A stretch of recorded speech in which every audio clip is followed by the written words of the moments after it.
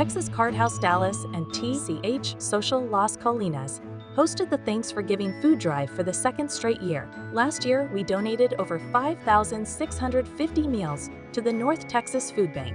This year, with the combined power of 2 amazing TCH locations, we donated over 4,200 pounds of food that created 3,544 meals. Texas Card House also made a donation to the North Texas Food Bank, which brought the total number of meals this year to 9,544. We want to thank every guest and team member who helped give to those in need this holiday season.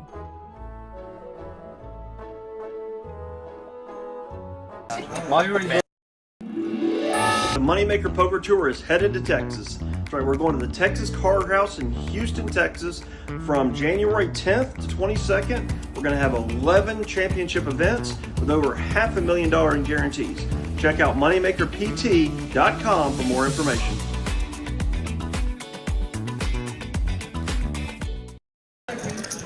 Really way happier than the last. Thanks so much. I know, but it just takes. It takes a while. We did the TCH Live. RJ, I'll be here for a little bit. Next time We can do it after. Yeah. But if you ever want to go get dinner, holler at me. Yeah. I've been around. I've been through the shit and out of it, and we have a ball now. We've been to like 5-star games and 5 Mavericks games. We like to come here a lot. So Good. 236. I appreciate it. Thank you. Oh my God! I guarantee spades are coming. Already. No more diamonds. Oh, you told me. All right, I have hopped in here. Let's I don't know exactly what happened there, but my browser was frozen, and now I seem to be alive. So what's going on, my friend? Welcome, Aaron and everybody in the TCH world. Wow, that's crazy. I'd like to apologize. All right, so getting things started here Tuesday night. Tilt before the A game. little bit of 5-10 and a quarter here. Let's take a look here in the chat, see who's hanging out with us here already. Looks like we got Frank Reina hanging out with us already. What's up, guys? We got the first PLO flip under our belts and ready to rock and roll here with some 2-card action. Carlos winning the first hand there I was hoping they deported for a tidy $700 profit. That goes. I'm just here. I hope I get rid of that rule.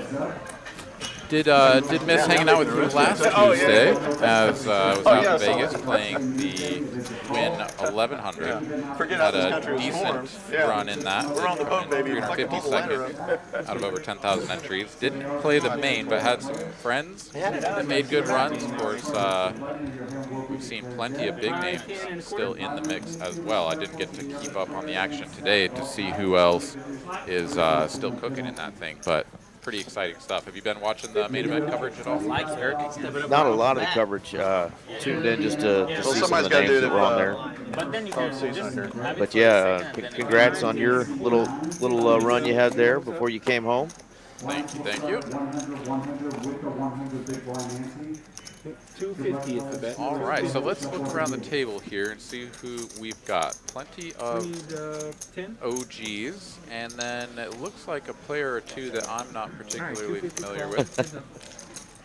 Carlos, of course, in his trusty 5 seat, is going to take the ace-6 of spades into the streets and whiffs this flop pretty hard. Sreek. Sreek? I don't know, I guess Sreek. Jack-6 here. Get spicy from the cutoff. And with the betting lead and position, he's going to go ahead and continue. 2 1/4. Tough board if you're Carlos. But he doesn't seem to want to go anywhere just yet. He's going to float the ace high here. Row. King high straight here for Sreek.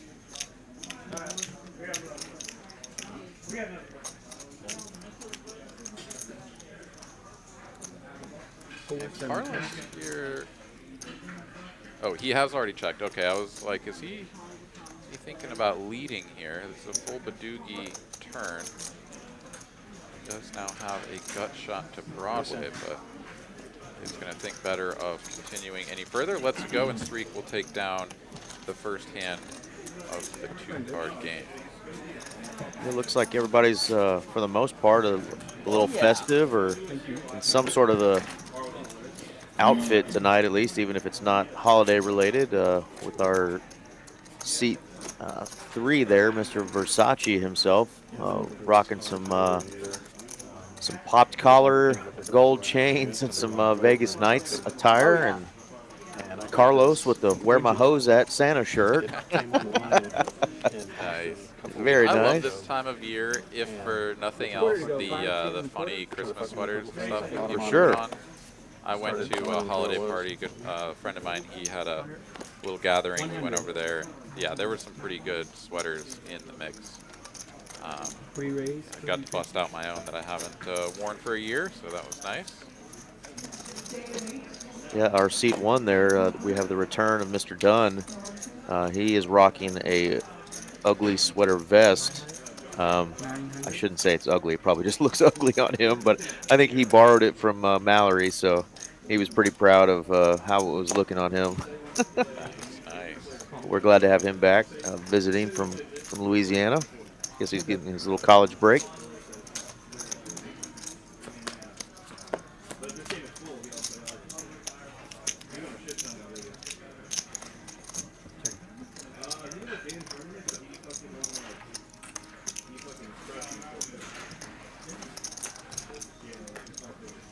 Bet pot here, Versace bumping it up with King 10-0 from the small blind.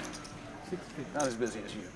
Brass Monkey, 4-bet pot, I apologize, as it went. Open to 100, raised to 350, and another raise to 900. Versace goes into check call mode here with top pair and a gut shot. So get this, he's unemployed, can't write cursive. Brass Monkey getting after it on the flop, not picking up any equity on this turn is going to shut things down. It is another jack on the end, so check. Friend of mine, King 10 going to take this one down. contacts the celebrities, and I sometimes do. There we go. Nice little win for Versace there. So she hooked me up. I'll show you. Yeah, and Yeah, a before fun the dynamic already developing here. You know, 4-betting the King 10, I'll show you definitely or something on the cusp of normal operations. So hopefully we'll get plenty of action here. Versace perhaps coming to mix it up and show us how it's done. Always love to see it. Looks like it. And speaking of action, before the stream kicked off, I was listening to some of the conversation, and Brass Monkey, I guess, is just back from California, playing at one of the big card rooms down there with a lot of the kind of famous names. I'm not sure if it was Live at the Bike or Hustler, but I think he was playing on some of the bigger games there with some of those guys, and evidently did really well. So he's got some money to burn here tonight. All right. Well, maybe he'll just keep the heater going and That's right. these guys out as well. All right, King High board 2-tone. Carlos flops best with a pair of kings and an open ender. 4 here on the turn changes nothing. Oh, sorry, Brass Monkey flops best with the two-piece. Yeah. Just seeing that too.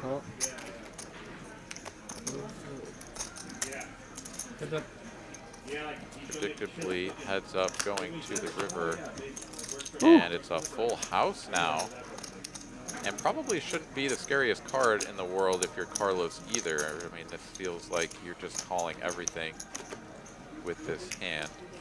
And it is a very modest bet as well, only 600 here on the end. So That's no good. Carlos will make the call, shows the king, and will pay off the wager. Sorry, Carlos. Freaking Hollywood guys just come in here and start running over the game. They're already calling him a Hollywood guy. It's always good to have a fun story like that, you know, when you kind of go out of your usual pastures and beat up some guys across the way. You get to come back and be like, oh yeah, went down there, you know, we played and smoked them for a bunch and back. Mariano. Yeah, ever since he caught a one-outer on me, I'm glad. That's exactly when it started. That's exactly when it That's exactly when he started. with his 4-3 fucking offsuit. Not that I remember. Oh, I remember that. That was rough. Yeah. Yeah, I think, like I said, he was playing with 25. Andy and Mariano and some of those bigger name guys in some of these streams. So 70. some of the guys, obviously, that have played on our stream as well, speaking of Mariano, but that's who Carlos was just discussing. Hitting a one-outer on him. Yeah, okay. Happens to the best of us. Nice hand developing here. Yeah, very nice hands for both players. Venom here, of course, with 2 flush draws. We'll see what he can do with that as we go into 4-bet territory here.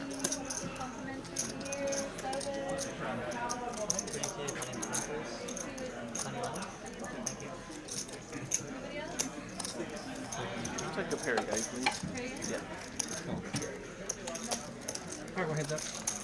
Do you want to stick a green?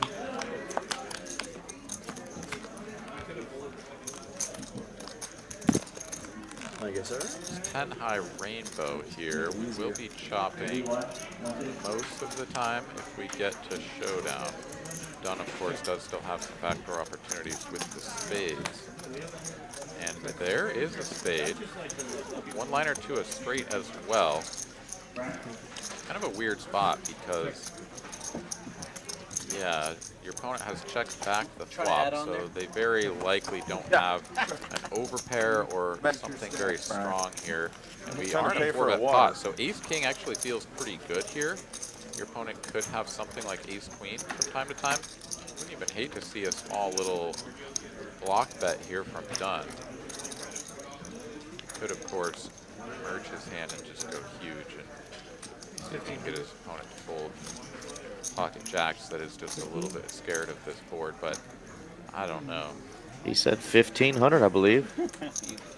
Yeah, it's going to go the big size here, and always interesting. Would love to sort of pick his brain about what he was accomplishing with that bet.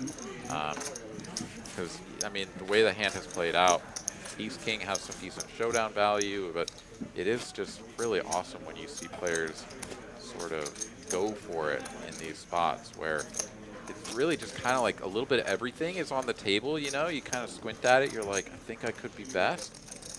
Might fold if a better hand if I bet, and maybe he'll even call with worse if I bet, right? Like everything's on the table. It's really cool, those spots. Absolutely. 5, 10, and a quarter. The default for, I would say, most players is to just sort of, you know, check and try to get to showdown, right? Like, it's just very logical to take that line. And really cool to see these players that are in here battling, mixing it up on a regular basis at the higher stakes.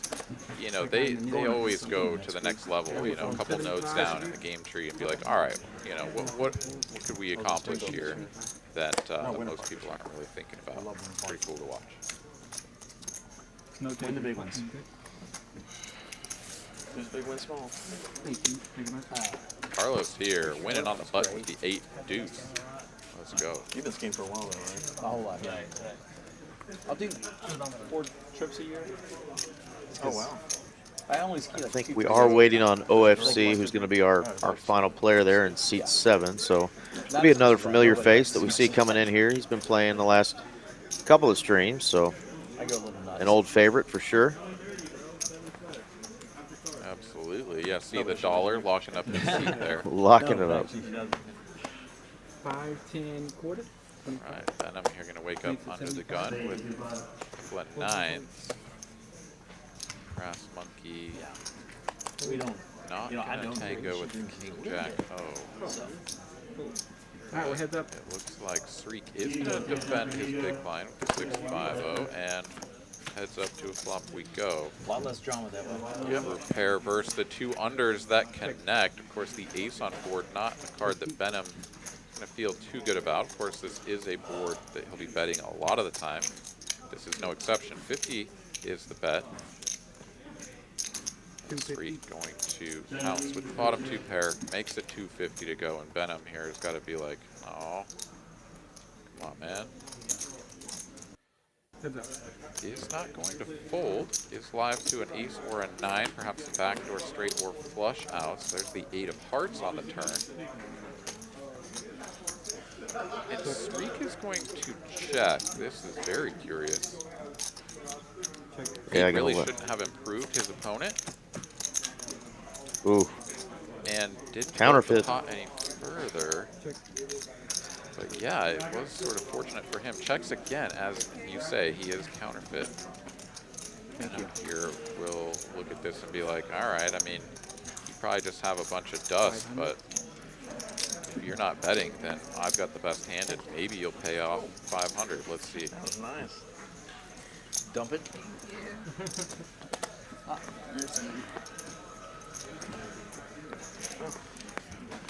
Very interesting hand, as Sreek will release the bottom two counterfeit pairs, and nice little pot there for Benham. That hand could have blown up, not off the rails, right? Like, the board gets very much more connected there on the turn. Any sort of straight hands, gut shots, things like that, like, have maybe picked up their card or made a pair, right? Like, there's so many different things from a range perspective that Sreek could be betting there. So very curious to slow down check with the two pair that is likely just up against an ace. I really don't want money for that reason. I don't want to chase. I'll give you money. Obviously, that's not the way if that's the way you it look was. at it. And the river made things really terrible. So that pot could have gotten real big, and then he had to decide if he was going to turn the 6-5 into a bluff or not on the river. Would have been very interesting. Because you just differing enough. Well, hello. This is my board. Quite the flop. 5-4 picks up a little bit of equity. Was super far behind there for a moment. Really? Always good to chase a straight draw with three of a kind on the board. Quads. I mean, a little bet of 100 is good enough. It's good enough. Just aces. So great to get quads. I'm not going to show quads. I mean, he flopped 3 to the straight flush, right? You know, 4, 5, 6 of diamonds. He had hope.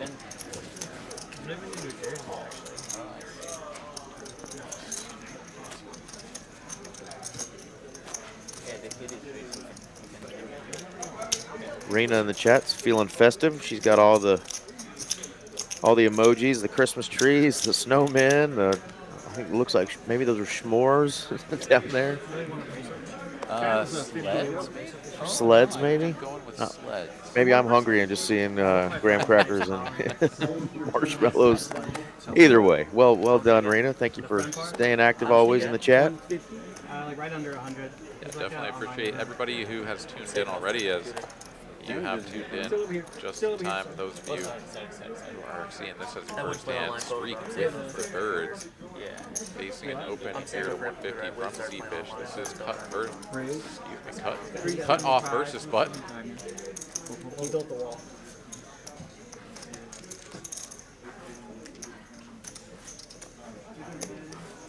Relatively small 3-bet size here. Oftentimes you'll see 450 as sort of the standard, makes it 375, so just a 2.5x raise.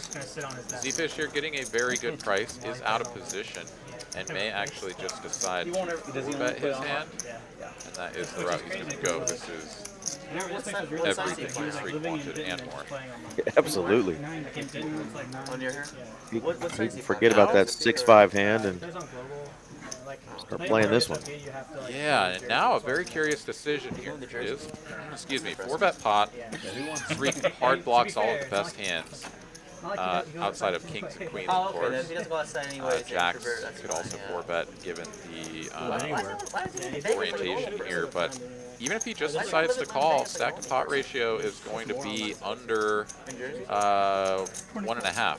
They have like 2,500, 24. He's going to choose a size that is not all in. Good for Interesting play there. I mean, I feel like a rip or a call, but he decides for an in-between size, but it's enough to get Z-Fish out of it. Yeah, and he got almost an instant fold there from Z-Fish, who Z-Fish was a regular for quite a bit on our stream. Not sure where he's been, if he's been traveling or with family or just staying busy doing other things, but we're glad to have him back on. Rocking the scarf and the the Santa hat tonight. What's that coin, Carlos? It's my father-in-law. He's a sergeant, command sergeant major. Cool. 50 to go here, Stratos. That's cool. So, gave it to me a couple weeks ago. Yeah, he did. For good luck, and I've lost my ass ever since. Hands here. Folds all the way to Brass Monkey in the $25 straddle. He is going to raise it up over Carlos' $50 straddle, but he will defend. Remember, it's my turn. JTN arriving late. Yes, you should be sorry. Welcome anyways. That is at least one demerit, perhaps two though. Comes queen high, 2-tone, and an ace now on the turn. Carlos folds his hand before Brass Monkey could even put his betting chips across the line. Where are all these ones coming And we from? will quickly move on to hand number 11. Oh, yeah. Thank you. Yes.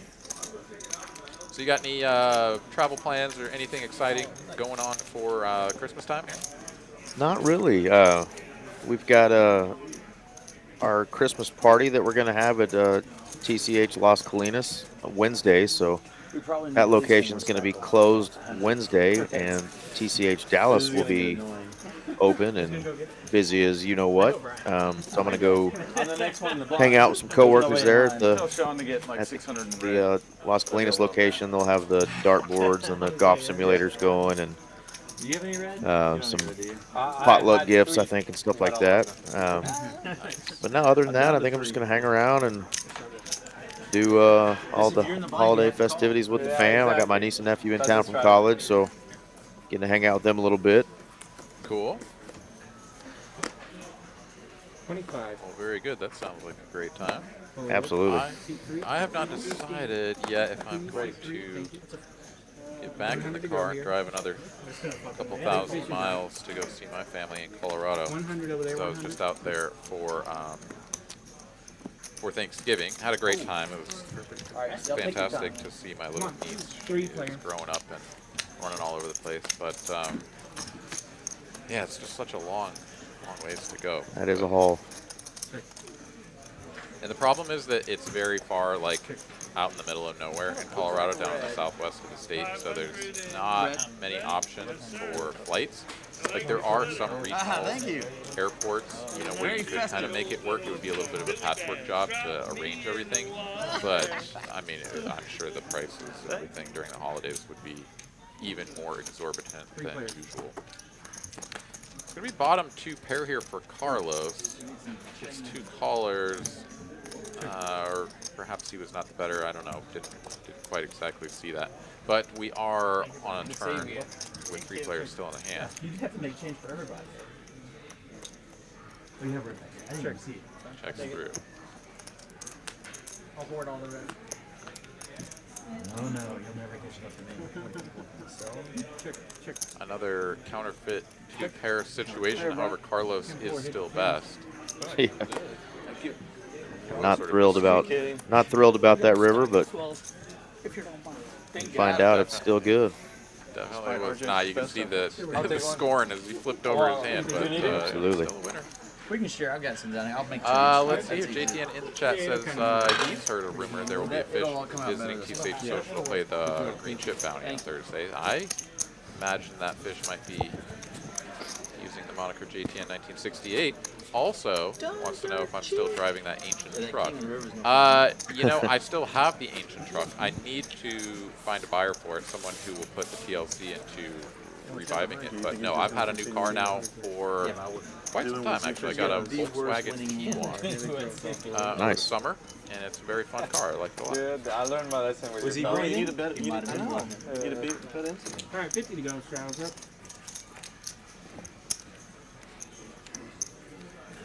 That was cool seeing Brass Monkey came in with a stack of those $5 red chips there to give everybody a stack, so they'd have some change and some tipping chips for our dealers. Speaking of, that is Mr. RJ Dupree, our co-commentator often, who is in the box right now. Legend. The legend, right? Cards. And he was heads up. stationed down at the Three tier. 50 to go. Versace calling on the button. Everyone else out of the way. We need them. And it's top pair jack kicker here for Heads up. It used to be like a really Check. miserable detail, and now those guys are like living the dream. We're down at the 200 mission.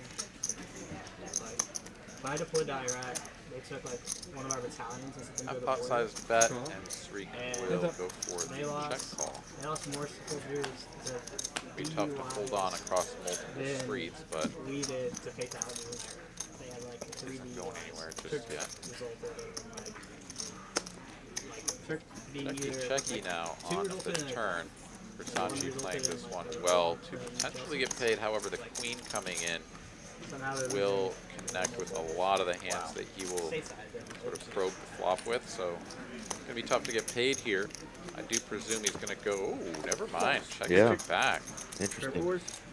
Yeah, I thought he would go for, you know, something like third to 1/2 pot there, just to try to get called by like pocket 9s, pocket 8s, you know, maybe even some sort of ace 10 hand that was just like, this board looks pretty gross, I'll just try to get the showdown, but happy to check it back and win the pot there.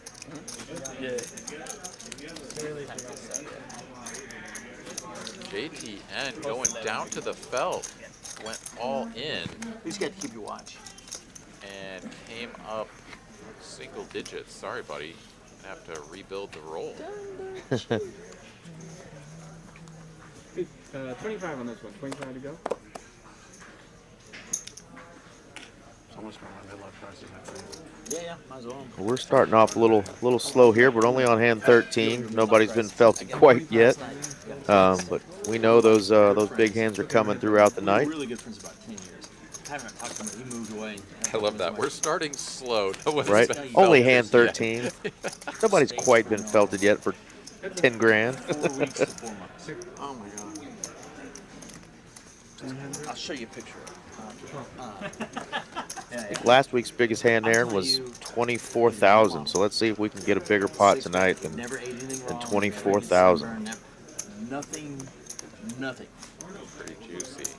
Got Sreek in here with the top pair, king, So you never know. Venom on full-blown Dunburger. He is betting, trying to get his opponent to find the fold button. The before. Sreek unlikely to go anywhere.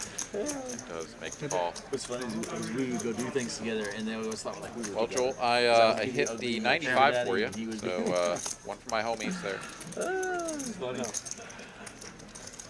All right, board pairing at 9 here on the end. Sreek will check it one more time, and Venom is done. He's like, whatever you've got is probably calling with this run out, so shut it down. Easy game. If anybody wants to play on our live streams, either down in Houston or in Austin, get the links there in the chat. Go ahead and follow that link. Let us know. Let us know where you'd like to play and when. We'll do our best to get you in. If you are interested in playing on the live stream here in Dallas, we would also love to have you. Go ahead and reach out to Mallory. Put her information up there on the screen for you. Phone number, email. Go ahead and scan the QR code. Let her know. We'll do our best to get you in the lineup. You can show us how it's done here on the live stream. Quarter to go. And speaking of Dunn gonna get in there, get a little festive with the king 3 of hearts.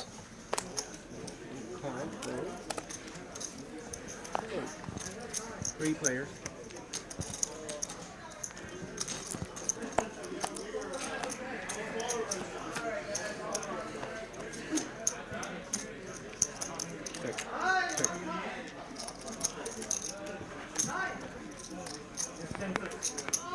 Hello, everybody.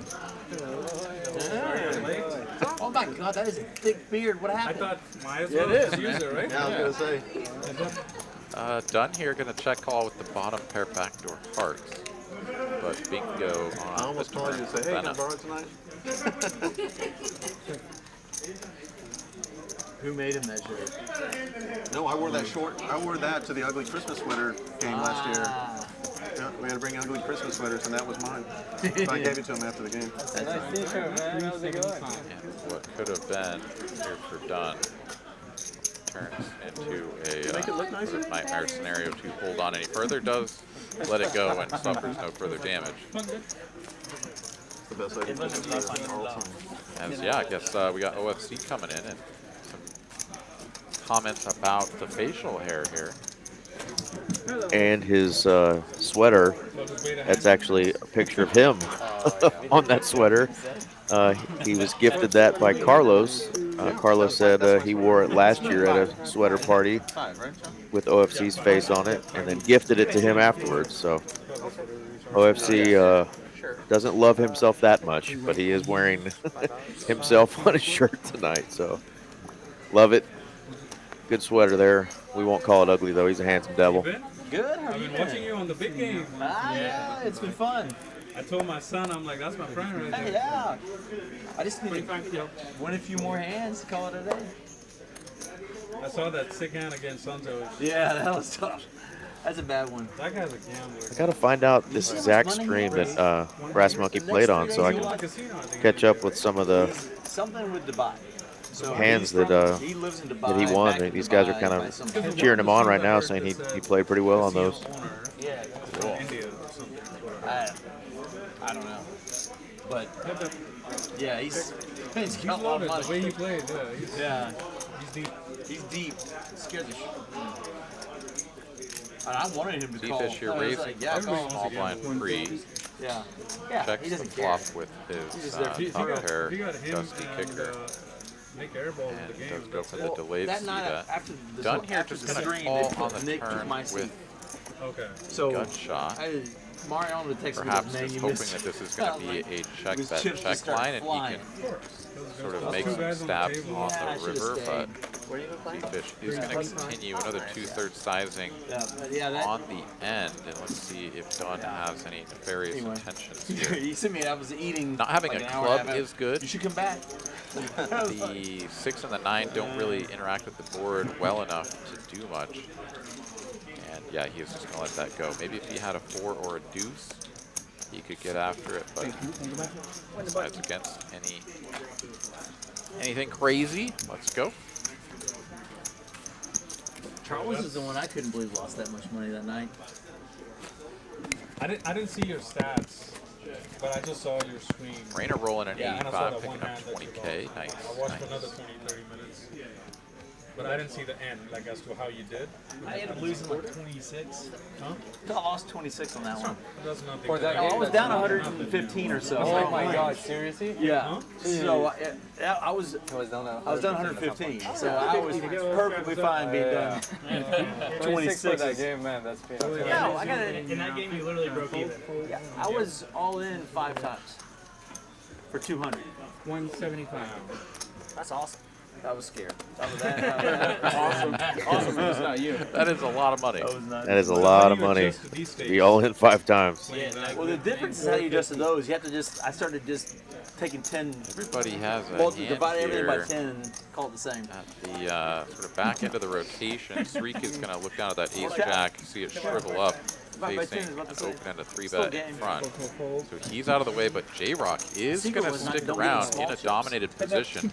Really doesn't want to see a king-high flop unless it comes with a jack. It's so small. Like, don't do that. And nothing there. Both players do control a big club. I can't remember the girl that Fish played here. here once. Or 1,000 in the middle. she played there too. Continue She's friends with, I one-third. think, Wesley. What's her name?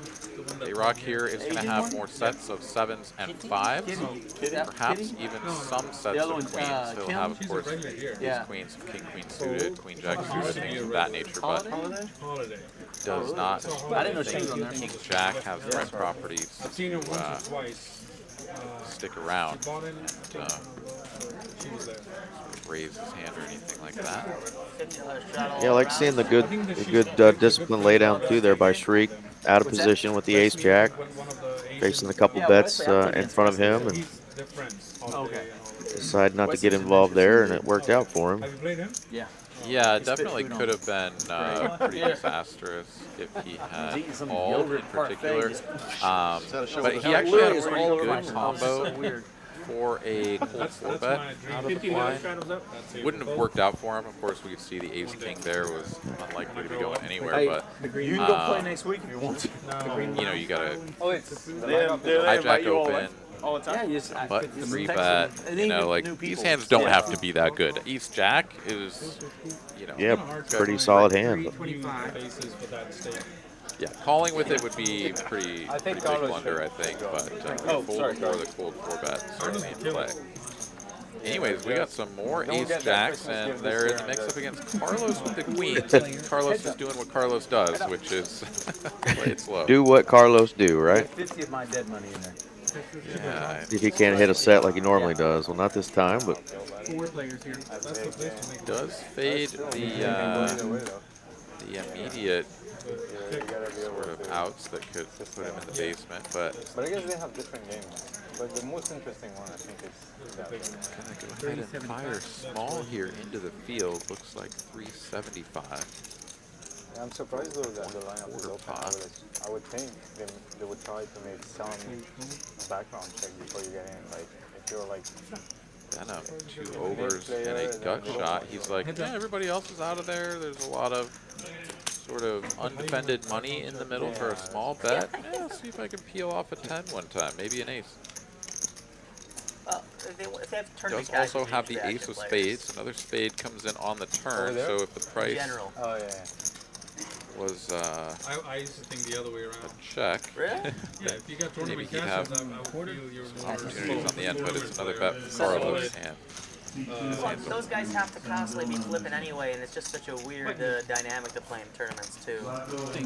Those guys are used to huge swings. Yeah. Well, it depends on what your version of action is, right? Some guys 38% DPIP is action. Some is like 55, you know. So it just depends on. Huh? 38 is good. I'm at. Okay, thank you. And I said, Mallory over there chipping in says 38% DPIP is good.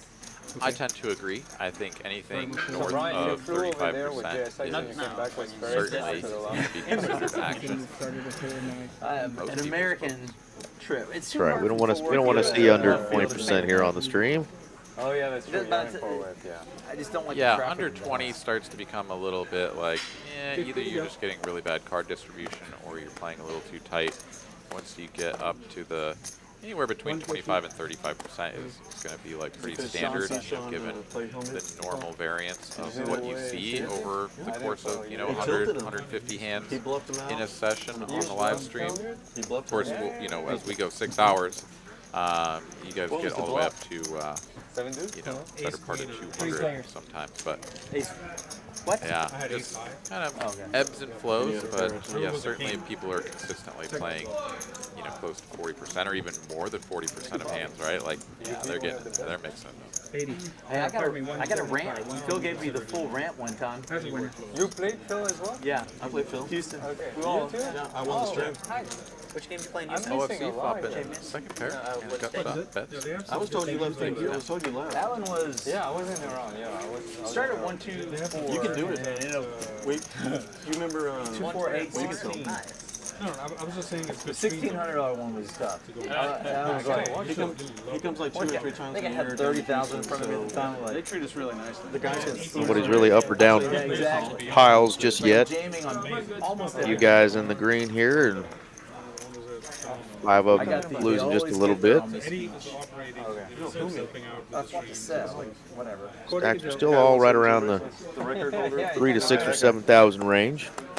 Everybody buying in for 5,000 tonight. 75. Yeah, I think Sreek may have bought it for 4, if I'm not mistaken. Well, no, I wanted to It call looked you like today. there was at least one player that did buy in for the full 5, but it was, yeah, most players starting in 5 for sure. Oh, that depends. Of course, it is match the stack, so these players can always add on up to the largest stack at the table whenever they feel like it. Ours is big. Oh, was it big one? 51? No. We played 1, 2, 4, and then it jumped to 2, 4, 8, and then it did 2, 4, 8, 16. It was me, Helmut, Sean D, Brazil God, 2 of his buddies, What's the guy? I never forget. Jonathan. He's on No Gamble No Future all the time. Anyway, that guy lost 80,000 in like 5 minutes. He kept trying to. He'd raise me every time I came in to isolate me, and then Sean Deeb would figure that out right off the bat, and he would re-raise him. It was interesting. It was 5 Definitely interested in hearing those stories about people dusting off. His story there was 80K, but obviously we know others on other live streams have lost just hundreds of thousands, if not millions, in a matter of 15 minutes. You know, it's just what it takes some people 10 years to earn. You know, some of these guys are losing in a matter of minutes. And it never stopped. I mean, yeah, the high stakes. And then the last one. I mean, like, let's be honest. Like, this is high stakes for most of us. I was up until the absolutely. Get into the nosebleeds when these guys are buying in for half a For million. these games, if The you were numbers up just and then kind of you all broke blur even out, so and you're much, just that's like, good. I won $100. what? I just won $1 million. Played for 6 hours and won $100. To me, that's Is that real money? I thought it was a win. Like, It certainly is real money. My favorite is when people watch, they tune into a tournament, live stream at a final table, and people have like a few million or something, you know, they go and put out a bet of $1 million, and people are like, whoa, is that real money? If you're not catching cards, He's betting $4 million with nothing. it's close, you know. It's tournament chips, but Carlos here getting unlucky on the turn as Versace bets the flop with just 2 overcards, but carries his overcard, and it's their bet here 600 into about 12, so half pot. I think Carlos theoretically should be calling this every time. He agrees with this time in particular, does put the money in and needs a miracle. Doesn't find. does not get it. On the end. They just came in and they play high stakes check.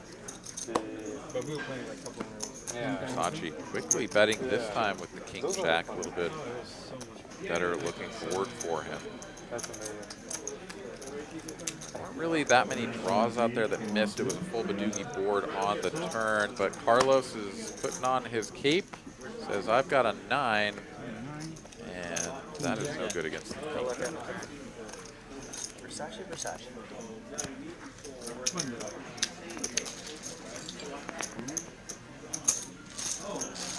Biggest pot of the night there. $4,400 pot going the way of Versace. He chips up to nearly 9,000, so that is the high water mark here. As far as chip depth goes, stack depth. If anybody starts adding on.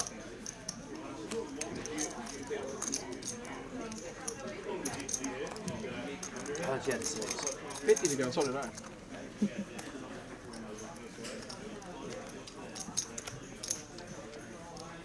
You got me kind of folded. 50 to go. $50 straddle on here. Sreek under the gun. Ace King come in for an open. 175. 75.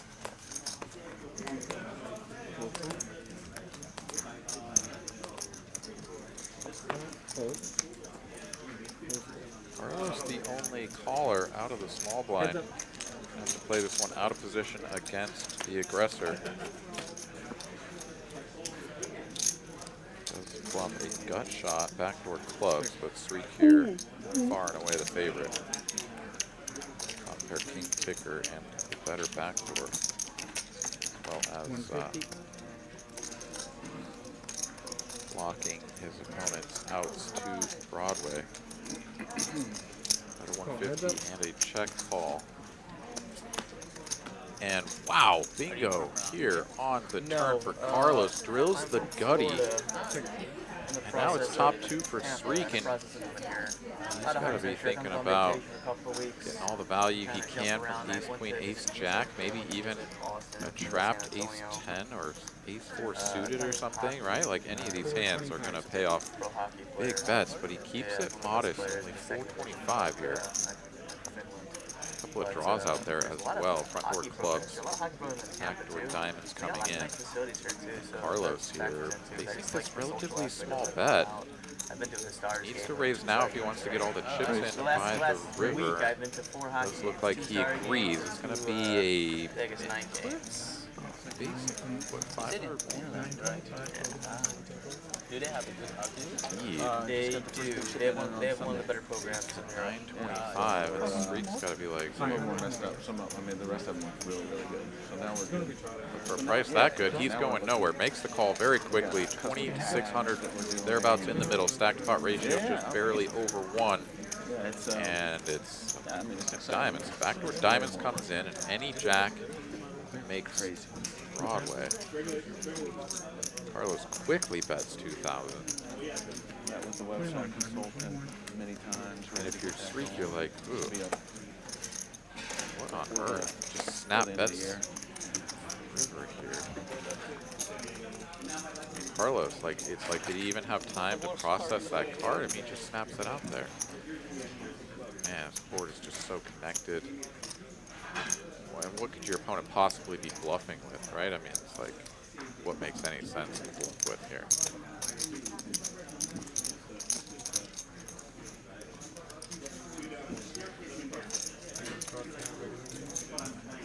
I don't know. Gotta find the fun in it again. You know, play so much so such a short time. It just kind of Streak assembles calling chips. Yeah. Yeah.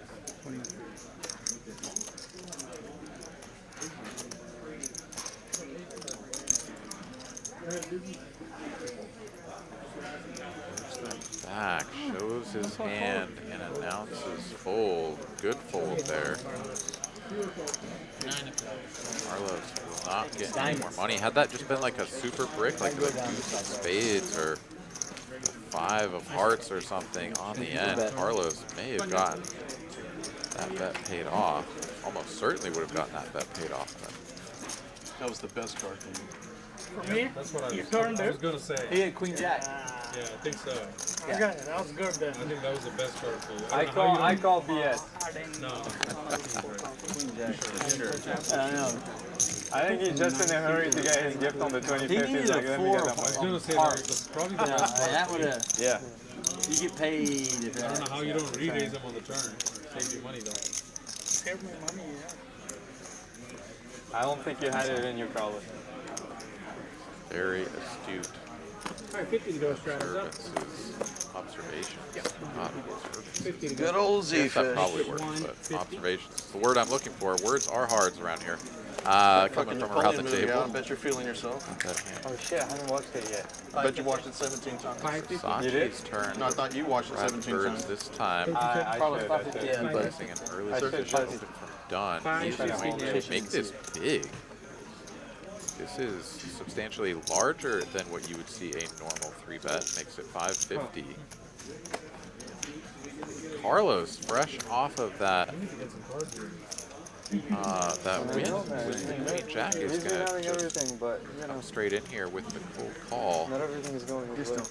Back to done. This is sort of curious. He gets to close the action with a very strong hand, or he could re-raise and potentially end up in a weird spot. That a bully the kid and look what happened. No, Versace giving him the business. Dunn rips it all in, and Versace is now He doesn't know. trying to make it seem like his hand isn't that strong, so that maybe Carlos will come along. This is going to feel pretty gross once the hands are tabled.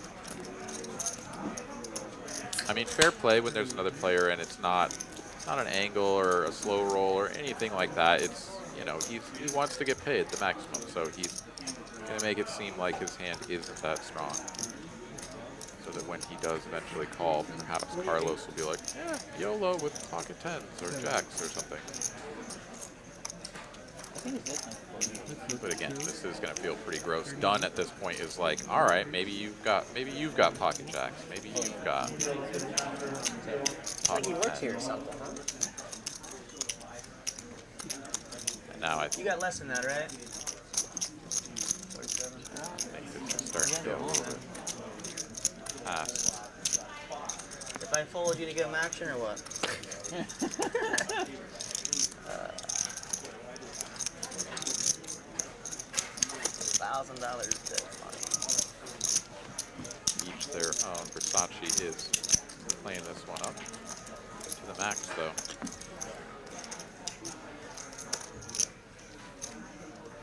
Pump fake fold into side call.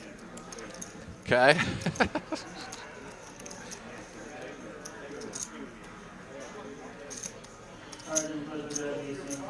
I was hoping you were gonna snap call.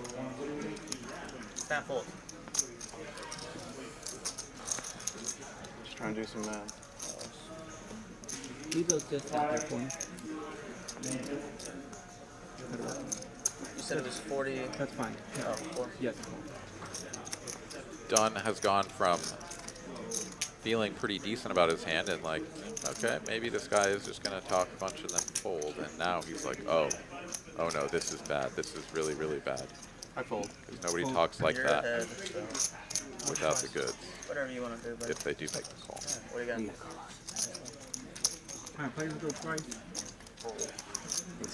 Ace 10. Dunn here looking for a bailout, and he's not already been shown the aces. Not sure. But bad flop here. Needs running spades, running straight cards, running queens. Slice, right? Yeah. Alright. Good. Sounds like we are running it twice, though. That's brutal. That would have been the ace high flush. Or Oh my god. Oh, there you go. needs another queen. Doesn't get it. Okay, how about you? Versace fully slow rolling here. I don't know if he's got something against Dunn or what, but maybe just having All the aces a are little bit out. of fun, but does eventually show the winner there and scoop pot 14.3K now in front of that man. Woulda, shoulda, coulda. That's a good fold. Yeah, just the math wasn't going to work out with 3 people. I didn't think. So I was thinking my best. You were probably No, my best. Yeah, had Carlos been in there, he would have backdoored the nut diamond. My best day as a chump.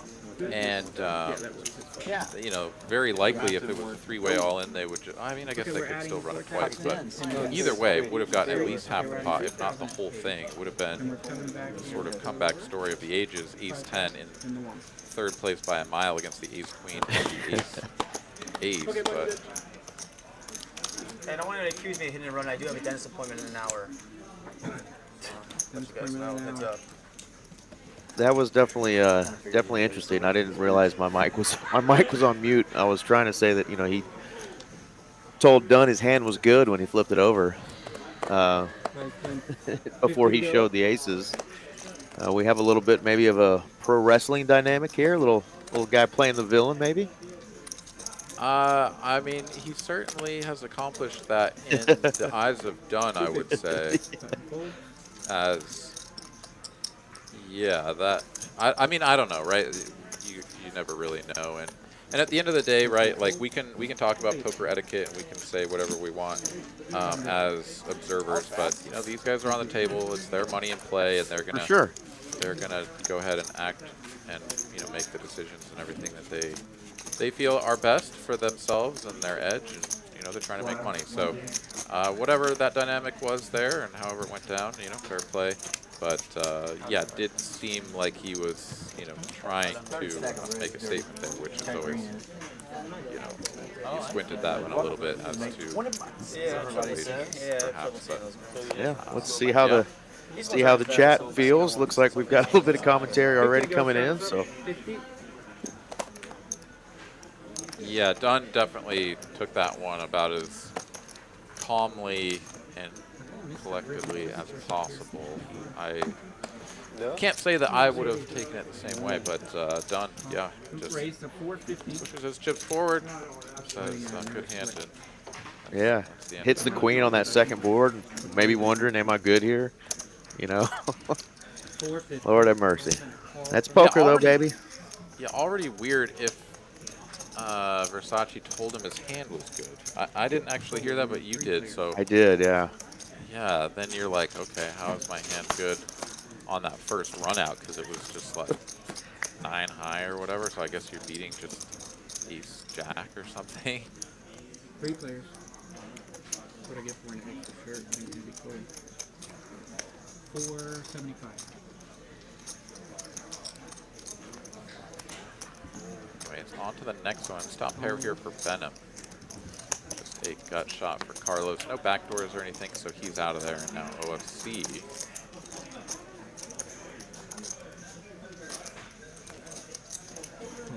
Is going to float in position.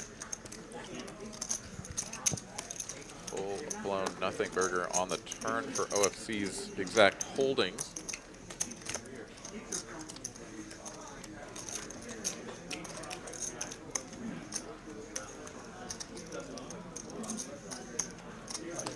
All in. Wow, Venom stuffs it for Venom just 2x. says, yeah, just stuffing it. I'm not going 3-4. Nice hand there for Venom. And yes, Rena, hit the like button if you're enjoying watching this stream. We would appreciate it. Subscribe to the channel. We have all kinds of highlight reels from previous streams and previous streams that you can watch from both the Austin, Houston location and, of course, this TCH Dallas location. We may have a highlight hand already for tonight that will show up just to get some talking going. So appreciate you guys engaging in the chat already tonight. I was 50 and then I made it for 50 to 100, yeah. Yeah, I don't know. I don't want to go overboard on that hand, but me neither. It's the weirdest part too. I don't know. For me, is like raise 350. If you're gonna play like the heel, you know, like you were saying, sort of the pro wrestling kind of a thing, where you're gonna be the bad guy.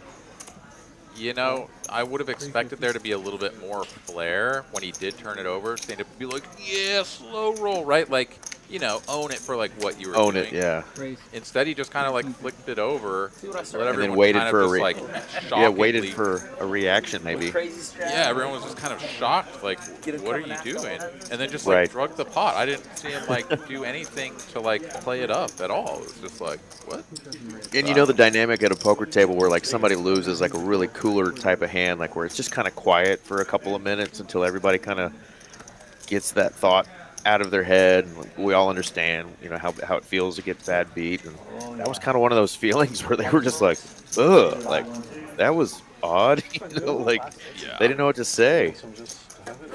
Yeah, that was pretty strange. We do see Dunn going for the large raise.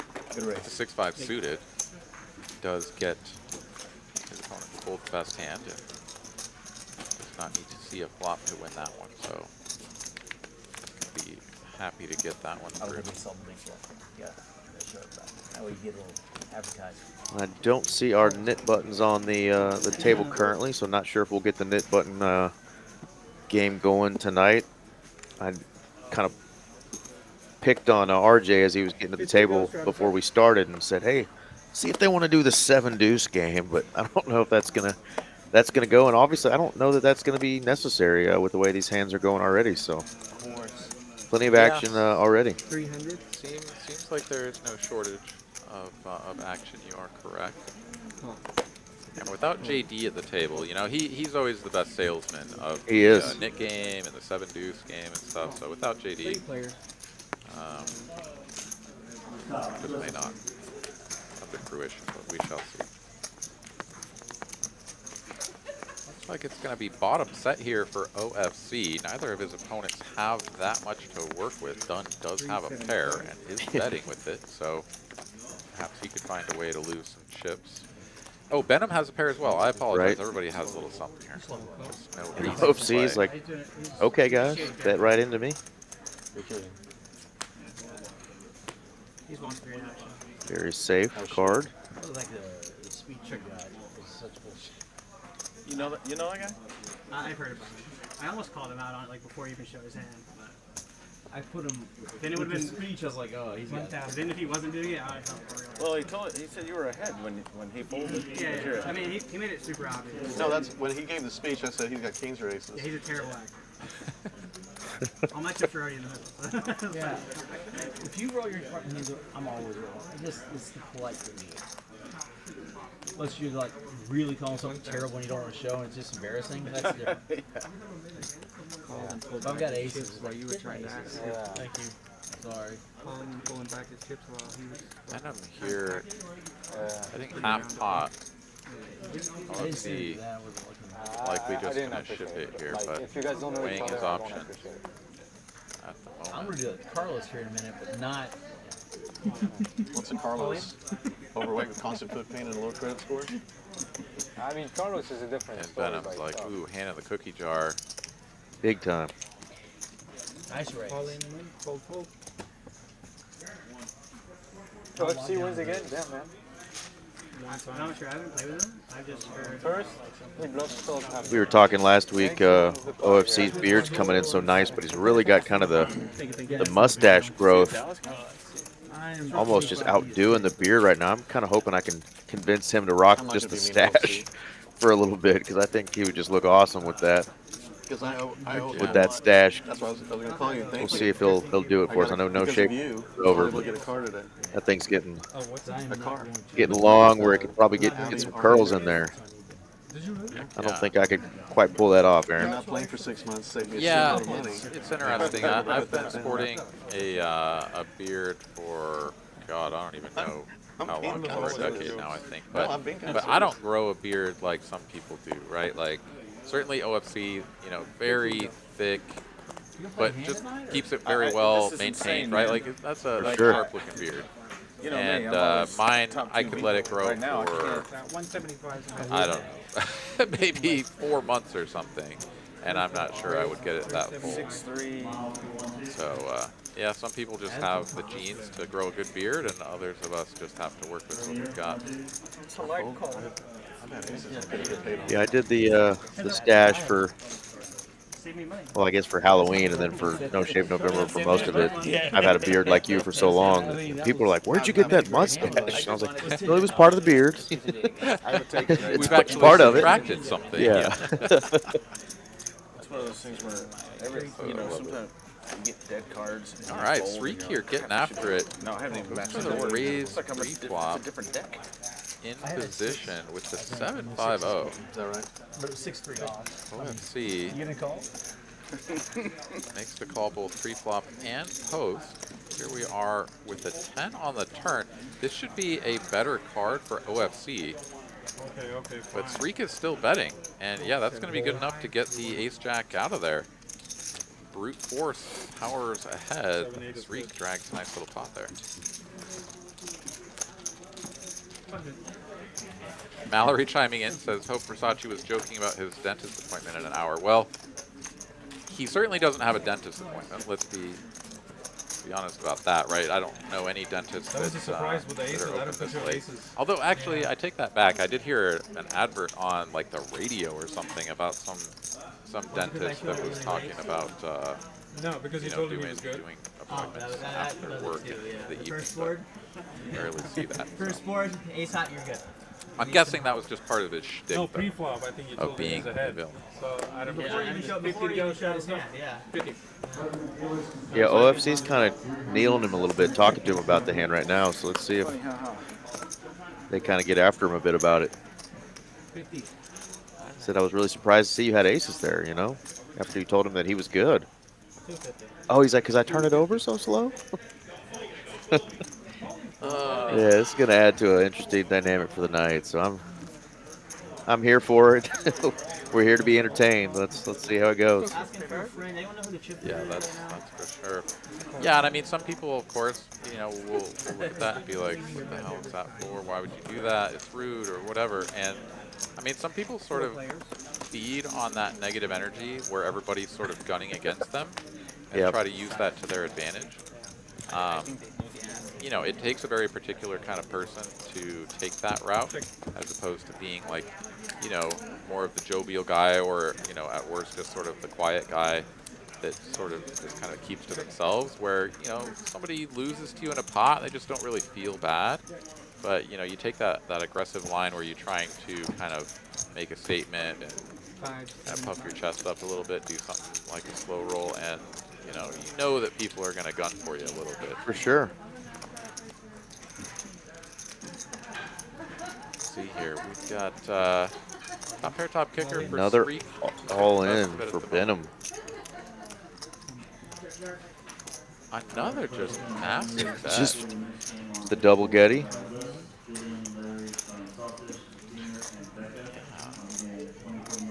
Well, it seems like, wait, what? Really hard for you to have 5 3s. I have 2 5s, but at the same time, what bluffs does he have that don't have a 5? I guess a 3. So ace 3 with like ace 3 of hearts or ace 3 of diamonds or something. It's just kind of bizarre to think about what would do this as a bluff. Of course, 8-5 does make some sense. The size, though, is just really polarizing.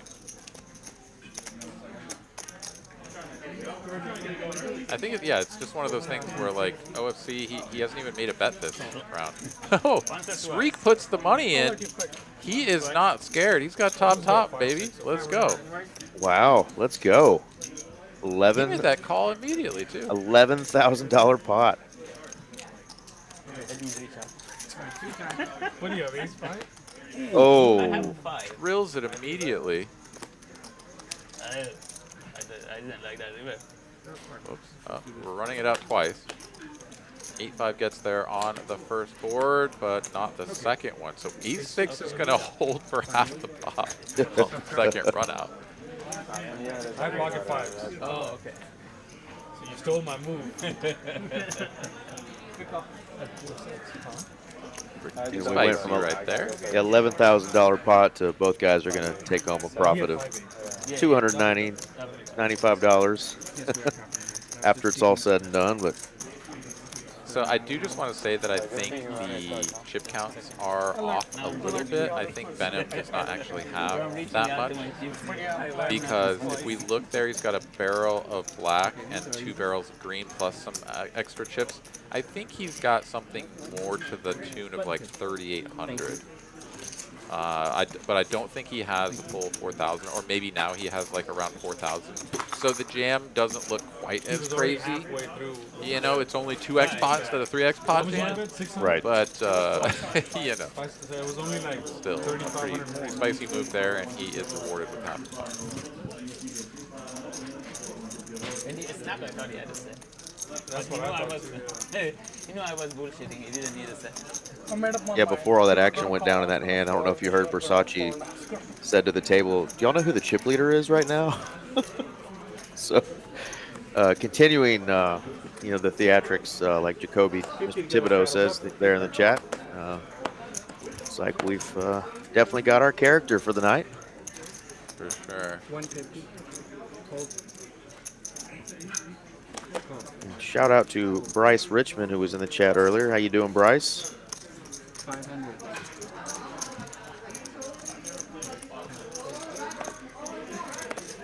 Wow, big one developing here. Brass Monkey making a relatively small 3-bet here after the original open from Sreek. Sreek here does not have the ace-6 of hearts this time. It's the ace-king. Yeah, he is going to go for re-raise 4-bet city here. Brass Monkey's got first row tickets. He doesn't even have that much behind. Yeah, time to just ship it in. All in and a call. All in, all in. And back-to-back all-in hands here for Sreek. First with ace-6, now ace-king of hearts. This time he's in a slightly worse position. And by slightly, I mean the tables have been completely flipped. He was sort of 65-35 hero last time. Now he's a 65-35 dog. Can he find a way out?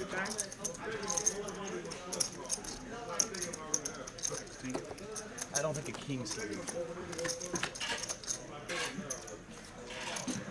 One heart, one face card, What's that? 2 wheel cards. Gonna need some equity enhancers on the turn, and that is one of them. Needs an ace or a deuce now. Ooh. We are running it twice. Here comes the next board. Can Sreek find an ace to get bailed out? Ooh, not even a heart or wheel cards on that one. Yeah, that's a. And that is all she wrote. Kings are going to hold twice for Brass Monkey. There was a double board 3 weeks ago. Did you see that? Yeah, that's okay. One out of 65,000 times that can happen. What happened? What happened? Double board. Harvey. More rare than that. Dude, that's not the thing. Like it happening twice. What happened? Harvey and I forget who else went all in. Pocket queens. Harvey and Benji. Yeah. Pocket queens and ace king or something, and it was straight on the top board, straight on the second board. So they chopped. Oh wow. That was kings versus queens in that hand. That's on a highlight reel on a TCH Live YouTube stream if you guys want to check that out. But yeah, the odds were 62,500 to 1 for 2 flops when they ran it twice for both flops to have straights on it. That's exactly what happened, and the 2 players chopped. It was kings versus queens, and it was a straight on the first board and a different straight on the second board. And something I've never seen and probably won't see again. Yeah, that's pretty wild.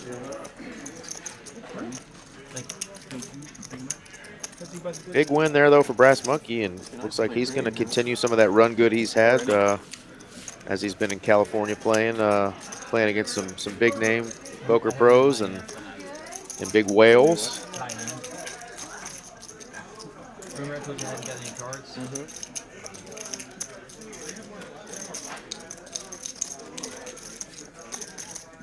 haven't seen Danny in a while. RJ dealing some fire tonight. Vegas. He's in Vegas. Oh, Mark? Mr. Dupree. Is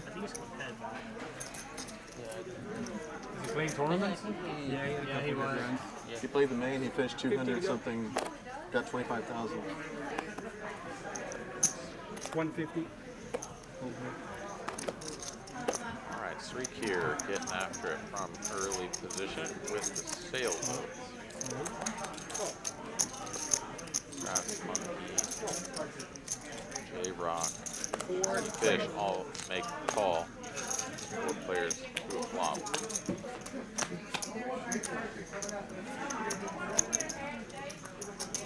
All tall, queen, queen, jack, 2-tone.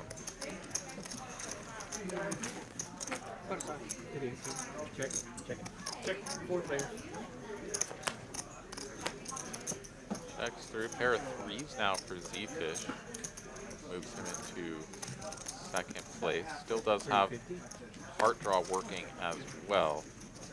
But Sreek letting go of the 4s very quickly, as does everyone else, and Z-Fish will just take this one down without any further resistance.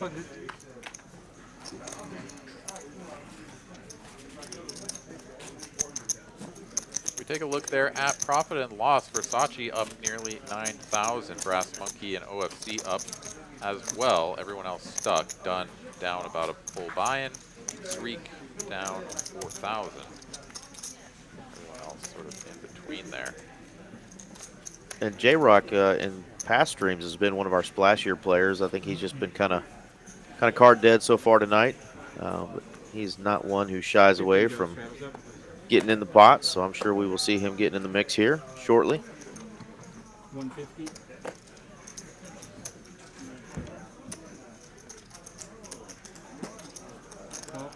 Just a call here from Versace. Interesting play. Ha! What? Brass Monkey and Carlos also just call with their hands. Everybody has a squeeze candidate, but nobody squeezes, and we're going 5 players to a flop. 5 players. 6-4 and 7-3, somehow getting to see this flop.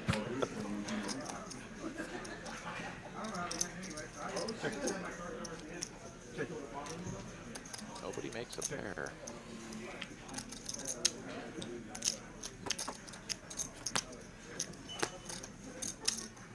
Still, nobody has a pair. This is pretty wild. Check. double gut shot here for Streak with his 7. Brass Monkey up and down now. We'll go ahead and take a stab at this, as nobody has shown any interest in this pot yet.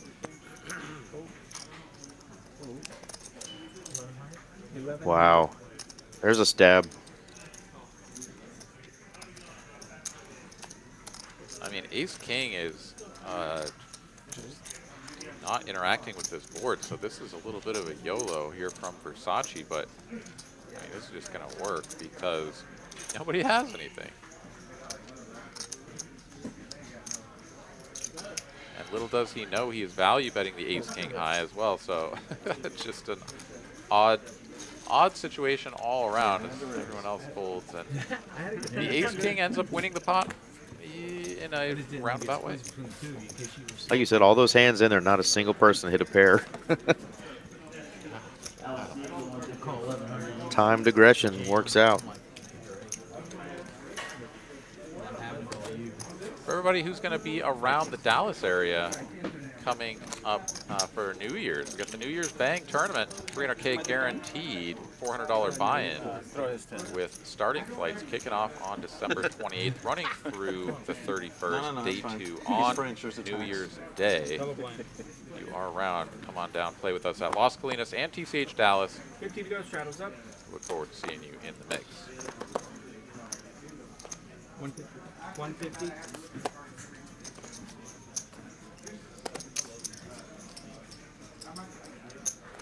So much better without the mic. I don't have to switch it over. All right, raise to 150 and a call from the straddle. Pocket 9. My friend just texted me, he saw me on the stream with it. Club. A club. And I'm like, you see one seat down, there's a guy in the middle? 200. He gave it to me. I'm jealous of it. That makes sense. I mean, it's... Next time when I play it,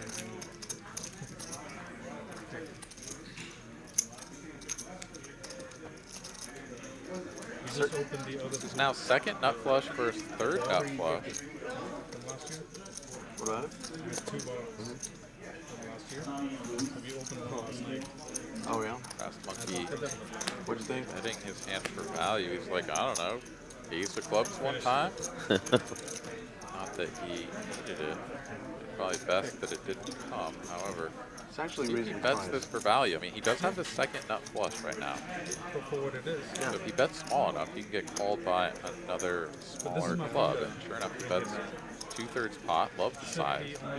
3 here, I think. I mean, yeah, he certainly loses to the ace of clubs, but you lose the appreciation. His hand is quite good. So I think we should cut off at 2. That's it.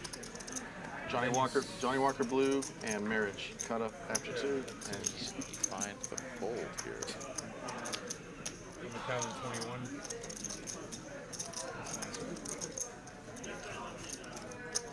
He crashed 2 GTO robots into each other, and the 9 of clubs is calling every time.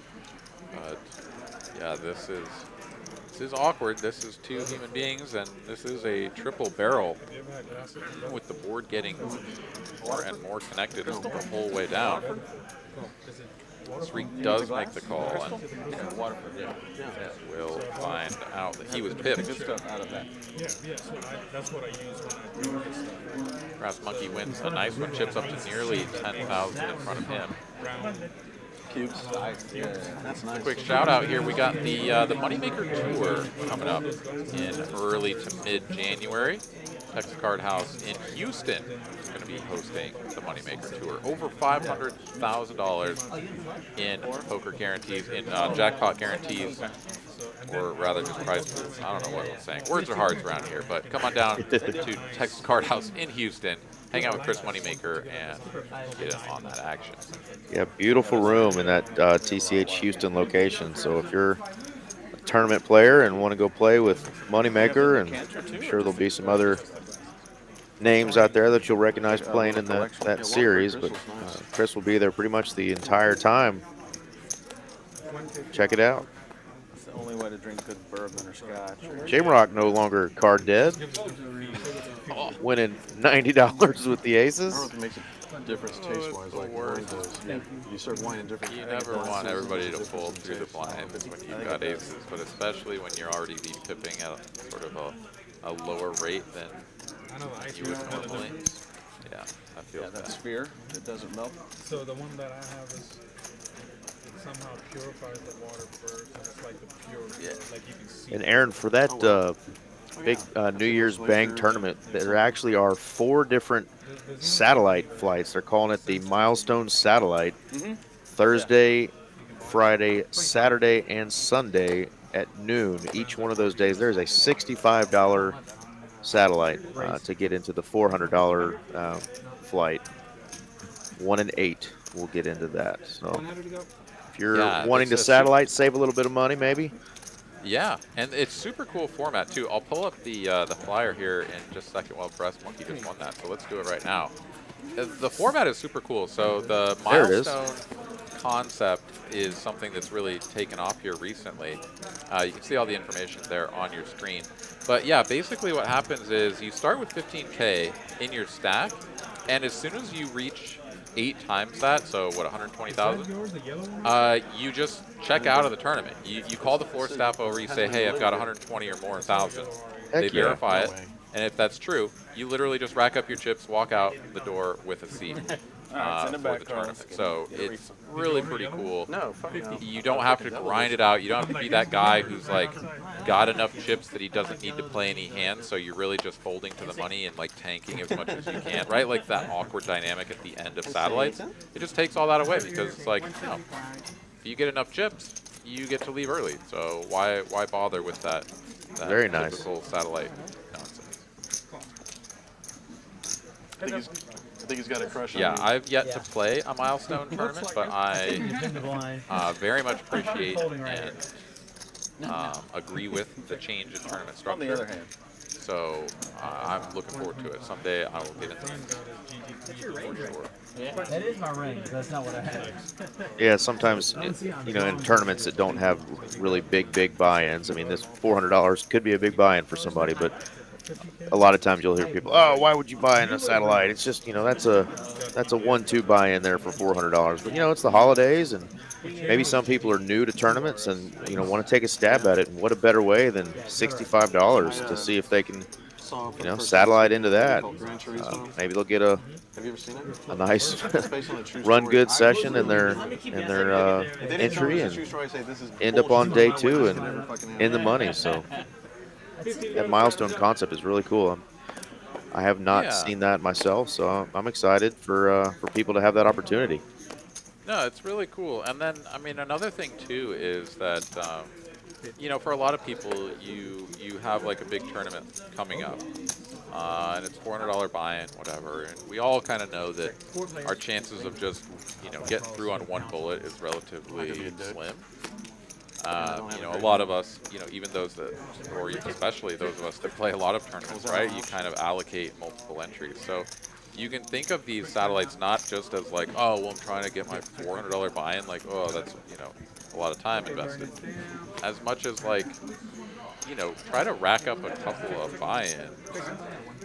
You know, if you get at least one of those buy-ins at a discount, you end up putting 3 in. You know, that can really impact how much money you make or break even at or whatever. That was insane, that would normally just be like, oh, I'm in for 3 bullets and I'm in cash with neither one of us should have ever been in, or less than 2, right? And you're like losing money even though you cash. So the satellite can be a good way to give you some extra entries and give you a better price point for breaking even. So I don't know. It's just another way to think about it, I guess. Yeah, and at 15-minute levels, it's going to play obviously more like a turbo and not going to take up too much of your time. So, you know, for those that don't feel like, you know, $65 is a complete waste, you know, or like it's a lot of money, then fire a couple times at that, you know. Dude, I think it's great, and it's almost like a not, you know how like they'll run flips or whatever. Flips, right? $50, and Yeah. you just like run it one time, and somebody walks away with the seat. It gives you a little bit more playability, right? I mean, you're not just like hoping to win the lottery. You know, you get to actually play. You get to exercise some of your skill, and you know, the turbo format definitely forces everybody to get their chips in pretty quickly. So, you know, there can be some opportunities to win a couple of nice pots, and then you're just out the door. You don't even have to hang around. So yeah, very cool format. We've got Battle of the Button and one of the straddles. Bottom pair on the flop for Venom. It's now draws here. We got 2 straight and flush draws for J-Rock. Single bet is all it will take. Yeah, I was going to play the WPT main satellite, the Milestone satellite they were running. They had a bunch of them. How much was that milestone going to be? That was a $1,000 buy-in, and then of course the seat was $10K. And so, you know, they basically picked a number that. I have heard. I mean, it wasn't just like 8x, right? They weren't just saying 8x your stack and whatever, but it was very close to that. It was very much close to 8x, I think, or maybe it was. Basically the exact same format. The issue was that there was so much demand for the 1100. They had so many players that they couldn't allocate any tables or dealers to the satellite until after the dinner break when the registration was over. So they started the milestone satellites at 7:30, and these were less turbo-y than the one that TCH is running.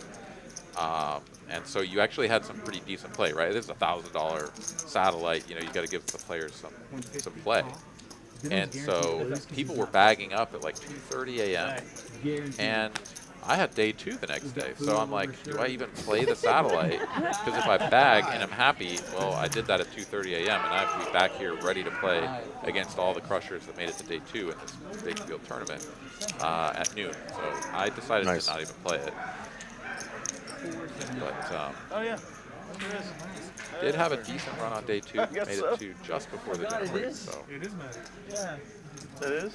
Yeah. Was happy to be well rested. Wearing a mask over his mouth, not his nose. And did have a couple of local Austin friends that did either satellite in or direct buy into the main event and have some decent run. So Danny Marks, he didn't recognize him until he lost had a hand. decent run in the main. Came up short of the big money though. Okay, I have my moments. Well, good for him. I'm looking at the main right now, seeing who's left. It looks like 27, and see some guys that play in Texas a little bit. Andrew Lichtenberger's in there, and I just saw another name that I know you will probably know how to pronounce better than me. Alex, is it Jaregu? Jaregu? I don't know his last name, but I know he plays in Austin quite a bit. Okay. Yeah, y'all should clip the one-liners. I know, right? Exactly. I think I've seen him quite a bit with Doug and some of those guys on some of their stuff. But is Chris Sparks still in? Christopher Sparks? He's an Austin guy, really sharp player. Certainly not surprised to see him still in the mix with about 80 players left, and he had a decent stack. I did not follow along today to see how everybody ended up, but he was doing quite well yesterday. no, he is not on the list here.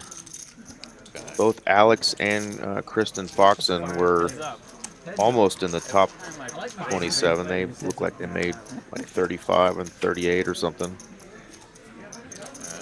Power couple there for sure. Oh, I love watching both of them play. They're So do I. So sharp.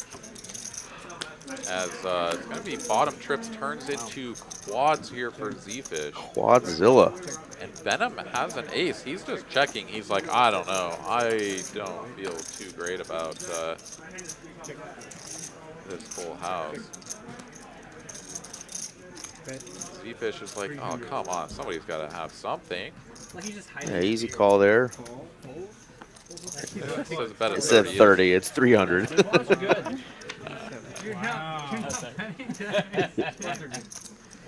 And Venom, I mean, good on him. He's like, dude, there's like 6 of us in this hand. Someone can have a 5, single raise pot pre-flop. Like, I am not going to bet my 8s and hope that someone calls with pocket 4s. Like, no, I'm going to check and I'm going to call, and that is it. How do you not right?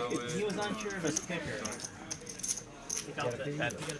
You should ask God Dave, he knows my strategy. That white man.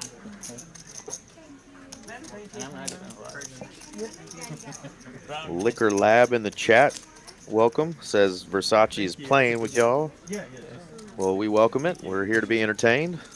I mean, when there are 5 people, so somebody has a 5. If there were 6 people, there's somebody would have 6. 50 to go. Don't know that I'm familiar with him or have ever played with him, so I'm always willing for new faces to join and make a name for themselves here at TCH. No. 150. Call. OFC gets to close the action with the 8-6 suited, but instead of making the call, he is going to put in a 3-bet. 625. Figures that Dunn may be up to some shenanigans opening early position, but no, he's going to get called in 2 spots. And right. It's always tricky to raise an under the gun opener, right? You know that they have a strong range.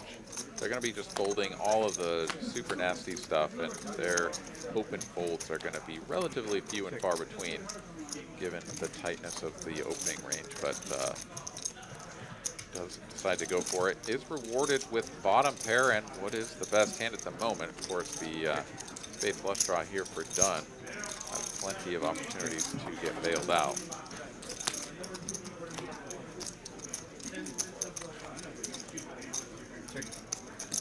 High board's not particularly good. Or the 3-better. 3 flop. It does make some sense to go for a delayed C-bet here. To kind of see if his opponents just have air balls and will just let it go, but it's really tough. I mean, this board is super connected. As it stands, it runs all the way out clean for the pair of 8s, but good lord, this board is connected. And yeah, Dunn is like, wow, I could have won that hand at any time. Anytime, yeah. I had just decided to take the aggressive line. Jim Garrett tuning in from Northern California. Indeed, it is a good game. Thank you for joining us. You're welcome, Jim. To the stream. And for all of you fine folks, the 123 of you that are hanging out with us, we do appreciate you being here, and would also appreciate it so much if you would help us out by clicking the like button. We do bring this free live poker content to you for 6 hours on Tuesday nights, and bring you all sorts of free content throughout the week, as well as final table streams of our Dallas tournaments on Saturdays. So if you are new to the stream, or perhaps haven't had an opportunity to subscribe yet, I also encourage you to do so. Keep up to date on all of our future offerings.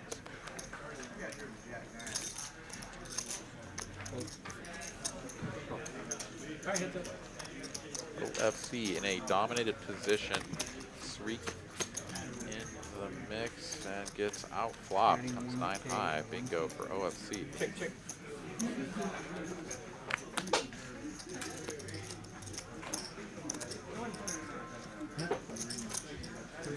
Checky on the flop. OFC starts betting now on the turn. King Jack quickly into the money.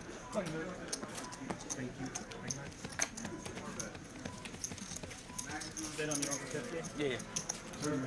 Mallory doing her part. Clicking the like button. Thank you so much. I also have done my part. I've clicked the like.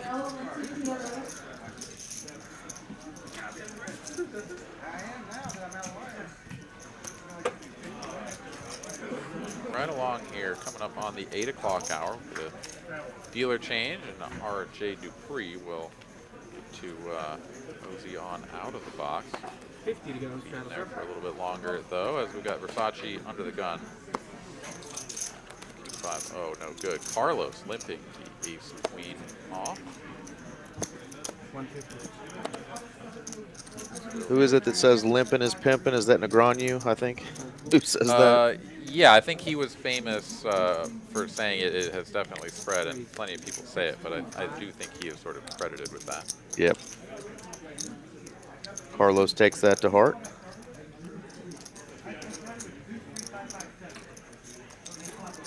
And wow, with such a disguised hand, he finds the fold in a dominated position against the squeeze from Venom. I only bet premium.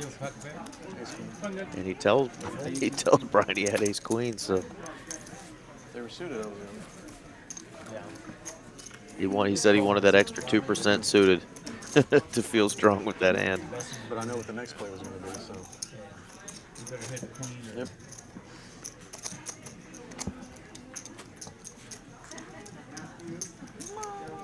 All right, so we've got 3 winners at the moment. Sreek and Dunn both stuck about 6,000.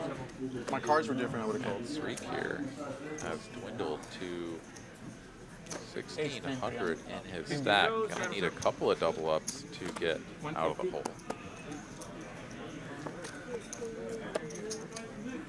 OFC picking up with number 1 here, 2 red aces. That's right, the red birds. Ooh, and a little bit over a min click here, only makes it 2.3x the raise from Brass Monkey. Free raise, 1,000. Z-Fish is going to go for another small raise, hold 4 bet to 1,000.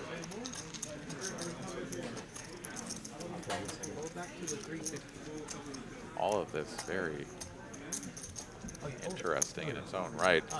You would expect the 3 bet to be larger. You would expect the 4 bet out of position to be larger. Of course, Z-Fish here has the strongest range. Cold 4 bet from the button. Oh, I'm sorry. He's on the button. I thought this was from the small blind. I was like, what is going on? But no, this makes plenty of sense in position. That's a good way to look at it. OFC. You and every other 5 bet territory. So for how much?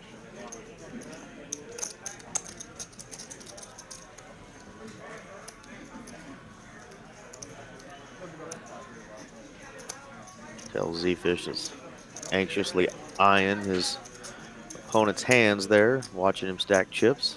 Did you see what I did to JD last week? I didn't watch, no. Just watched the first 6 minutes. And it is more than a full barrel of black chips. He had a pair of aces. I had nothing. I had 9 high on the river.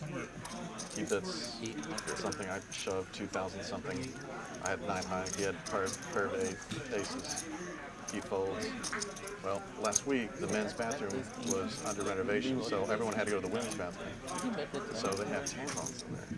So I put one in my jacket. So when he folded, I threw the tampon at him. That's it. The first 6 minutes of the stream. Oh, that's awesome.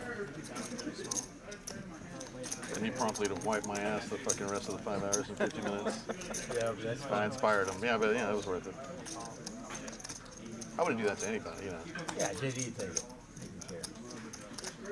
Z-Fish here, I mean, in a vacuum, he's getting a reasonable price to play in position. I mean, but the stack depth is just going to be non-existent because if he were to call, pot would have gone up to 5,800.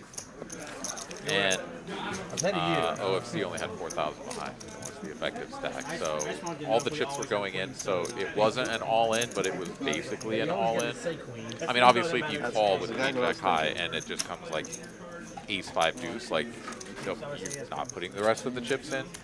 But you know, there's going to be a ton of boards where you know you have a little piece and your opponent goes all in for 2/3 pot. Like what else?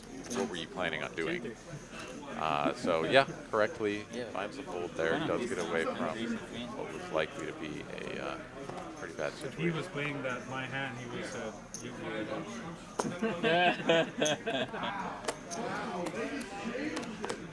said,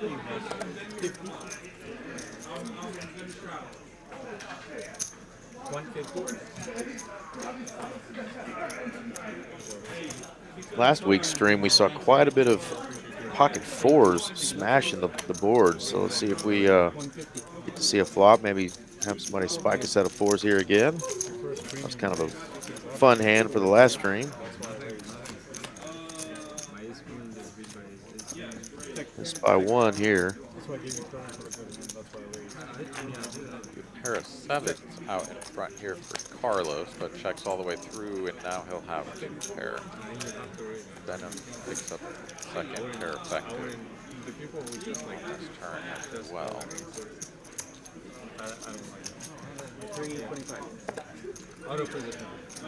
Cashman here in the chat says too big of a 5-bet, either small bet or flat. I tend to agree.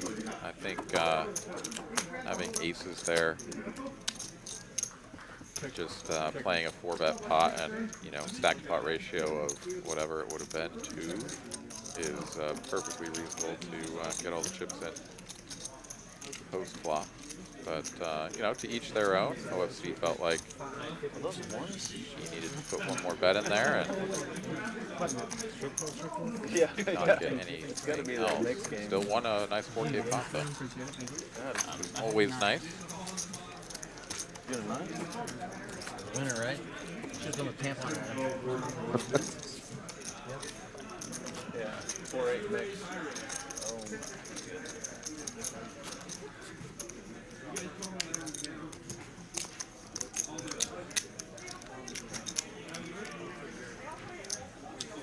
So one of my company names is River Magic. Little Magic King. Yeah. All right, $50 straddle is on. We're seeing that fairly regular at this point. Not mandatory. 150. So J-Rock sort of frustratingly holding his dusty cards. He has really been sort of abused by the card distribution here tonight, finding it tough to play any pots. 800. Game 3. Brass Monkey, you've seen all this dead money in open 150 and several calls in between. He is going to squeeze this up to 800.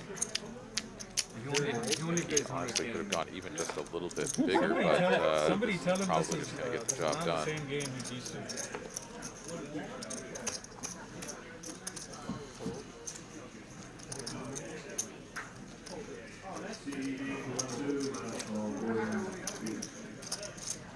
With all the dead money out there and Dunn closing the action in position, though, he's like, yeah, why not? Let's take these sailboats into the streets and maybe find a friend. You'll need a friend or some sort of nasty 4 cards to a straight or flush to take the lead. So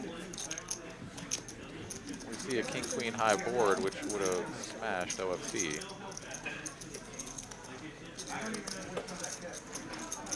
9-4, but Brass Monkey not deterred. Puts a C-bet, takes it down. I had Jack 10. I had King Queen. Oh. Ooh. Terrible. Aces was paying me. Always paying me. Unless a 3 or an ace came up somewhere.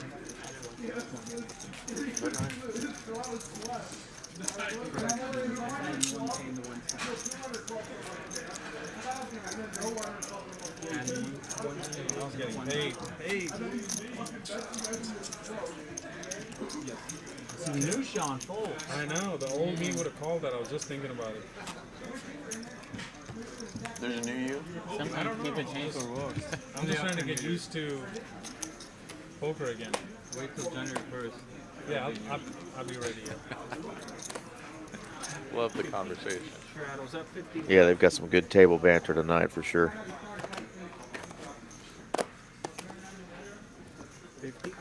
OFC whipping king deuce suited onto the gun.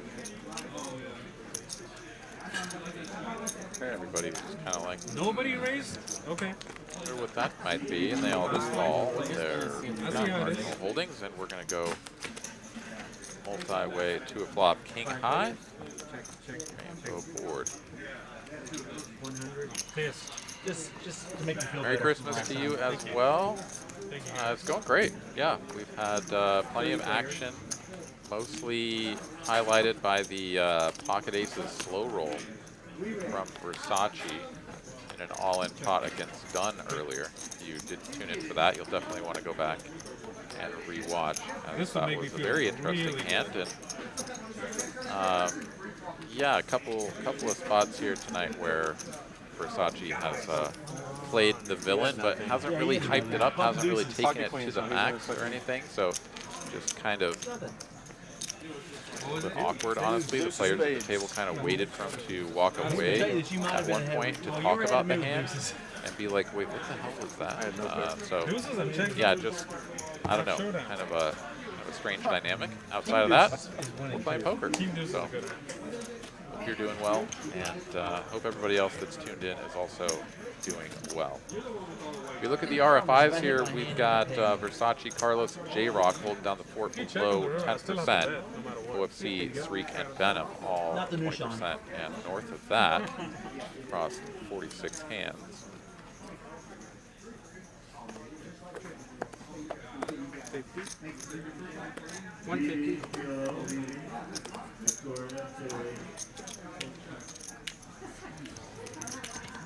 When's your dentist appointment? Okay, we got 3 for you.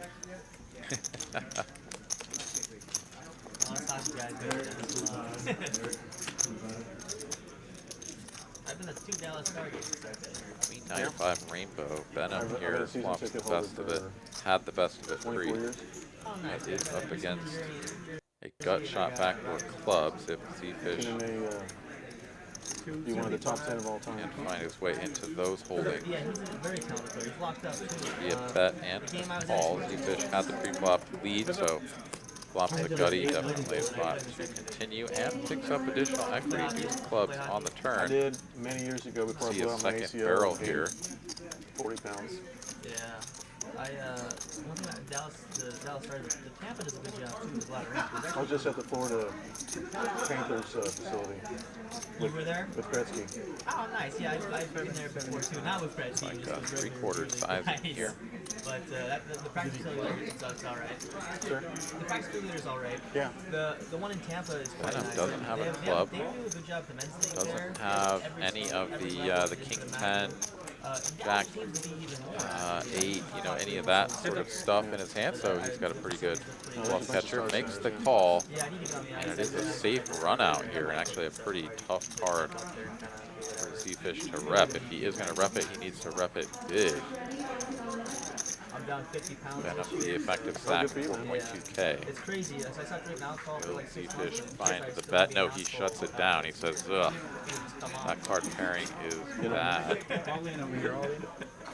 And Venom is going to rip it for value. He's like, I don't know, maybe you can call me with words. I said in a month I'm going to lose about 135 pounds. Get a divorce. Sean, best diet you'll ever go on. every time.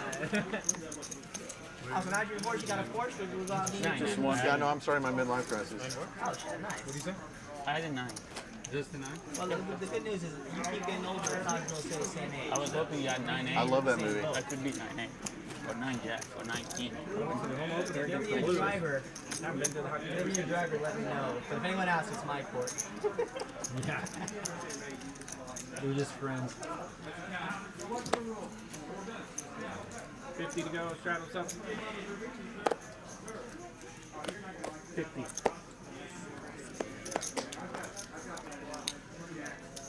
Get RJ go, ripping out 48 hands in those first couple hours here. Do you have any kids? I've got one. How old? He turned 13 3 weeks ago. Okay, that's 3 again. 3 players. I call him my broke roommate. Oh, you guys are roommates now? He's my broke roommate. Yeah. Oh, nice. That works out the one. Check. It's got to Flop here for Dude, he's but third. you know, he has taught me more than I can ever teach him, and I've been this long once. he's the best. I'm good at it, actually. Then are you on fire or what? Yeah, 2 hands in a row, wow. He's got the 3 coin on. Yeah. Well, he has no Christmas on, so you know it's going to invest. I don't have any kiddos, Aaron, but I feel like Carlos when it comes to my dog. She's my broke roommate, you know. Always wants new toys and tears up the old ones and wants new treats. Yeah. You know? Going through that We are kibble. at this table, so where is that home country? Because you're not there. Iran. Shoots up a slipper or a shoe from now. Right. Now and then. I think I've had her for just over 2.5 years now, and she's 3.5. And I took myself, but I took her with me to get some crappy fast food the other day, and I stopped at one of those frozen custard places. I forgot the name of it, but they gave me one of those little mini cones for her, so she got her first little frozen custard cone, and she was all about it. I bet. That's like heaven for a dog, I think. And she looked at me yesterday and asked for another one, so I took her again. What's Dad gonna do? Yeah, gotta be careful about that. Right. Now she's like, hey, you've been holding out on me. These things exist, and you haven't been feeding them to me. So now I expect them regularly. J-Rock here has found a spot to ship it in for 3,000. Seafish here keeps running into these spots where he's got sort of a marginal holding and getting re-raised, re-flop. He's trying to decide if he's getting the right price. 2,000 to call, pot goes up to 6,000. He's getting just about the right price if his opponent does not have pocket queens or pocket jacks. Aces or kings, of course, but yeah, it feels pretty bad. It feels pretty bad to have queen jack O here. I mean, yeah, it's just pure gamble. If he sticks it in, he does let it go, and he's like, all right, cool. Everybody's just gonna like 4-bet me and stuff tonight. No, actually. He's gotten ambitious a couple times now with Queen Jack. One, the suited variety on the button, and that one, different situation. But yeah, it doesn't feel good when somebody comes over the top. About to whip my ass. Just getting that coffee that you ordered an hour. Fucking takes off his sweater. He's looking at me. We've all had the full spectrum of poker, right? Like where you just literally can't win a hand, all the way up to like you can't lose a hand, and then there's everything in between. And getting locked in that spot where you just consistently have like king 10 suited, ace jack suited, queen jack off, like whatever, and you just like doing what you're supposed to do. You're 3-betting, and then you just get 4-bet like every time, or you're opening and getting 3-bet every time, and you're just like, cool, awesome. For sure. Let me just keep folding, and everybody just thinks they can roll over me. But usually they just have it, and you're just stuck in neutral / reverse. Have it. Yeah, you surely don't want to be just calling all the opens with those types of hands and seeing flops with those king 10s and whatnot, because those don't always flop the best. So sometimes those 3-bets can work, but when you're having a rough night, they're just 4-betting you every time. It just makes you question yourself a little bit. But yeah.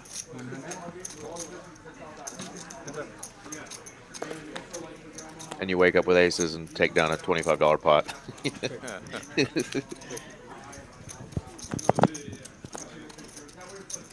Done giving it up with the jack 6 here. He's like, nah, this is over. I got nothing. Pick up the top pair on the turn.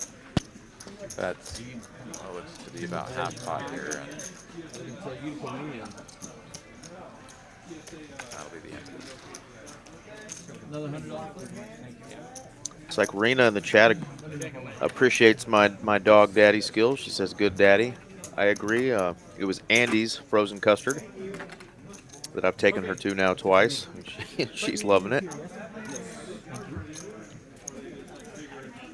That's been my excuse when I would take her to Chick-fil-A. It wasn't because I'm a fatty and want to eat fried food all the time. It's because she likes the fries, and how am I going to deny her, you know?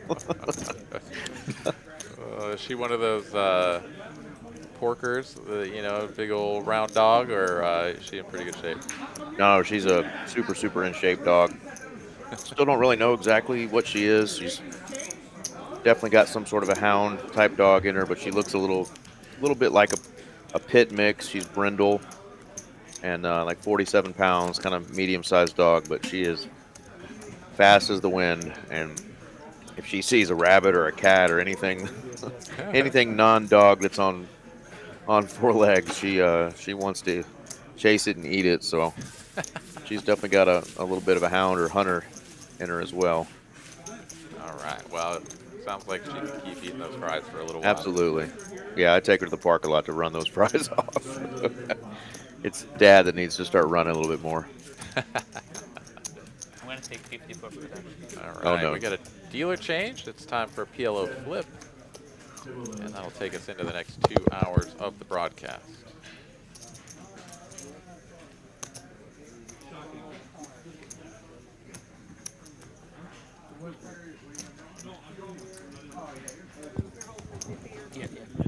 Looks like Miss Jessica there in the box. For production.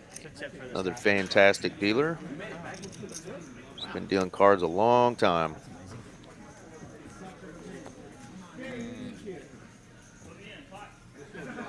I haven't sweated it like this yet. Put the hearts out there, right? I'm pretty sure I have not a heart. You need a 10 on there. Cornell Irons says he's got an 80-pound Rottweiler. I can see the picture. Good looking dog, big old smile. No chance anymore. I got a pair. Oh, I got it. All right. Give me a Nuts is the 7. 5-3 of clubs. We've got J-Rock on 8-3 of clubs, so he does have a flush. Yeah, no. The rest of this scanned in, and see if someone's got a better one, as he is currently showing 0%.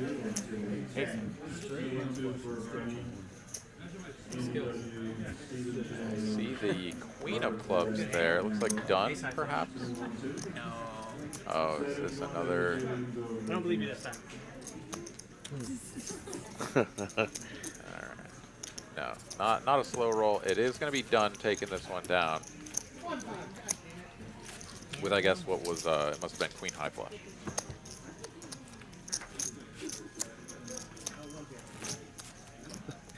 I do believe Versace told him he was good as he flipped over one card at a time. He said, I don't believe you this time. You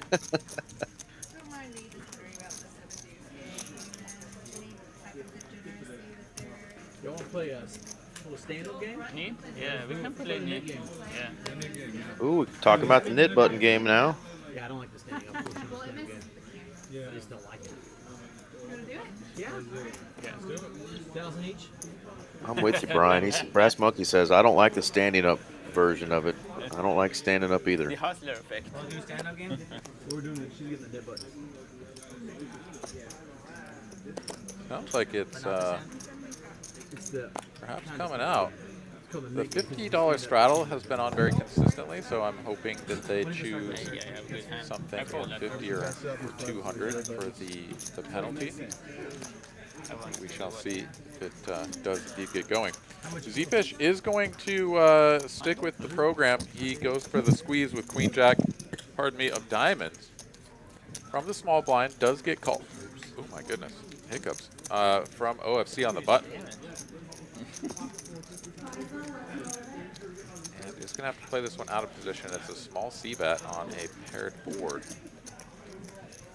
OFC has the queen high spades here. Also, really shouldn't be very many 8s or 7s in Z-Fish's squeezing range from the small blind. So OFC here with a pretty strong range advantage. I wouldn't have hated him just raising it straight away, as he is just on, you know, super dust queen high here, and now does have to face another bet. 850 on the turn, looks like half pot.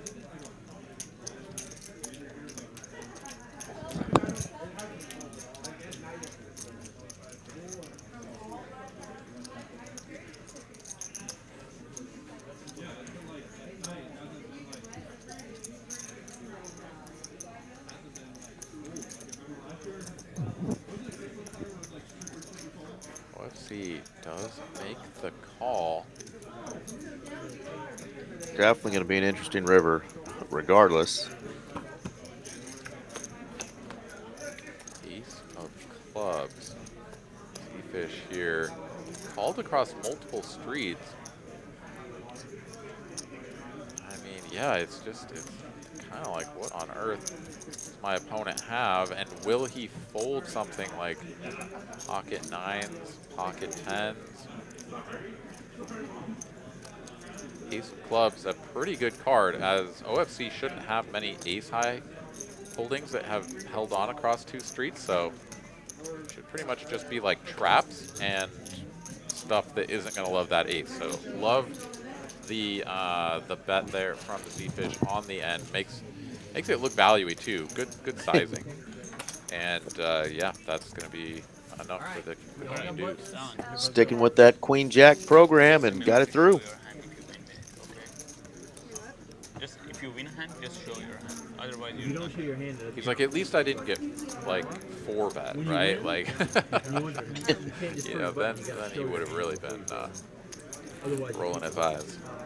If you remind anyone, then you keep your button and you take theirs. You get that extra button. If you say, hey, Ben, you forgot to show your hand, like, and he can still show it, you get 2. Oh, okay. If you do, then you inherit. I've inherited a bunch of those myself. No, I see. Because you're a nice guy. I've inherited a few. Yeah, it's very embarrassing.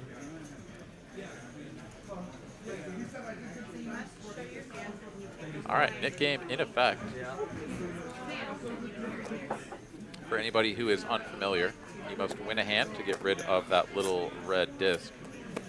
Last player with a red disc remaining must pay a penalty to everyone else. I hope it is 150 or 200. Could be as small as 100.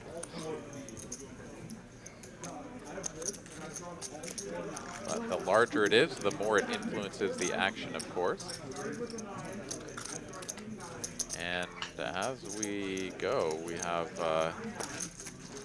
3 players getting in the mix after the original raise. So 4 players to this flop, pocket 7 with the pre-flop lead, and still best through the flop.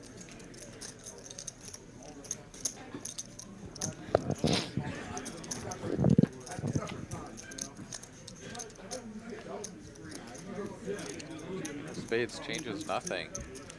Don here still the favorite, but anybody could take a stab at this, and they will not until an ace rolls off on the end and Carlos improves to top pair.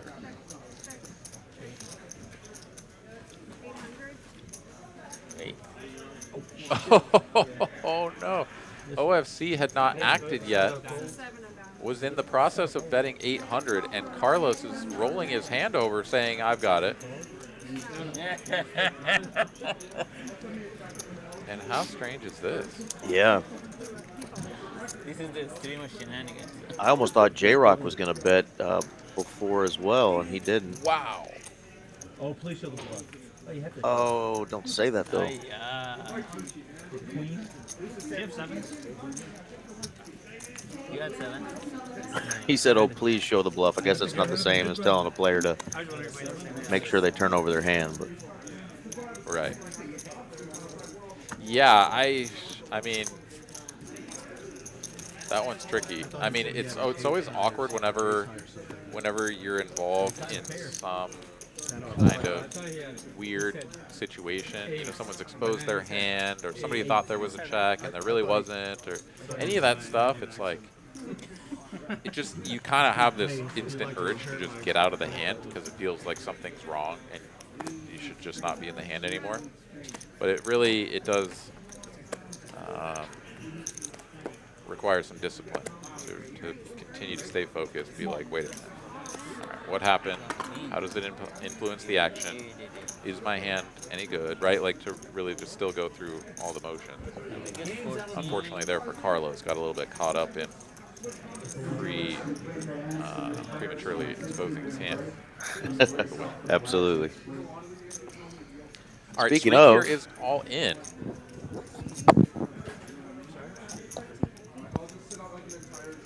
done a little improvement from 7s to 8s, but he's going to let it go. too many hands behind him. Plus Z-Fish here had made it 300 to go, so had to worry about him.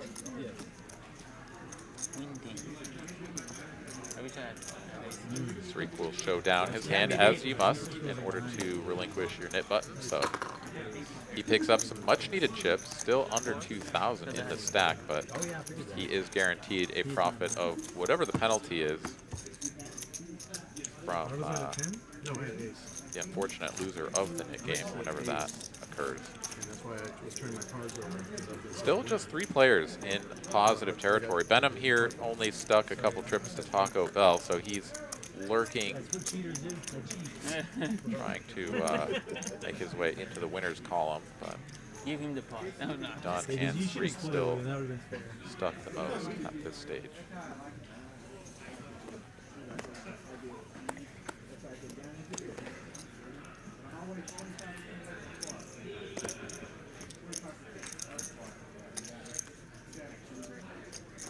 There's nothing quite like that feeling of getting rid of your knit button early when it's like a pretty stiff penalty and knowing that like the pressure is just off of you for the rest of the game and that you are now just in a great position to potentially pick up some, you know, some big pots from players battling for it to try to get rid of their own knit button.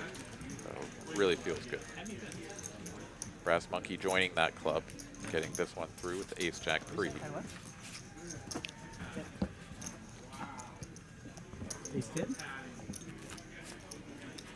What did we determine the penalty was tonight? I didn't actually hear if they. I hadn't either. So hopefully it'll be a large enough one to make it painful, right? Yeah, I mean, I think 150 is sort of the minimum. 200 would be a good number as well, given the fact that the $50 straddle has been on very consistently. So outside of it being, you know, only $100 or $50 or something, I think that would be far too small. But anything larger than that, I think, is fair play.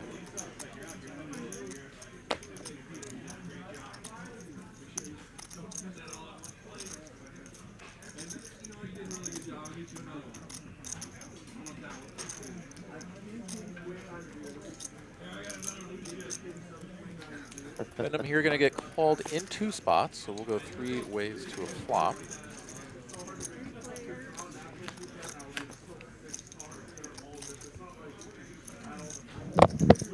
And what a flop it is for Benham.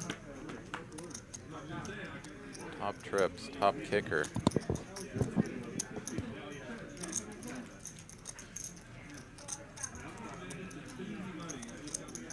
OFC sticking around with just ace high. He is drawing dead already.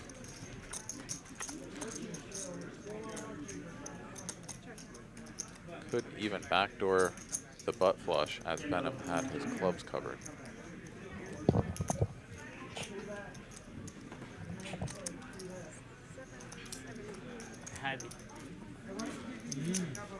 One more barrel and his opponent is out of there. Benham gets rid of his knit button, and yeah, just like that, we've had several players get rid of their knit buttons here very quickly, and we are down to what, 1, 2, 3, 4 in play, or does oh no, Versace still has it as well, so it's hiding under that big medallion.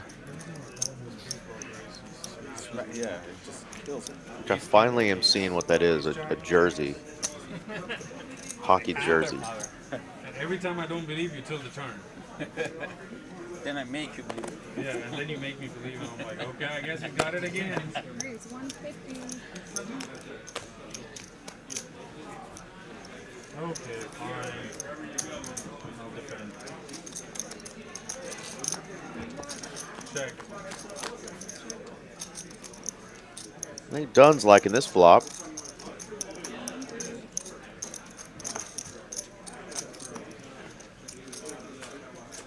He almost, yeah, he almost got that in the muck.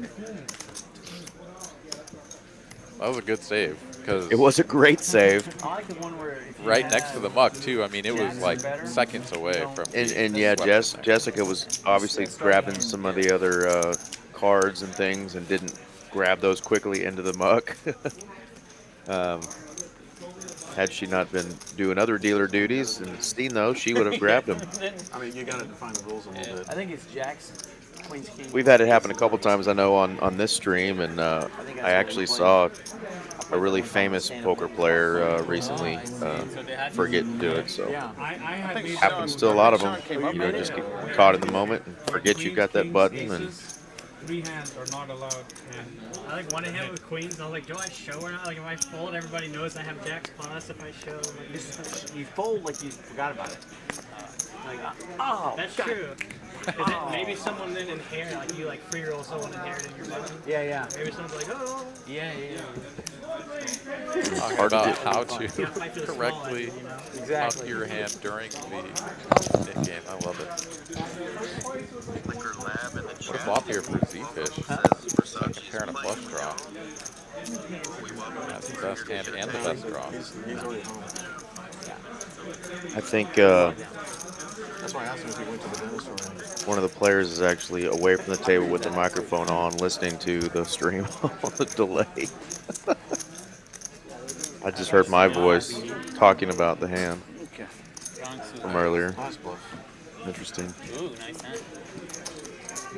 That's a pretty good hand. You missed it too last week, Aaron. We had a couple of relatively newer players, but they at least one of them forgot to take their microphone off when they went to the restroom and turn it off. So we had to quickly mute as we were welcomed with the sound of a good flow. We were making jokes. Making jokes about, oh man, he's got a healthy prostate there. Oh my goodness. It was terrible. Can we tell the players, hot mic, turn it off. Yeah, there's some pretty cool mics that you can get where you can actually set up like a proximity mute. That would be awesome, where yeah.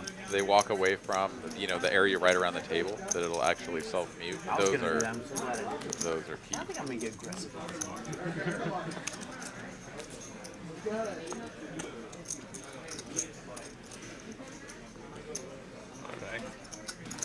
Oh, you're supposed to go jam on that. Oh no. He's your. Tried that one time. All right, 4 ways to flop. Ooh, I'm glad I folded. Mine would not have worked. How about the stones here for J-Rock? Of course, people will be quick to say Rocket King actually they would be correct, but he has flopped a full house, will not be losing his hand. Just waiting for someone to catch a little piece or decide to bluff it, which Carlos will do. Bless me. Yeah, a couple players there could have caught disaster cards on the turn if they hit a 5 or a 7 there. Z-Fish or Benham.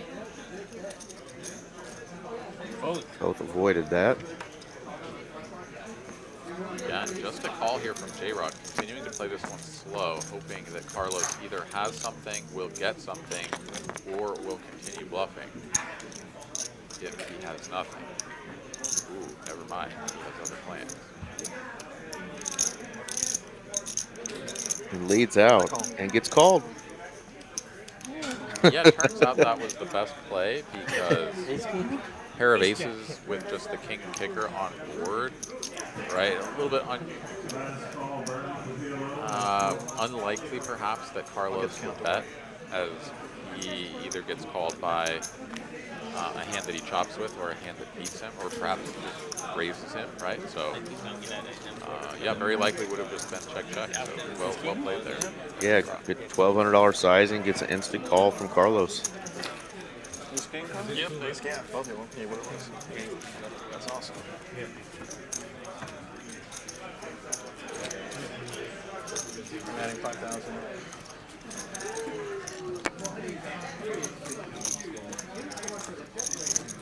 All right, and then there were 2 nits. Man of nits. Yeah, I keep texting. Carlos and Versace, the last 2 with the knit buttons.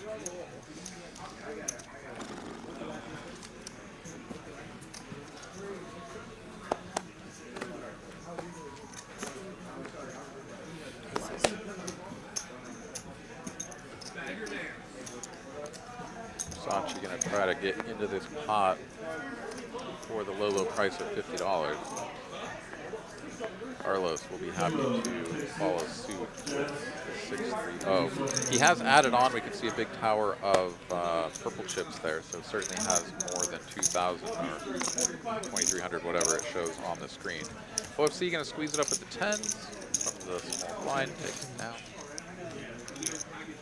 Who else is left? We'll have to wait one more hand, at least, to see the culminating battle between. And the blinds are about to be here. I would just fold and let y'all have some nit-on-nit violence. Blinds are going up? What'd you say? That's what I thought he said. Yeah. Yeah, does that look like Carlos's stack has maybe 12 of those $500 chips there in the front? You guys want to do it? 25, 50, 100? I can't quite tell. Let's go to One round of 100, yeah. Yeah, certainly has many Everybody okay with that? $1,000. Yep, I'll start it off. Starting now. Yeah, maybe. Okay. Maybe 5K there. Yep. I was trying to figure out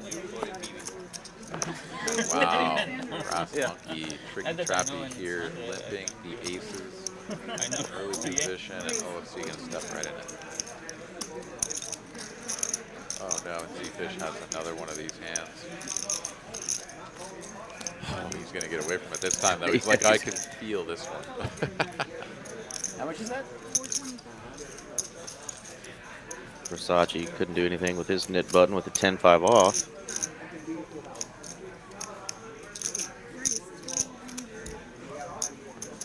Limp back raise, engaged.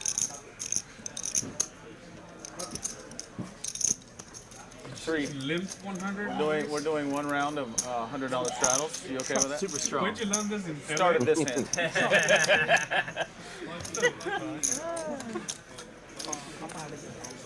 Oh my God. Let's see if LA strategy can beat Dallas strategy.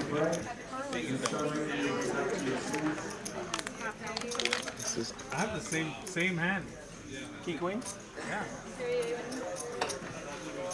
Well, so you're going to be happy that his hand is. I'll take one. You raise all the time on the button. I know it's a bluff.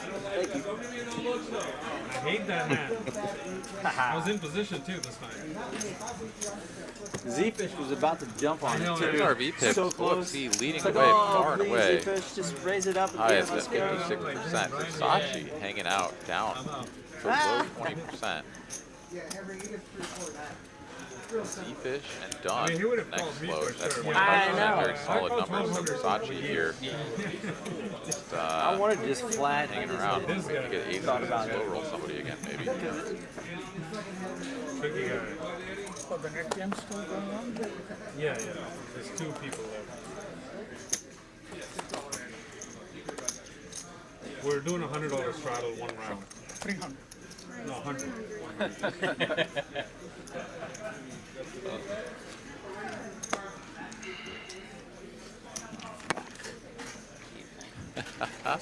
Brass Monkey, he's out of the nit game, but wants to splash around a little bit. Deuce off against the pocket nines. Nines control club as well.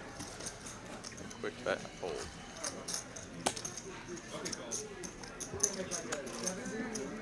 Hey man, what's your phone?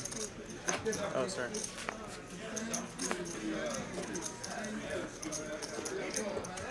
Got any fantasy football teams in the playoffs? Oh no, I will be wearing the pink shirt with the unicorn on it that says "I like to suck ... at fantasy football." I will be wearing that next year's draft. My team finished in dead last. Nice. Yeah, I won the championship 2 years ago. Was in the playoffs last year, and we finished tied with the worst record, and unfortunately had the least points for, I think, compared to the other guy this year. So started off the season like 3-1, 3-2, and just lost 8 in a row. It just got bad from there, but a lot of injuries and all that crap that goes along with fantasy football. Yeah, for sure.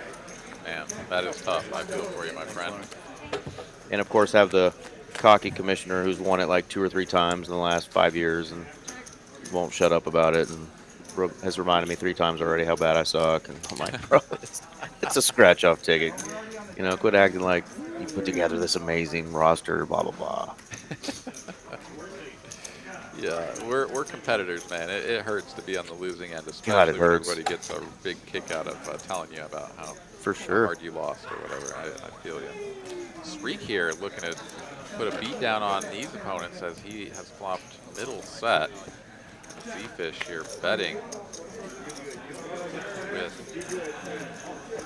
some backdoor straight opportunities. Does not pick that up on this turn and is quickly into shutdown mode. Yeah, here's the thing, don't play stupid, dude. He's not playing anything. Jackpot ratio just a shade over 1, but Sreek gonna bet like right around half pot or thereabouts. Yeah, I've been very fortunate this year. Both leagues I'm in the playoffs. One of them, the number 2 seed, had a bye. The next one I barely squeaked in. Started out 6-2, then lost 6 straight, and still was the 6th seed at 6-8. Oh wow! Managed to win my match this last weekend by 1 point, and into the next round. So 2 teams still fighting. Hopefully I can string together some wins, but now you're up against those tough teams that have been, you know, putting up numbers all season. Early. Did you have to go down to like the Sunday night game or the Monday night game before you knew you won, or did you already kind of know mid-afternoon? Oh, no. It was all the way down to the end of the game last night. I had Tyler Lockett. Look like something about Mary. My That's the opponent haircut. had AJ Brown and Dallas Your Goddard. hair looks like something about Mary. Oh, wow. And going into that final drive by the Seahawks, I'm like, all right, literally just like throw an interception or anything, just like run it down to the end and turn the ball over trying to get this touchdown, and I'm in because it was 90-89. It was pretty low score. And then they score with 23 seconds left, and now I'm like, oh no, they're gonna throw one catch to Dallas Goddard or to AJ Brown, and I'm toast, right? And they did try. It was just an interception, right? He tried to throw one to AJ Brown at the end of the game. The first pass was complete to AJ Brown, but the defender pushed him out of bounds before he could get both feet down. So he catches the ball in the air. The defender pushes him out, so that's not a catch. So I'm still good. 15 seconds left, whatever. Then they go for the long pass, and it's intercepted. And yeah, then I was safe. But man, it was literally down to that. I hate the show top set. I'm not going to show it. You don't have to. All right, Carlos is going to be the nit here. Going to have to pay this one out. And it looks like it is only 100 apiece, so not going to hurt too bad. Well, congratulations on your amazing GM skills. It had nothing to do with luck there at the end of the game Monday night. Yeah, why not? And as usual, had players on my bench that would have outscored all the guys that I started. You know, the usual. For sure. Didn't have to be in that sort of nail-biting situation. But, did it to myself. Since we're doing the 100, let's once again finish this one and then we can start. Okay. Yeah, my team, you know, even though I'm not in the playoffs, you know, I still got to play against whoever opponent that was also not in the playoffs, and you know, I put up like 130 points or something, which was like my highest score in like the last 6 weeks. Just dominated my opponent. I'm like, yeah, way to show up, team. Way to show up. That's typical. Yeah. All right, round of $100 straddles is still in effect. Venom here going to raise it up on the button with the suited little slick. Clean diaper. You're good. OFC will defend. Heads up to a flop we go. Let's see if you smash it again.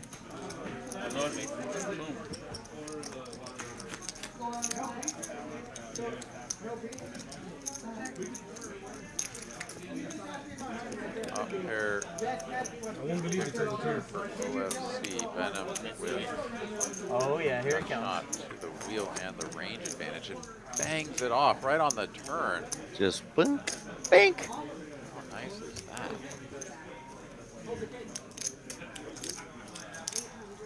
Sizes up here as he would with a good ace. Makes it 800, actually, a little bit larger than one might expect, but a quick call from OFC. Board pairing 5, his kicker gets promoted to the jack on board. Now he loses to sort of ace, king, ace, queen, ace, jack, and a quick bet from Benham, 2,000 to go.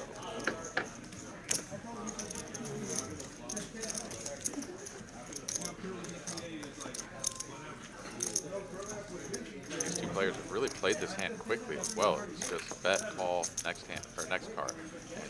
And a little bit of thought. Straight. Let's see, he does make a call. That's bad news.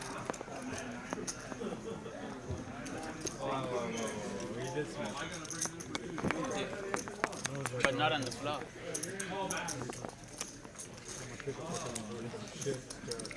Nice big pot there, 6,600 for Benham. That is going to move him up on the counts.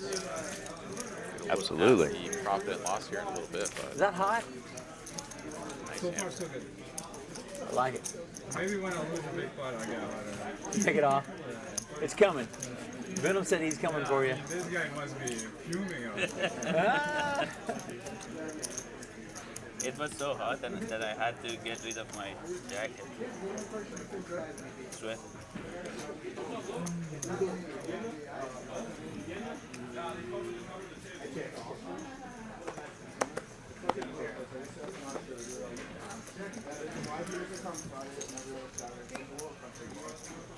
Why is it higher? Versace going to get his VPIP up a little bit here, makes it 400 to go. But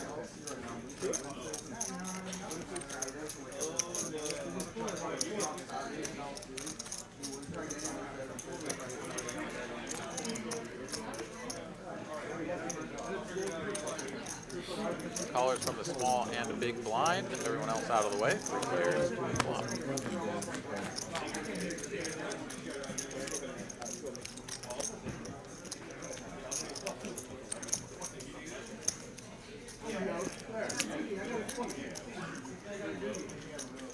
Check to Versace, bets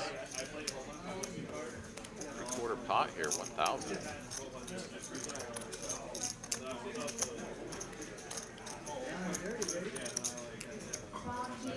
Nice. Bottom pair, not good enough to continue. Versace will take this one down. Flop the nuts. Wait, maybe not. Versace, Versace. Eight's Versace, good. Versace, Versace. 10-8's good. I got my first pattern ladder check today. Here, 5. Thank you. Just slip mine and just shush up Versace. Don't set mine Versace. Don't do it. That was it. He'll river you. Joseph C. in the chat The River King says he lost his league championship last year on a quarterback deal at the end of the game due to it counting as a negative rush. Oh my God, that is so dirty.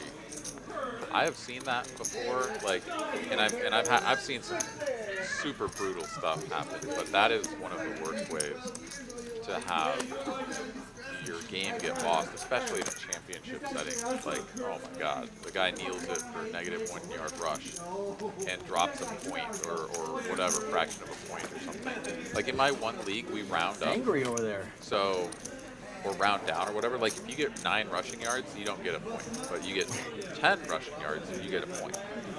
So, yeah, it can be really brutal to lose a whole point. Or of course, even if you're, it's even worse if you're, you do decimal point totals and you lose by a fraction of a point. Like, oh my God, how gross is that? Yeah, that's tilting to say the least. Joseph, sorry to hear about that.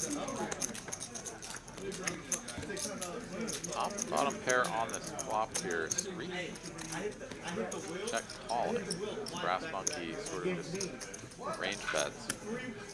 Now, after he's been called, they're going to slow down with the 6s.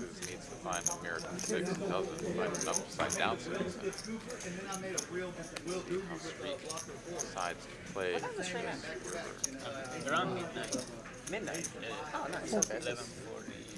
Yeah, I tried to will that 9 to be a 6 in my head, but that would have been a dirty card there. Nice hand. Certainly would have been. Streak Folded my set of nines. Never.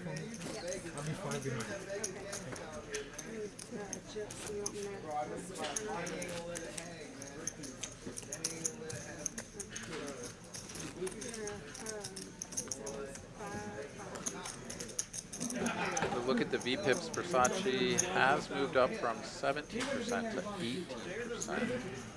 Still hanging out down. I was just the 100. I was the 100. Yeah, right. Yeah. And he has the biggest stack and has won the most. So tight is right. He's 10 here from early position. That goes into the money. Actually, looking at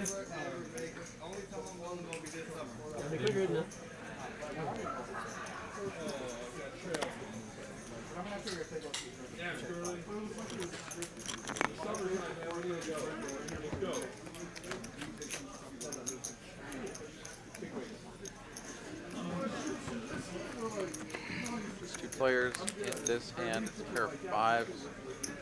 First Dunn picks up a gut shot on the top end. Carlos gut shot on the bottom end. And it's a pair of kings actually on the end. Carlos going to improve to top pair. And Dunn bets 100 here, a little bit of a block bet. Try to get paid by a 4, maybe even ace high, but he gets raised. And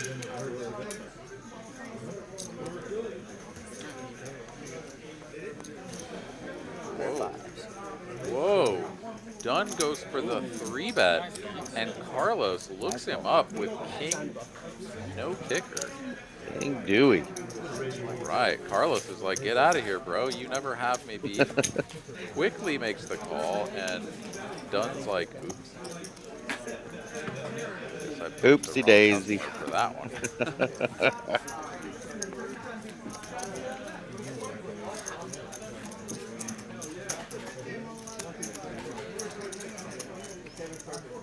Those are tough spots where you know your opponent isn't strong, and you feel like that's a good spot to put in a pretty good sized bluff there, and you still get called.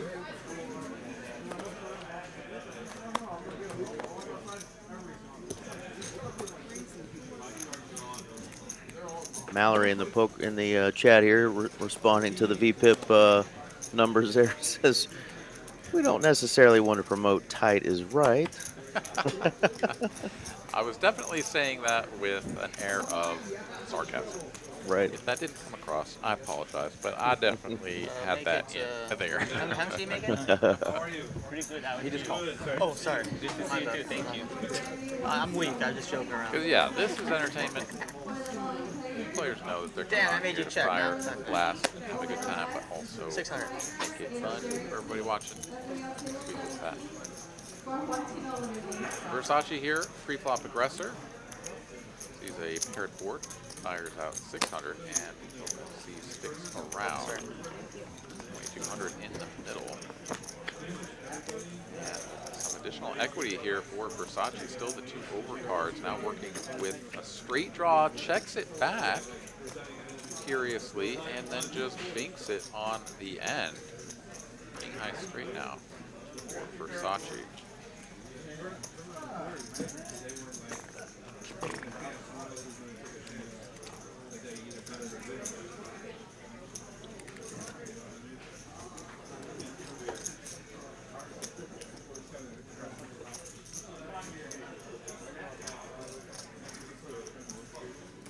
Oops, the blue chips out of the way. And then pushes very nearly a full barrel of black chips. 2 across the line. 1800 is the bet. 18. I am good.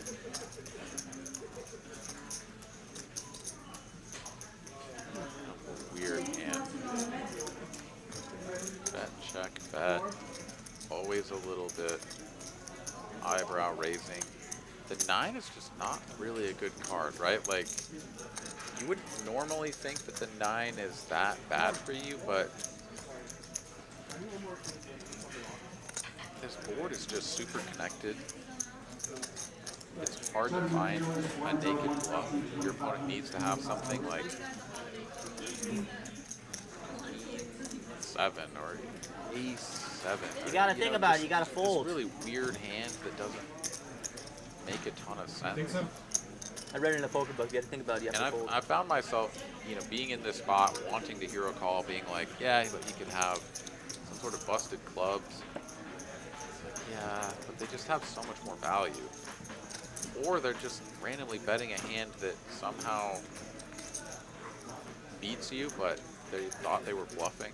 Right. Pocket 7s or something, or pocket 8s, right? That's like, oh, I blocked the straight, and like, I don't know, maybe you fold a 10, and just like YOLO's in this 1800, and you call with 5s, and you're like, oh no, like, what did I do? But let's see, though. Doesn't want to let this pair go.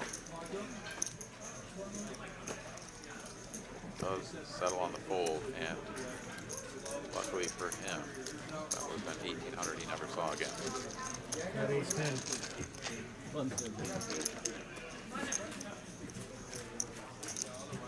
Quads. That's what I put you on. Yeah. Versace informing him that, of course, he had quads. I was like, shit, now I'm going to kill my own action. You're the hundo. It's actually ending here. Is that it's the end? That was the round. That's fine. We'll do nip button now. Yeah? Yeah, yeah. Hundo per person? Yeah. Thank you. Still just 100. Relatively modest. I mean, it's still a $900 swing, right, between winning and losing. So you feel that, but I was tend to think that 3 times the usual blind, which in this case is 50, is starting equation. I like to see.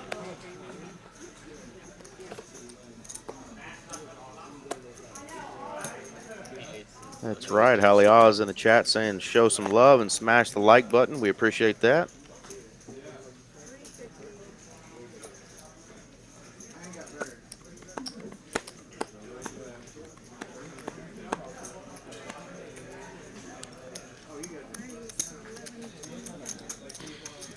This little squeezing hand here for Dunn. E7 suited.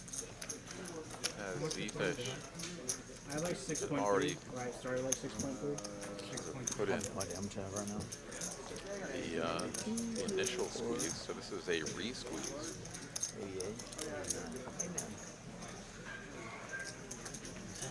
I was counting them. I had no idea how much I had. I am up. And Z-Fish is going to make the call, plays out of position here with a hand that is not going to connect with a ton of flops. This is one of them. This is one of them.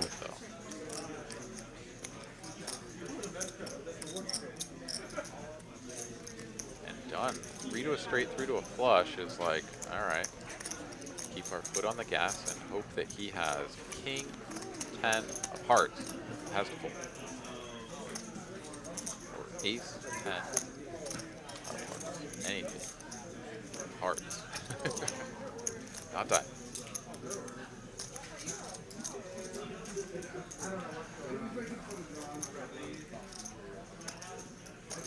And Z-Fish here, he's going to have the sets of 2s, 6s. Of course, he can have all of the big queens. Not necessarily is he going to check raise those, but certainly could think about mixing in some flush draw raises. As it stands, just goes for the check call, and it is a little bit of equity here for Dunn, of course. Little does he know that all of his non-diamond 8s and 7s are actually live, but he is not going to bet. Picking up the gut shot there, he's like, this is just getting a little bit out of hand, checks it back, and ace high will finish as the best hand if we get to showdown. 500 in the middle, and check back on the turn. Z-Fish here, he could put jacks and 9s and 8s in a really tough spot.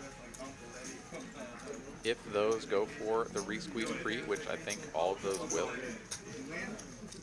By putting a big bet in there, but instead he is just going to check. Dunn rips it in with the 8 high. Wow. And Z-Fish here over bet, and he's got ace high and wants a count. So many people would have just snap mugged his hand and been like, there's just no chance. I could never be good here. But Z-Fish is going to do some accounting. It's amazing with the Nick game. What's that? I can't believe you didn't lose the Nick game. Take this one over. Yeah. I mean, this is a super polarizing bet, right? So I want to go back through and look at all John the cards I've had tonight. It's gonna be has the it, worst. or he has nothing. And then I flop against Carlos. Both of y'all. And the problem for him is that his opponent's nothing could just be slightly better, right? Like ace jack, ace king. If they decided to YOLO it in, try to get, you know, some sort of middling pair to fold, for example, would actually be beating him. It would be a bluff that would beat him because he's playing the sixes with the ace queen 10 on board. So that would suck. I mean, this would be the call of calls that we've seen here on this stream. Yeah, this would be absolutely sick. And he is thinking about it. This is not a man who is posturing and sort of getting his TV time. He's like, no, this is very strange. Does make the most sense. Like, what queen checks the turn, right? Does ace queen ever check that turn? No, hell Never. no, it doesn't. Does ace 6 of hearts and ace 6 of clubs? That's okay. No, spades. Ace Spades, 6, right? Ace 6 of hearts and of spades is like the only thing that makes sense here. I want to call. Oh, he wants to call. Looks like he's leaning cool. Beat a stupid bluff. He just hasn't gotten rid of them yet, though.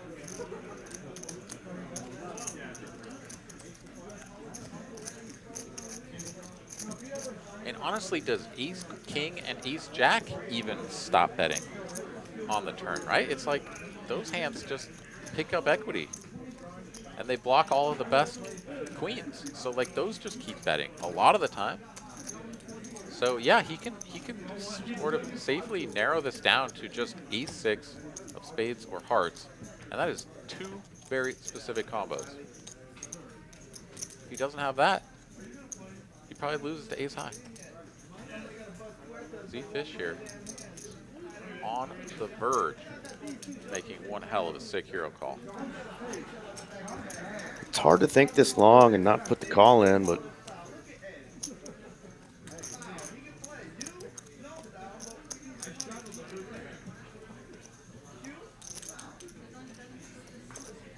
instincts are right. The price may just be too high.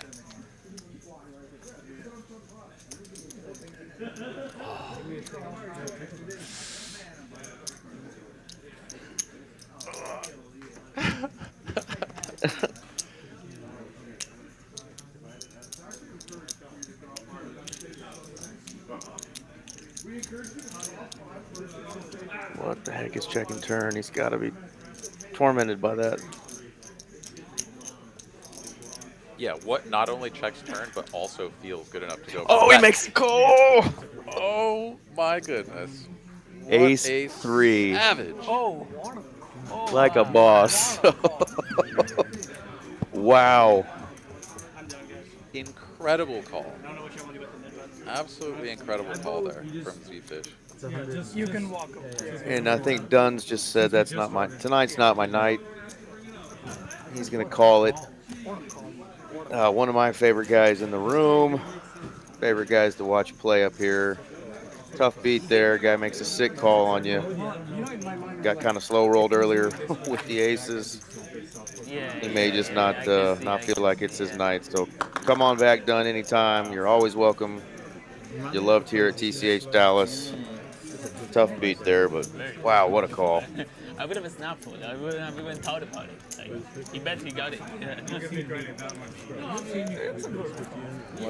Yeah. What an absolute amazing, absolutely amazing call there. Really was. I think we've all sort of been in spots like that, right? I mean, Benham was saying, he's like, no, you bet you win. Like, I would have just snap folded, right? And I think that's the mentality that a lot of people have. But we've all also been in that spot where it's like, this story just doesn't make sense. The bet is so big, you know, and you sort of like go back and forth because the reward is so high if you're right, but it hurts so bad if you're wrong. Right. So, two things, Aaron, that I wanted to ask you. That bet being so big, obviously on the river, and the knit button game, you know, in play. The pre-flop was, I think, 11.25 that Dunn made it. I thought Zfish had like pocket So I'm like, you know, something. what kind of hand is he, you know, betting that big pre? I don't know if it was a 3 or 4 bet, but yeah, I mean, I don't know if that just completely is thrown out of the window because that could be some sort of a pair, you know, and you lose to any pair. Yeah, it would have had to have been a big pair, and none of the big pairs besides jacks would check the turn. Would check turn, right? And Wow. I just don't think that jacks are ever going to ship it there on the end as like a merge, right? Because you'd be hoping that a queen would somehow fold, but that worse would call you, like a 10. I don't know. I mean, maybe a sicko would merge jacks there, but I don't think most people are doing that. So there's really no pairs that make sense. Oh, okay, good. It was like sort of what I said, right? It's like he bets so big that he's super polar. He's not value betting a queen there very often. One would suspect because he check a queen on the turn, and so therefore it's just a 6 or nothing. And like, what makes sense for him to have a 6? I guess if he has 7-8 suited, maybe he has 6-7 suited, and even 6-5 suited. And those, I suppose, if you lump all of those in, it actually puts a lot more potential value hands into his range. But you just wouldn't sort of naturally think of those as 4-bet squeezing hands pre, right? Because I think it was like either someone min-clicked or it had been limped or something. I think it was a limp pot, and then Zfish squeezed it to 375. So I guess it's like technically only a 3-bet pot pre-flop. God damn it, I don't know how to bet for value against you anymore. Yeah. Crazy stuff. I was just looking back here at the chat. Ethan Montgomery says, how much does it cost to play? Well, the maximum buy-in in this game is 5,000, and you can then match the stack after that, so certainly get it pretty deep. If you're asking how much it is an hour, I believe it's 13 an hour at Texas Courthouse, Dallas. If I lose the knit button, I'll have to pay you 100. By all means. Mallory also wondering if we heard her when he threw in the call. Holy smokes, she must have been watching it live and exclaimed. Yeah, did not hear you, Mal, but can imagine what it would have been like to see that firsthand out there. No kidding. Yeah, what are the top voted hand? I mean, if you had a big pair, like a queen's full would have been the hand, and 10's full. Those were the 2 other cards that were out there. But you'd never check those on the turn because Right. you have to get your value while the draws are live. So, I mean, right, like so much of that just comes down to That was an easy way to get rid of it. the natural dynamics of the game, where the best hand by the river didn't have to go would through it never like have he did. checked the turn. And so the all-in bet really doesn't align with the nutted structure, right? Like the nutted hand. For sure. So then, you know, sort of like I was saying, it really just limits it down to a 6, and then you have to think of the hand combos that would have a 6, that would re-squeeze pre, that would go bet, check, bet, right? Like all of that together, and it's just a very small subset of hands. And Zfish, he honed in on that fact and was like, all right, you can only have these few combos of 6s. And if he's not betting the 6, then he's betting a hand that is worse than an ace-high, right? Like, and when it becomes that binary, you can start making these hero calls like that. So, really fantastic call. The thing is, when you're thinking, you lose sight of time. That's an interesting question that's being asked to Zfish right now. The player next to him is asking him, what would you have done if I called clock? He said he almost called clock on him. And, you know, when a 5,000 plus, you know, dollar decision is being put on a player, you know, normally the players give him, you know, ample amount of time. but you know, that's an understanding, you know, question that he's asking. You know, what would you have done if I had a called clock? You know, would that have swayed your decision? But either way, great hand, and sometimes you think long, you think wrong, and he thought long and really was able to put that together, like you said. Just, I think that's the best call I've seen on here in months. Yeah, that takes the cake, certainly as far as like the biggest spot with the weakest hand, right? It's pretty incredible from that perspective, and yeah, just a very nuanced hand from start to finish, really. You know, I mean, I don't know. I hate to speculate, but you know, just done kind of put in an uncomfortable position from pretty early on with that play from Versace, and I mean that I don't know, may have just been hanging over his head. Again, I shouldn't even speculate, but you know, just going for it in a big spot like that, and just not having it work out. I mean, tough spot there for Dunn. For sure. Because I mean, all the credit to him too for putting all that money across the line to put the decision on the Z-fish, right? I mean, yeah, that's a tough battling move that not every player is going to go for. Carlos here, his turn to wake up with the birds, and he is raising. He is raising. Just called. He's going to get called by Benham, who is in position. Can he find a 6? No, we cannot. Pocket 9s were in this hand for a moment as well, but did fold for the original raise from 225 to 550. Carlos will show the birds and get rid of his button. He's going to go run around spades. You know it. He's coming.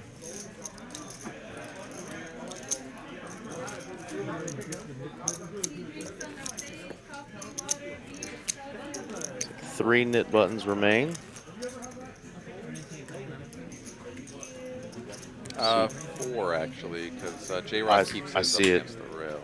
See it standing upright.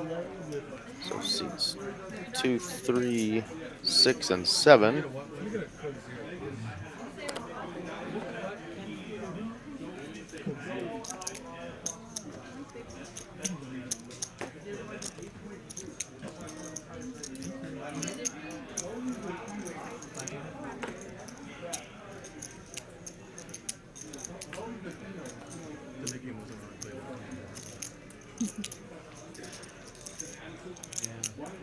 Interesting here. I saw Benham flat earlier against Dunn with Ace King, but I don't think he's going to flat on this one.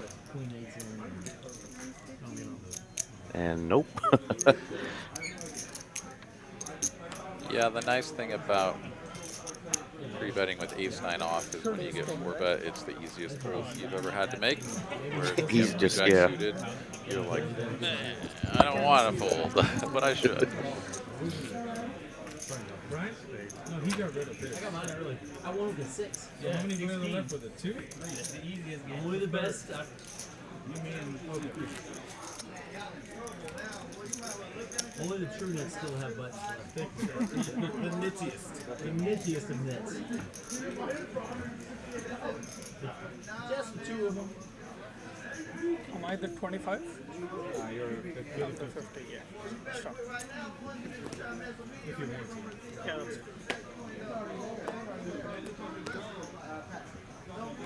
Versace here, the 10x open. Queen 8-0, really going to try to power this through to get out from under the nit button. This is going to work. Unless Street decides to defend, but he doesn't, so.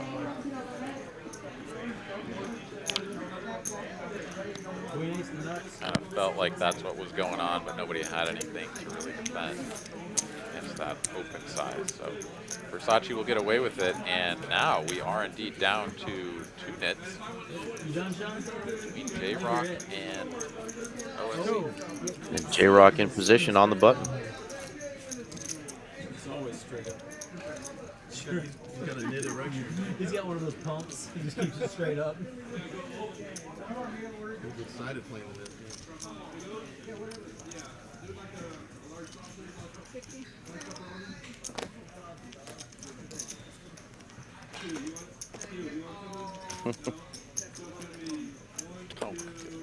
Carlos being sneaky with the aces. I mean, it makes a ton of sense in this particular spot with For sure. 2 players in the Nick game right behind you. So I wholeheartedly condone this play. Yeah, we're both on board. We're on board with this one. The 2 next to you have knit buttons. Man, Carlos, he does this stuff all the time, and it's always just like, what is going on? How are we going 6 ways to a flop and you have aces or kings or something? Right. Look at the brows of OFC. I mean, oh, this feels so gross. but he did see, you know, J-Rock fold, so. Ooh. Never mind. It was only 1,000 more, right? Like, right. It's not like the greatest spot he's ever been in, but he's like, all right, let's see a flop, see what develops, and gets a piece. Yeah, but this is like actually the worst because he has a piece, but is still way, way, way behind, and oh, he's gonna try to donk his way through this one. I see. Set his own price to see a turn. Carlos may just rip it on him.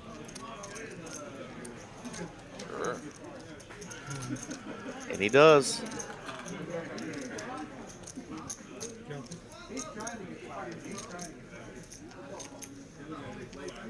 Yeah, and this is sort of the spot, right? Like, you've faced a limp back raise pre from a player that you've got some experience with, right? Like, you know that Carlos does this kind of stuff with big hands. And now you've tried your little feeler bet, your little probe, and he just snap rips it on you. I mean, I think you've got all the information you need. At this point, it is just a math problem. So I look on your draw. Made the call. Said twice. Carlos already said, good luck on your draw. Goodness gracious. 9. One time. All right, Carlos is safe with his aces there. More chance.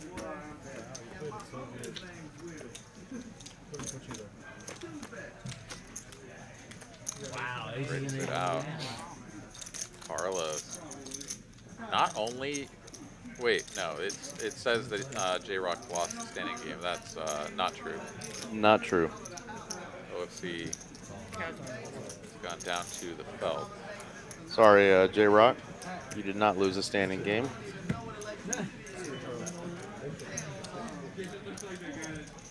so we'll have that rectified here momentarily, but Carlos is going to be the recipient of a $14,000 pot. Sorry, he's going to chip up to $14,000 pot, very nearly 13K. Almost 13,000, yeah. Wow. What a spot, man. It's always so nice to get aces, right? Like, just anytime you get aces is great, but then to get the max value with it is just like the ray of sunshine comes down, the clouds part, you know, the angels start singing, and there's a harp somewhere. Oh, it's just glorious. That's what life's all about.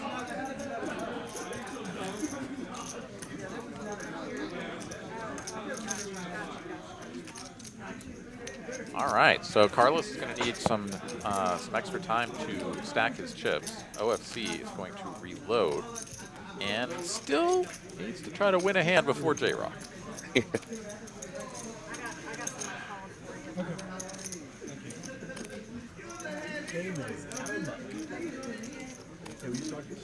Hopefully we can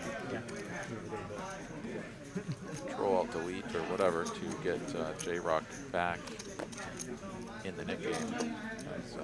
Did not lose. But lo and behold, OFC, he's instantly got a chance to try to win a pot. He's got a decent hand. He is not all in. He is raising to 300.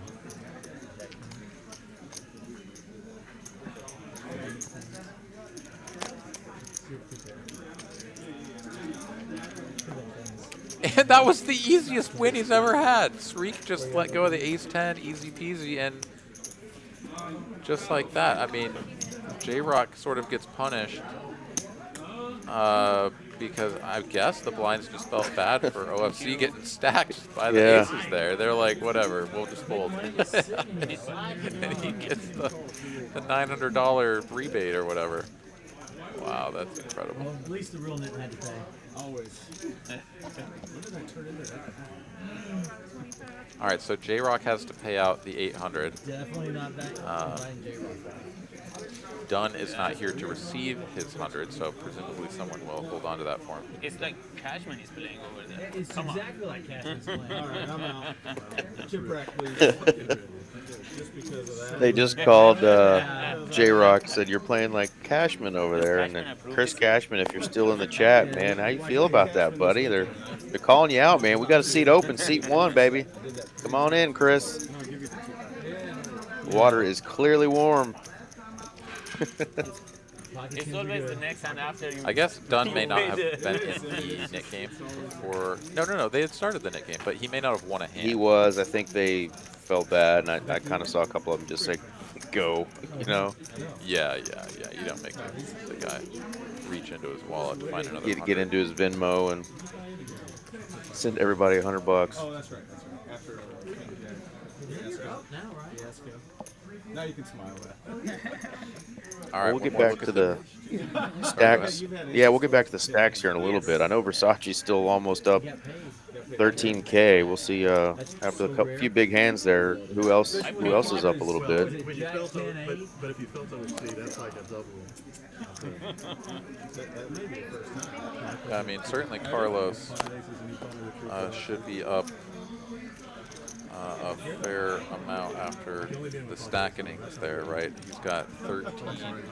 Yeah, I think he's up like 4K maybe or so. Everything in that hand is everything. Take some of we know you got, tens are better. Yeah, you know. Good flop here for Brass Monkey. J-Rock has a little piece as well.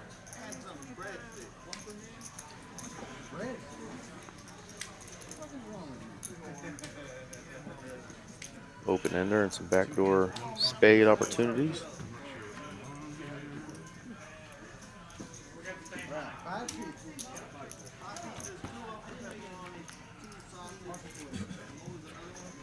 None of which comes to fruition. Brass Monkey here hoping to get to showdown.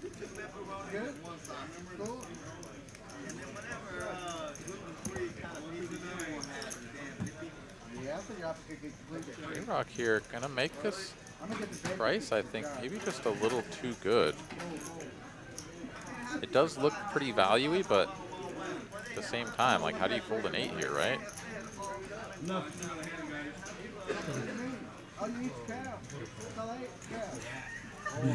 Yeah, J-Rock's like, damn, my hand was so good until it just ended as jack high. Couldn't get it through.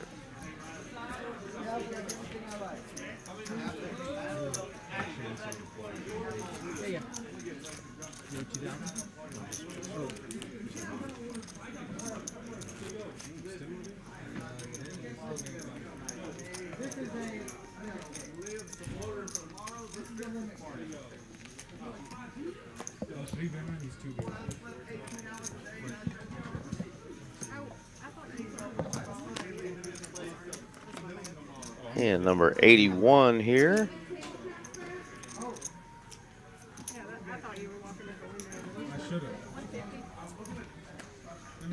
Z-Fish gonna raise it up with an ace-king off.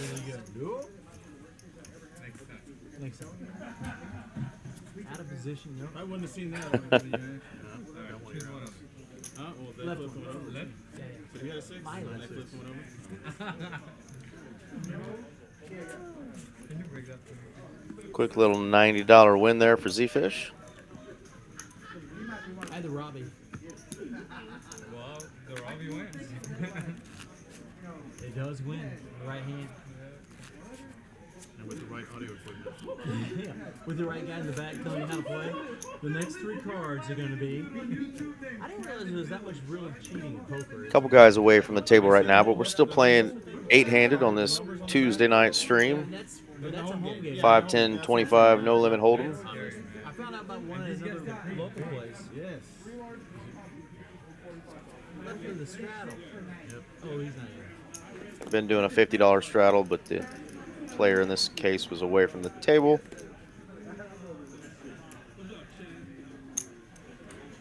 But Versace's going to use his position here on the button with a 7-3 offsuit, raise it up to 200. Carlos making the call. J-Rock says, I'll stick around for 200 bucks. See who can smash this flop. Carlos getting the best of it with a queen. They're going to check it. Pre-flop aggressor. Versace's going to continue to bet. He does have a pair of threes here. Yeah, they can see through the back of the card. That's sick, man. Honestly, I would like, didn't even cross my mind. That's 425, and Carlos puts in a pretty quick call. Yeah, Versace seems to stick with the large bet sizes.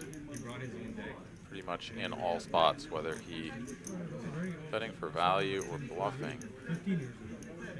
At least that seems to be his MO. Checky now on the turn, and bingo.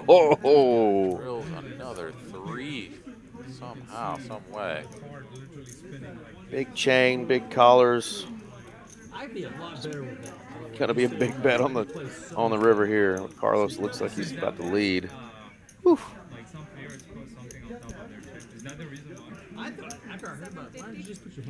Carlos here, he's been upgraded to the jack kicker on board. Certainly a spot where he won't get called by many worse hands. Maybe ace jack or king jack could think about it, but I think more so this bet is just designed to sort of shut the hand down. It's like, no, I'm betting, I have a hand, you should just fold. And instead he gets raised, and yeah, this feels gross.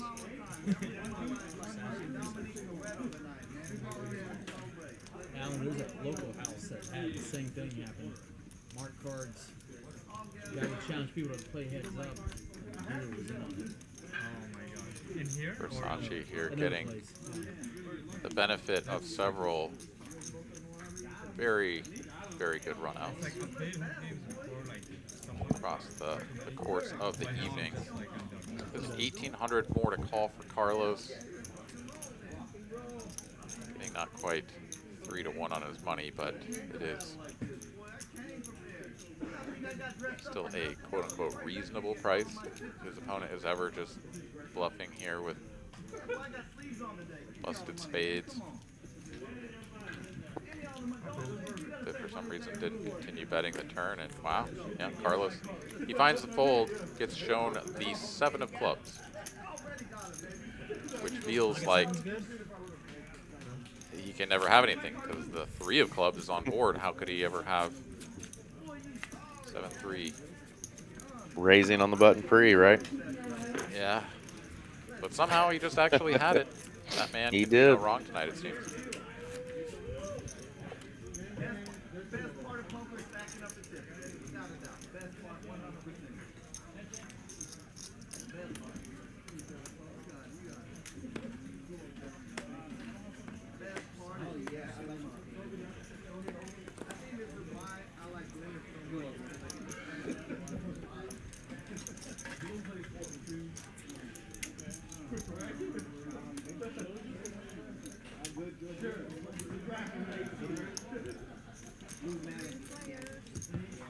Limped pot here, 3 players from the blinds. Or 3s. J-Rock, top pair. No kicker for fish. Pretty ugly starting hands, but we've got $405 in the pot going to the turn.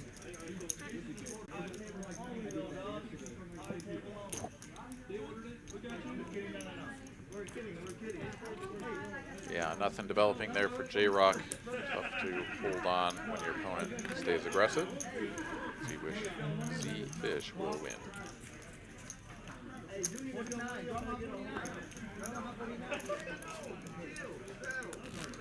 One more shout out here for the upcoming tournaments coming at you guys. We got the New Year's Bang. That's right. TCH Social and Texas Card House in Dallas. 300K guaranteed, $400 buy-in, multiple starting flights beginning on December 28th, running through the 31st, all culminating in day 2 on New Year's Day, Monday the 1st. If you're in or around the Dallas area, make plans to get in on that action. Also, satellite your way in. I'll put the flyer up once again for the milestone satellites into the 300K guaranteed tournament momentarily. Battle brewing here potentially between Carlos and Z-Fish, as Z-Fish will put in the squeeze, the ace tray of spades.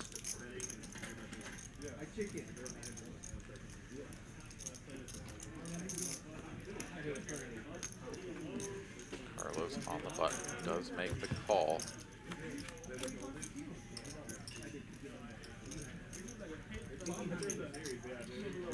Pretty tough flop if you're Z-Fish. He's got 3 to a straight, 3 to a flush, but queen high board is going to be really tough, as Carlos will have a lot of Broadway kind of cards. Check, check, and there is a pretty spicy card for Z-Fish. 4 of spades, my goodness, does that give him some chances going to the river?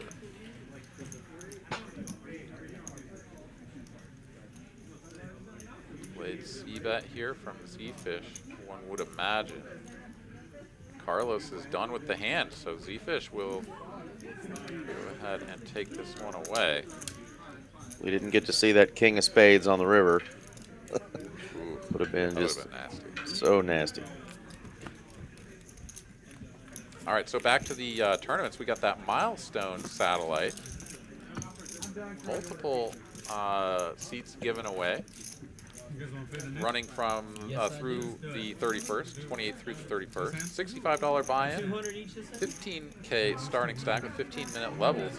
If at any point during the tournament you get up to 8 times a starting stack, you automatically win a seat into that 300K guaranteed tournament. You just go ahead and call the floor over, tell them, hey, I've got 8 starting stacks. They rack you up, get you out, and you're on to the main tournament. Really cool stuff. So you want to throw a bullet or two into the satellite, see if you can get a $400 seat for cheap.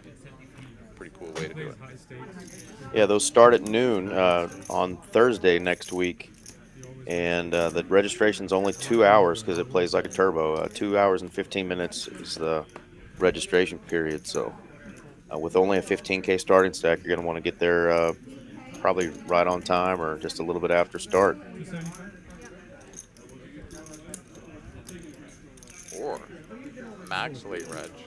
Max late reg, just rip it. And just like quadruple up on your first hand, and Yeah, you're just- halfway to That's right.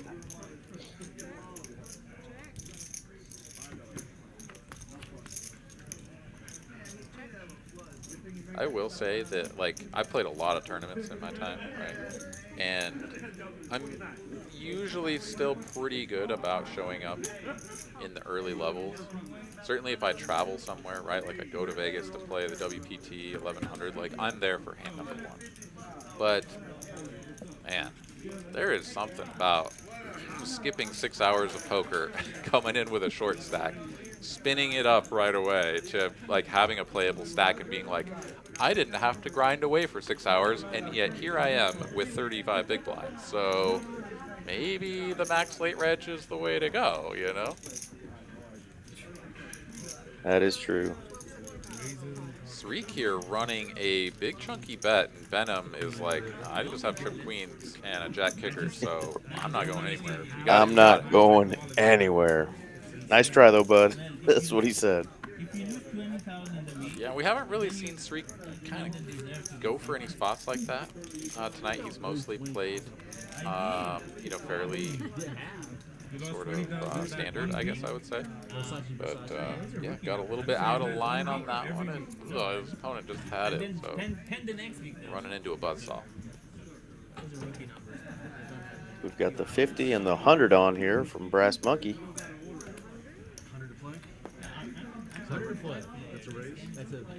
It's always funny too, those sort of scenarios where, like, I'm not saying like Streak is just like a super nit or something, but when your play style has generally lent itself towards like your opponents evaluating you as like a fairly standard, straightforward player, where like you could actually just like start mixing it up and get a lot of bluffs through, because people will be like, dude, I don't know what's going on, but he must just have it here, right? And just like fold to you. Like, you can get away with that for a while before people start to catch on that you've shifted gears.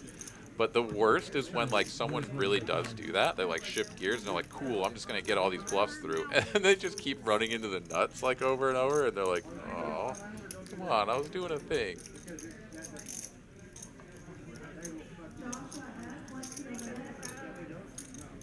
Quite a spot here. Everybody with ace rag and everybody with a gut shot. Carlos even a flush draw to go with his gutty.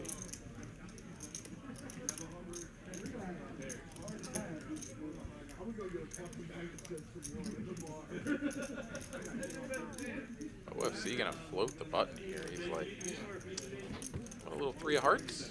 3 hearts one time? Freak loving that card. Checks it. Checks. This could be brilliant. This could also be slightly disastrous. As of right now, it looks brilliant. OFC lining up the bluffing chips.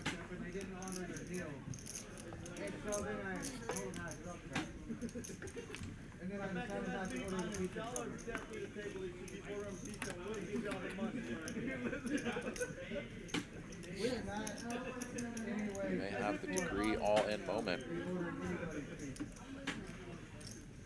incoming. Don't know if Streak has many other moves.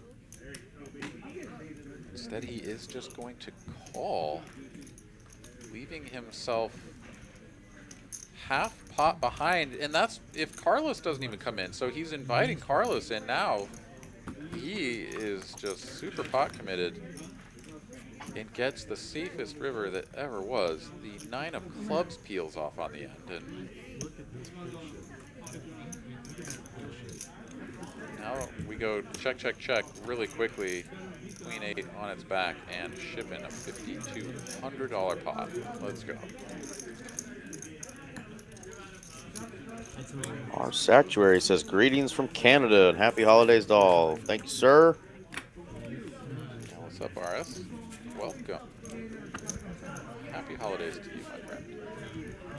Happy holidays to everyone. Merry Christmas, Happy Hanukkah, Kwanzaa, whatever it is that you may celebrate. We wish you all the best of times here at the end of the year as we get ready to ring in a new one. And yeah, Amen. Everybody gets to spend it with family and enjoy themselves, kick back, some good food, some good beverages. Stay warm and with a full belly. Absolutely.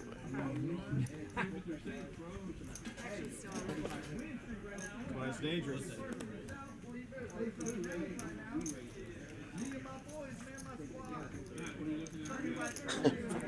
I don't know how much you guys can pick up the background noise. We got a mixed game, the Badesi, the Badoogies, all those crazy games. There's a little limit game. It's mostly employees, but they'll have some friends come in and play with them, and I think it's right behind this table, and you can hear the trash talking and the volume continuing to increase as the drinks are flowing. So if you're picking up on that, you want to play some mixed games, come in and laugh at those guys. You'll probably recognize them, but that's what you're hearing in the background. This is a pretty weird spot. I think this is similar to what Z faced earlier. The jam that doesn't really make a ton of sense.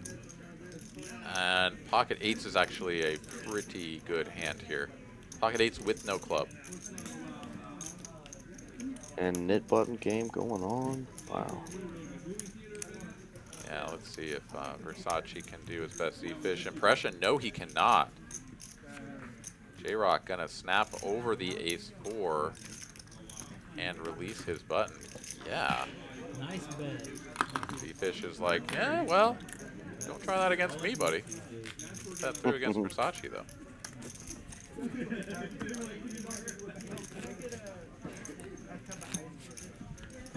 As far as anybody knows, besides Versace, that may have just been the best hand, as he did have the pair of fours on the turn.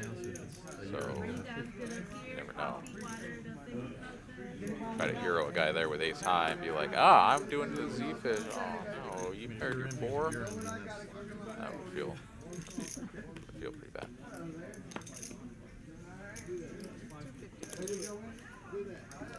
Nice little line of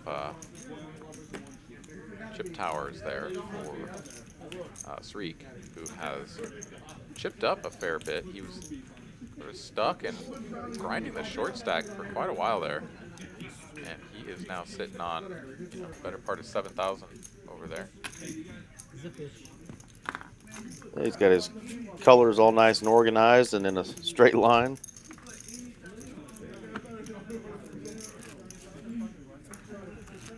Yeah, we've got a couple of triangle players, we got a couple of line players, and then we've got the clusters over there. We got Clusters, yeah. The 3-4 seat. Those guys are rocking the clusters, and J-Rock is like, listen, man, I got 1 tube, and until I accumulate more chips, you guys don't know what I stack like. Versace gets scared in big games.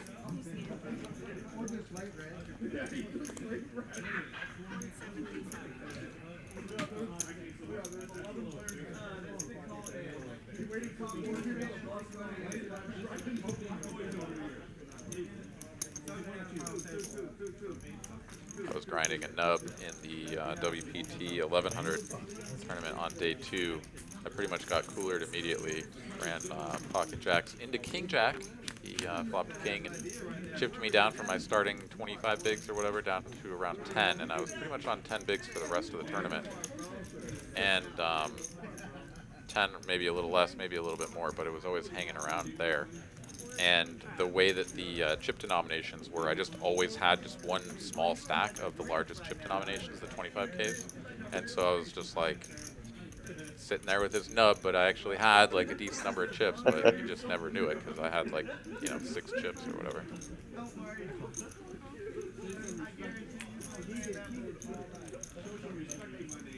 A couple of players with straight draws, as in 3 players with straight draws.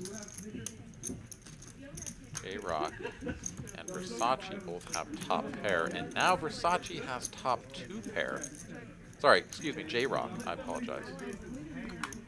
But Versace does pick up clubs to go with his straight draw pair combo. J-Rock is ripping it in here. And now, I mean, yeah, it's... Wow. It is an overbet, but it makes some sense, right? Like, he can get called because this is a very draw-heavy board. And he's probably got the best he gets of it called. right now. Yeah, Versace puts it in there. If Carlos gets out of the way, which we suspect he will, given the size of these bets, yeah, that equity is going to shift further into J-Rock's favor. But he is not out of the woods. Versace here can hit a lot of cards to improve. 6 or a 5 is not one of them. Needs to be a 7, a deuce, a club.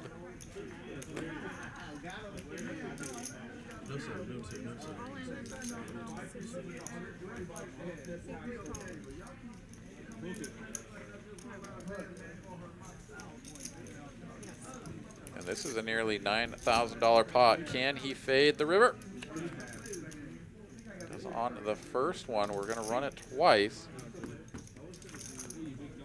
Ooh. And chop it up.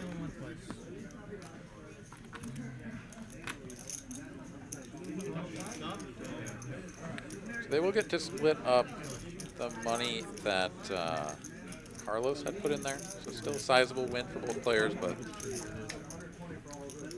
seen a lot of these chops here when these players are running it twice.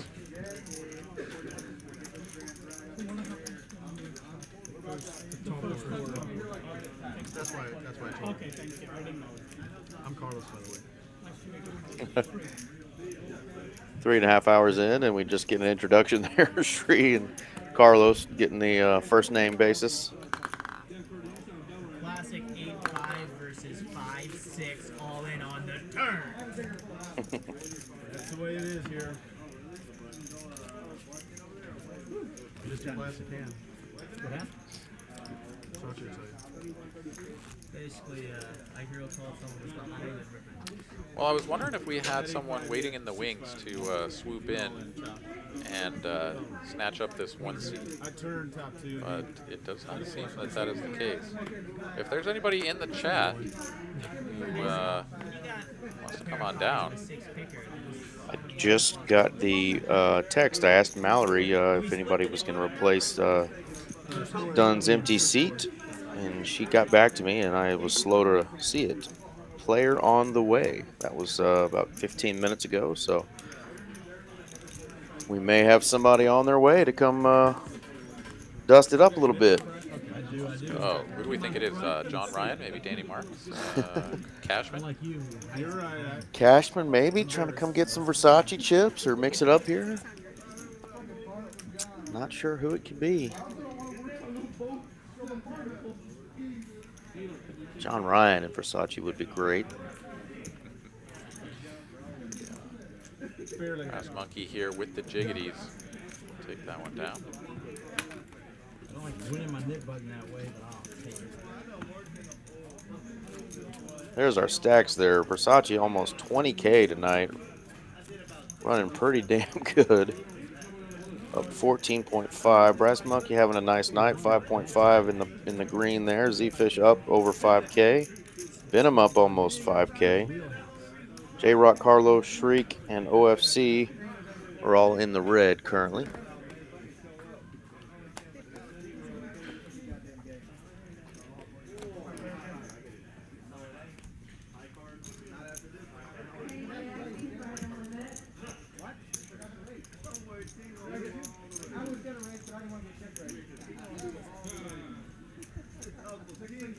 Versace, fresh off his chop with 6-5 of clubs, has a 6 and a 5, one of which is a club. He's going to try to finagle his way into another victory.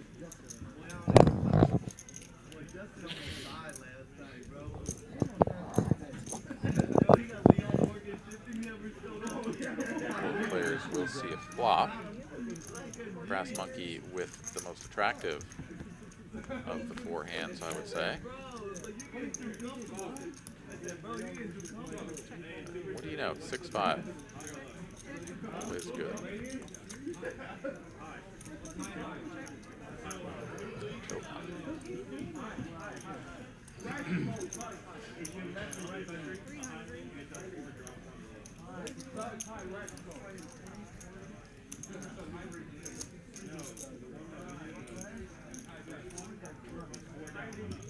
But a cheeky little raise here. Check raise from Versace to 1,200.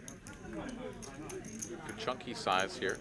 And Brass Monkey's like, you don't say. And no 6, no 5 somehow. He's putting in a big bet here. Over bet.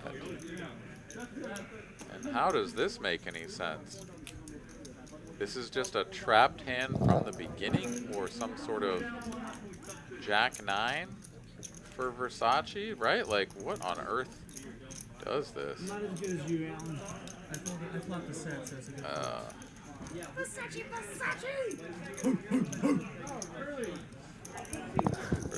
Versace, with the... what's that Italian thing there? Yeah, the Italian thing. Okay. Well, Versace has worked his way up over 20% VPIP. He has gotten rid of his nick button, and he has endeared himself to everyone at this table. Absolutely.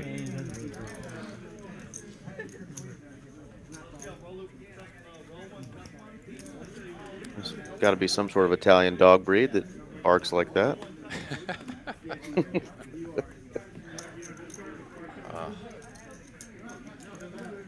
I wonder how much that medallion weighs, or if it's just light plastic. Yeah, that looks jersey. Very plasticky to me. And it does. It just doesn't seem comfortable. I mean, he's just rested on the rails. I know. He really has to support much mass, but yeah, it's bugging the ever-living hell out of me. But I just can't. It took me 45 minutes to figure out that was a hockey jersey. You know, I knew the team logo. I just didn't realize that square-looking thing was actually a jersey with the 2 arms and everything. That's funny. Wow, what a flop we've got here. Carlos and OFC both have a 6 and a decent kicker, if not the best kicker. And Brass Monkey has King High Diamonds. Everybody going to stick around for 600, one would imagine. Indeed. We got nearly $2,500 in the middle. Going to a turn.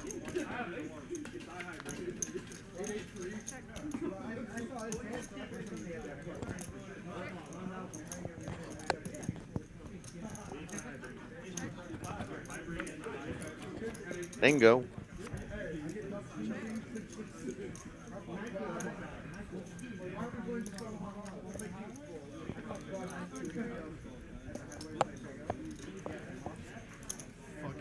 Yeah, diamond on the end. Just what Brass Monkey wanted to see, and just what his opponents did not.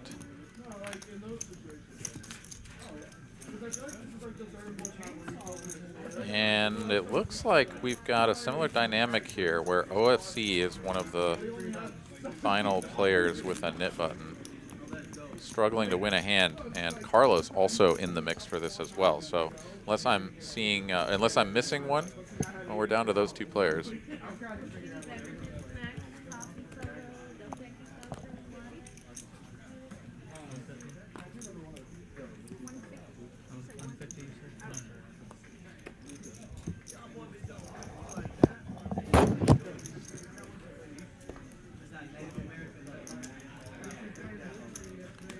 Carlos going to do anything he can to see a flop with a knit button. OFC in there as well. Everyone checks. Venom with a real opportunity to pounce with the Queen Jack suited, but he's seen the limp back raise game from Carlos before, and he is not going to open the pot back up. Checks through. Pair of 3s for Carlos. No. Streak has the aces.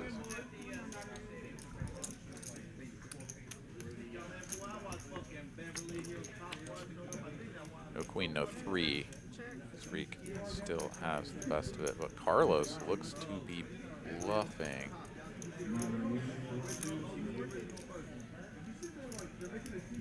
That's 450, overbet of the pot. Up by a wide margin, and yeah, with the top pair, he's got no kicker, but Streak's like, well, I don't know, you're probably just trying to win this, and I don't have any spades. Sure enough, good call.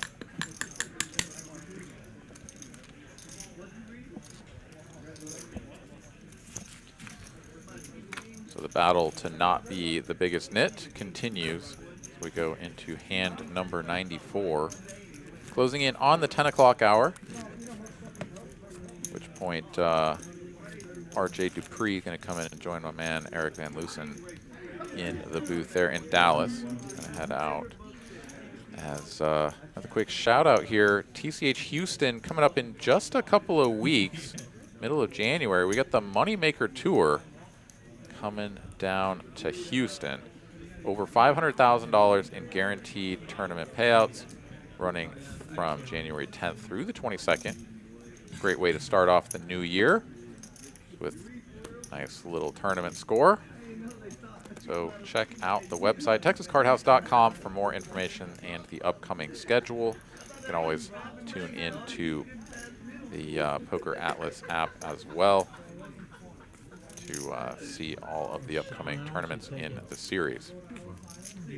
OFC is not going to have to pay this one out this time. He gets it through with the Queen 8 suited Carlos. Going to need a little bit of change to pay out his table mates their ill-gotten gains. By ill-gotten, I mean the penalty for being the biggest nit, $100 a piece.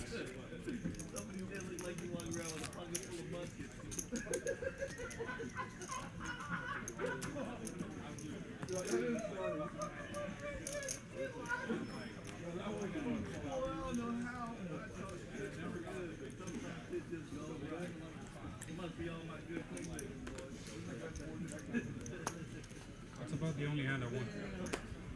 Suited one gapper here for Carlos and J-Rock. They're both going to limp from up front. Z-Fish, this is like the story of the night. Z-Fish just always has Queen Jack and is like, oh, I have to raise this hand. I don't want to, but I have to. And maybe I'll just win. Z-Fish, of course, one of the biggest winners here as well on the evening. As Queen Jack may not have been treating him the best. He does have a couple of L's in with that hand. Also did win a pretty good size one though, betting the Queen Jack down up against OFC, getting that one through with the triple barrel, which was quite nice. Ooh, nut low from Mick 2 in the TCH Live loyalty street. Sorry, buddy. Better luck next spin.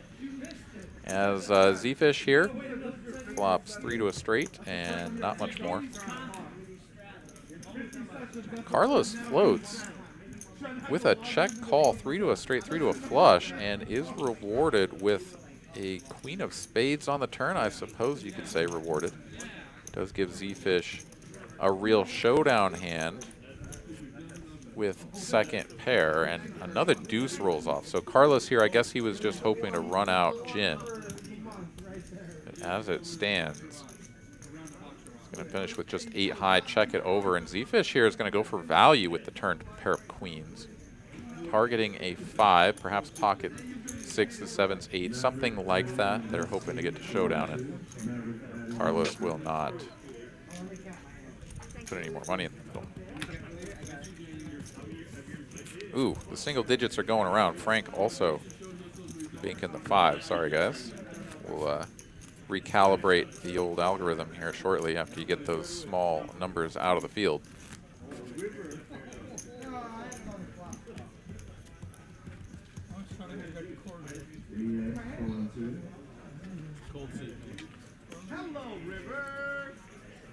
Well, our prognostications of who was coming in to fill seat number 1 was, that's right. We were on the right track, at least. You want to tell us who's coming in? Yeah, we're going to see our young buck, the youngster, Chris Cashman, going to come in and sit right there to the left of Miss Jessica. 2 seats away from Versace, rough. All right, we'll see if he can exact some vengeance for Dunn. That's right. 1 seat. That's Benham here with a lovely hand. Over pair to the board as well as a gut shot.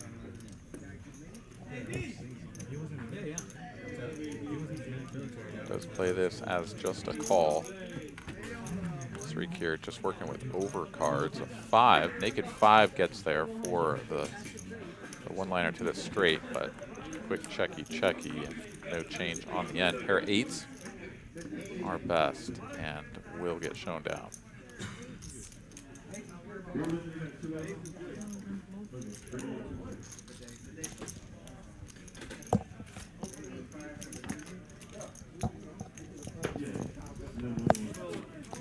One more look at profit and loss. Versace up over 3 buy-ins, considering a 5K starting stack for most of these players, including Versace.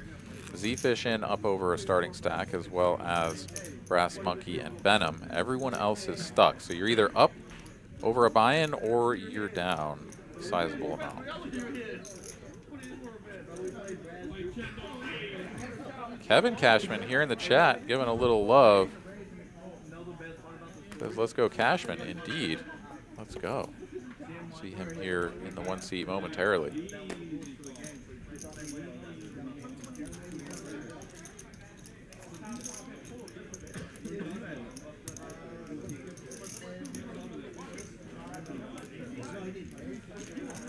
As 3 players are going to see a flop here.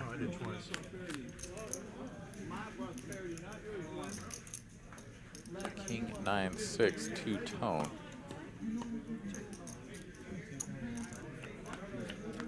Nobody has that much to go with, so checks through. Pair 9 still best until the gut shot comes in for Jack 10. Streak here. Loving that river card. Bets and wins.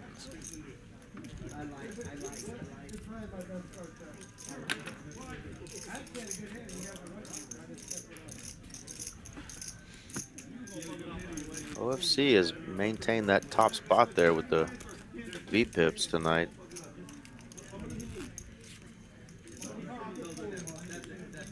Yeah, absolutely. Playing a lot of hands. Honestly, most of these players are in a very reasonable to sort of high-end VPIP percentage, except for Versace sort of consistently holding down the fort around 20% or below.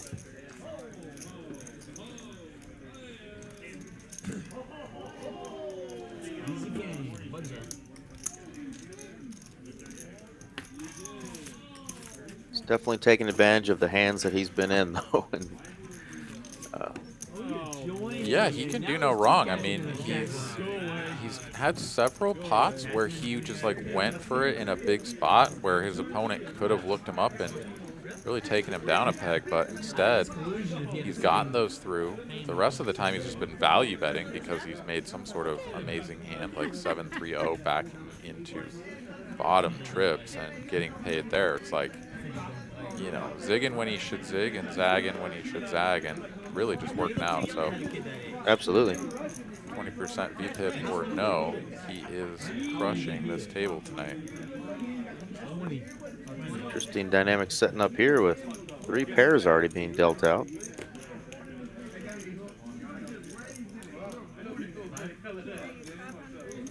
Big raise. Reina packing it in. Take care. Good night. See you next time. Night, night. All right. Using all the green chips takes it up to 500. And Benham, who just called the open, is in a great spot to complete. Let's see a flop here. Will be playing out of position, but middling pair needs to see a flop. And only one overcard here could be dangerous for at least a street, maybe more, as Versace quickly reaches for a bet of 700.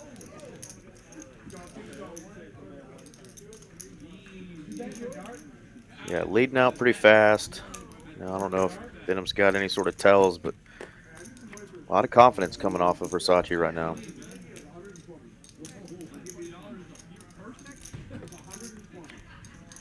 Check, check, and a queen on the end.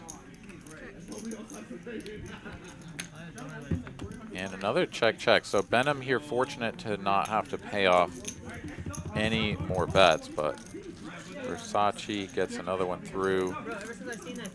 Gives the I swear I thought he said, I don't have anything before he turned that one over. It wasn't quite as much of a slow roll, but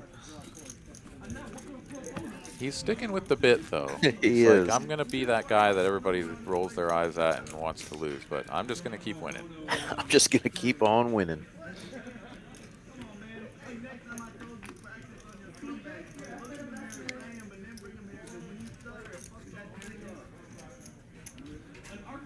The old Oakland Raiders, Al Davis owner used to say, just win, baby. Didn't care how you did it. Ooh, brass monkey. The aces. OFC on 2K in the stack. Is that accurate? It looks close. I think so. Maybe just a smidge over. Yeah, I think he does have a little bit more than that, but yeah, he's just going to make the call here. I think if he actually did have 2,000 and not much more, he may have just piled that in, but makes the call, brings a couple of the other players from the blinds along, and we see 9-6-3 two-tone. Ace is still best. Excuse me.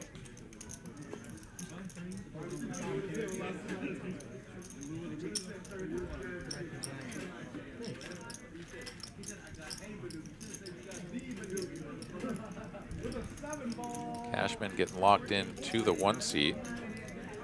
We finish out this hand. Streak gonna peel off a turn card here for 450. Needs an immediate 8 or 6, not a 7. Pick up some additional equity.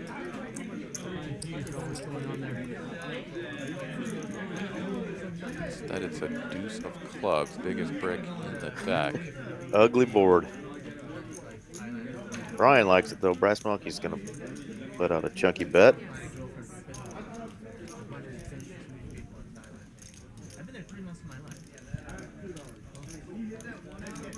Pair of sixes, no diamond, feels pretty good here. You don't love the bet sizes, and you don't love the fact that your opponent made the flop bet into 2 opponents and is continuing to tell the story while this pot gets larger and larger. But yeah, folding now does feel a little bit nitty, but at the same time, it's like, I don't know, man. I've got 8-6 off here. Like, if I'm defending this, then I've got all of this other junky crap as well. Like, ugh, just fold, and it's a good fold.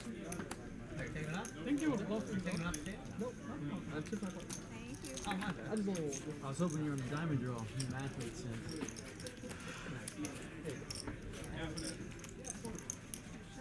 Shriek did ask to see a river. Looked like it was like a jack of diamonds or something, but nothing that would have improved him, and Brass Monkey takes it down.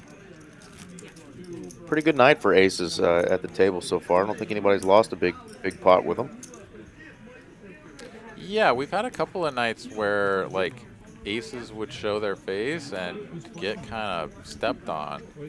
I know for sure, you know, Carlos took a couple of savage beats. Right. Maybe, what, a few weeks ago, something like that, where I think he lost with aces twice or something. But if I'm remembering that correctly, I know he lost 1 big pot with aces for sure. But yeah, tonight it's like get aces win, you know?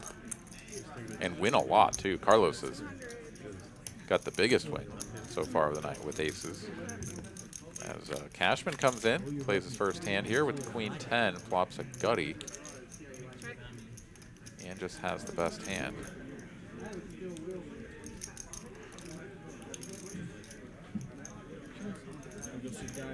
But Shriek is going to welcome him to the table with a check raise here with Queen Deuce. You love to see it. And I don't know that I know Shriek, and if he plays with these guys a lot. Do you remember seeing him on the stream before? Or seeing the name? So. Okay, I don't either. Well, if you're going to check raise, okay, never mind. I was going to say, if you're going to check raise the Queen Dewey, picking up the 5 of spades is a pretty decent card to continue bluffing. But Shriek was just one and done. And Queen 10 high is going to just happily get to showdown. He's like, nah, I had the best hand the whole way. I knew it. Yeah, the last stream that we did with Chris on, I know I can't remember if it was last week or the week prior when it was you and I in here, but Chris just had a solid night, but you know, kind of started off slow for him, and then it was just $1,000, $2,000, $600. I mean, nothing just crazy pot wise, but just kept building up some momentum towards the end of the stream, and ended up with a really good night. But you know, didn't have to face a lot of you know, crazy bets against him or any big sweat decisions. Just cool breeze, you know, just chipping up. And it was stuff just like that right there. A cool $1,200 with Queen 10 high. Yeah. Dude, I don't know. Like, some people like to go in and have a session where they're just battling the whole time and always in tough spots, but making good decisions and all that. Like, and fair play. Like, that does make the game fun and interesting. But sometimes it's so nice to just sit back and feel like, oh yeah, no, I just had another good bluff catcher, and that guy was bluffing, and then this one, you know, just had the nut hand, and my opponent had a good one, so I just bet 3 streets and got paid. You know, it's just like easy poker. Like, yeah. Ooh, Cashman, he's up 15.5K. He's close on the heels of oh wait, okay. All right. That is clearly a clerical error. He is I not do up see his entire stack. 4, 5, and some change. So does not have over 15K in his stack. Does not appear, at least, unless I'm If missing. you win the first hand you play, you instantly go up 10K. Yeah. And it's all profit, even what you bought in for. That's right.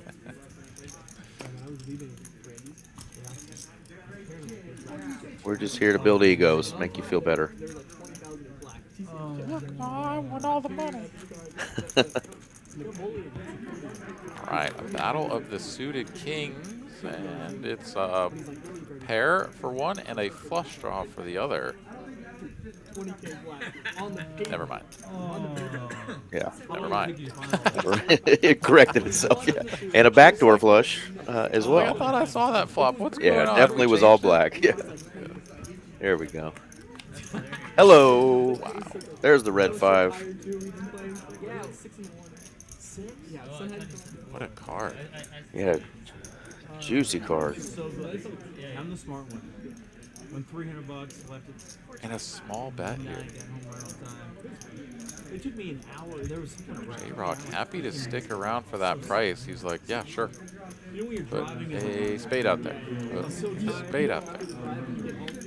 Instead, he gets the worst card in the deck. Worst card in the deck. Oh, no. He's playing kings and 5s with the queen kicking. And, oh, man, depending on the size here from Streak. Oh, well. It's not going to raise. Instant call. Oh, brutal. Can't believe that river card. Oh, that's 9. Wait, 9-5? Okay, all right. There was a misread there. It was not king 5, but 9-5. Still going to do the work. Yeah, but he did have the king in his hand with the spade draw. J-Rock did, so that was a terrible card for him. Oh. Whew. Truly. Just a cooler of a river. You know, and God, when those happen, it's like any other river that doesn't complete my flush, I just fold. But instead you put that offsuit king out there. There's 2 of those in the deck or whatever it was. Like, I guess there was 3 because technically we didn't have the king 5 of clubs, but geez, that's just nasty. And a great sizing there from Streak too. He goes nearly full pot and gets snapped. Like, oh, what a great feeling. You're almost actually a little bit scared that your 9-5 is like no good. You're like, wait a minute, I just got snap called. Does he have a better 5? But no, just a king.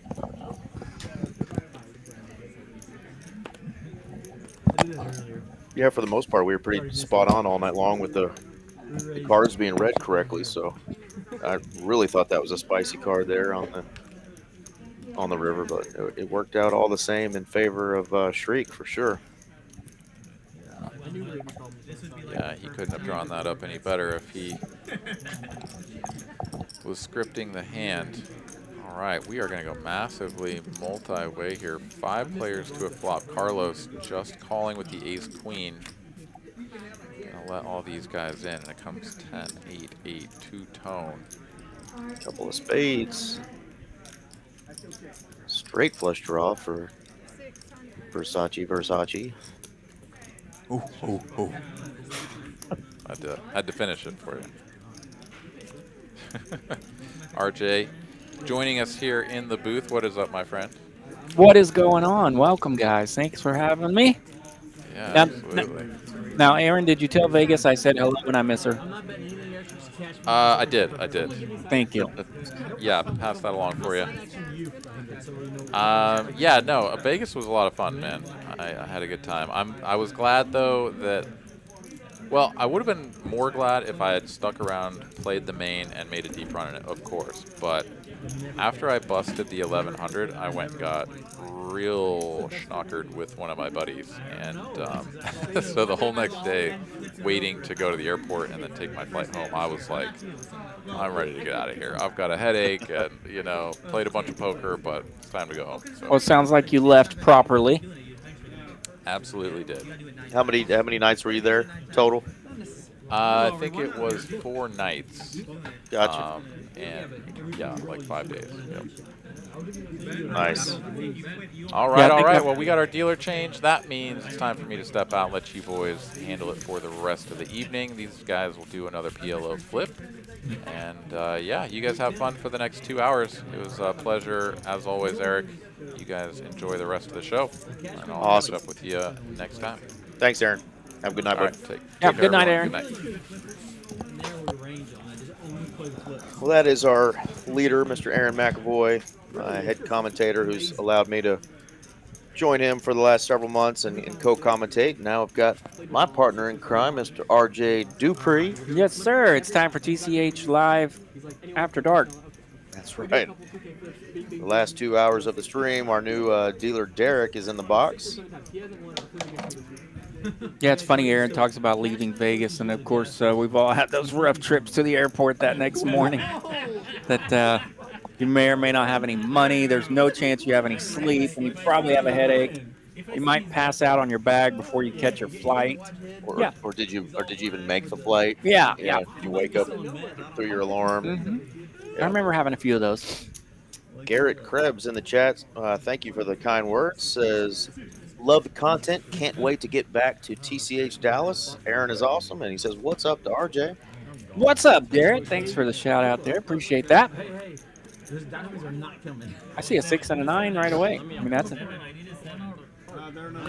was nice of the camera. Probably not going to win, but it's a funsies. That hard. Oh, take another that. 6. How about a 6 or a 9? Good Jimi Hendrix song if 6 was 9. I'm confused already.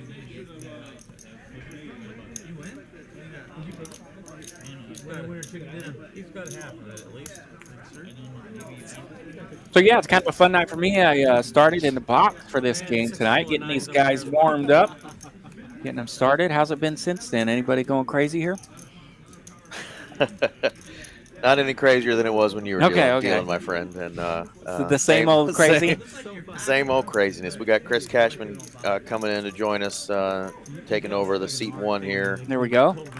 And yeah, we'll see the stack sizes here in a bit to kind of re-look over who's doing well and who's doing not so well. But we all know the new guy to the stream, Mr. Versace, is tearing it up tonight. Really low VPIP, but he's taking advantage of the situations that he's in for sure. And he will get after it when he is in there. Look at that 88% aggression frequency. Absolutely. Yeah, I saw him in the lineup tonight, and I knew his aggression frequency was quite a bit higher than some of the guys we normally have on here. So I was kind of interested to see how he could be a spark plug to the lineup for sure.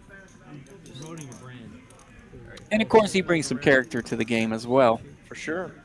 Seat 4 folds, seat 5 calls. 3 players.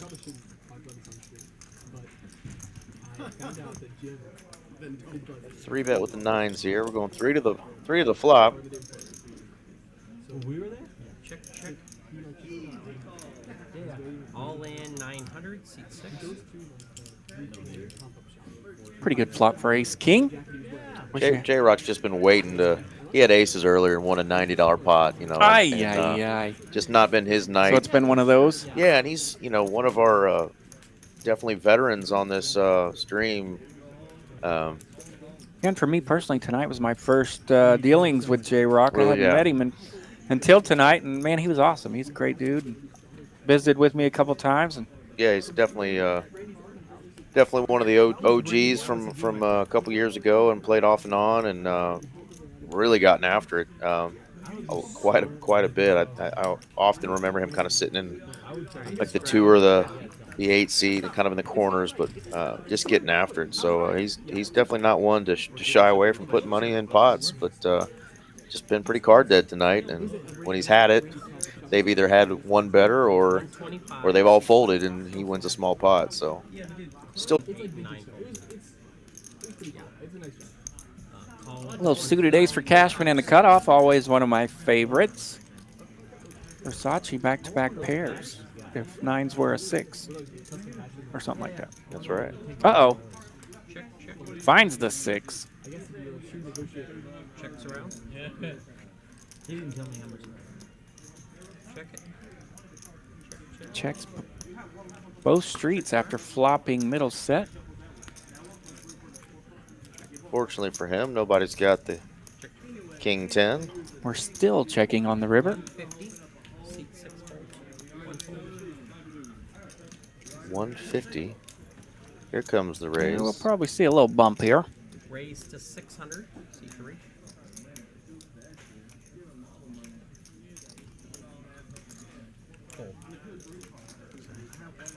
Yeah, flopping middle set in the small blind. Usually quite a bit of fun, but there's just nothing out there this time to pay him off a whole heck of a lot.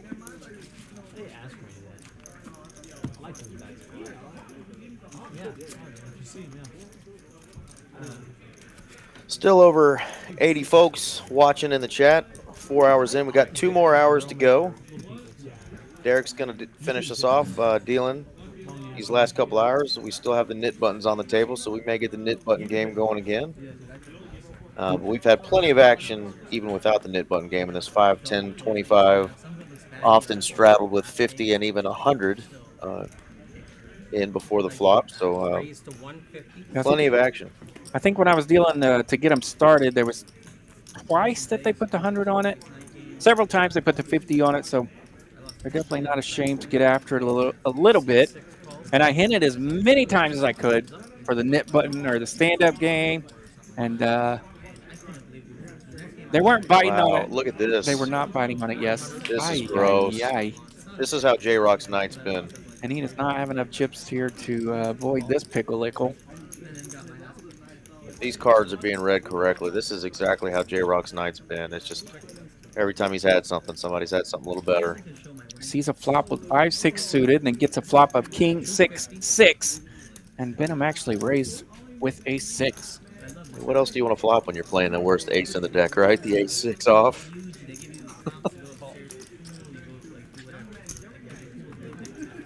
Needing a 5.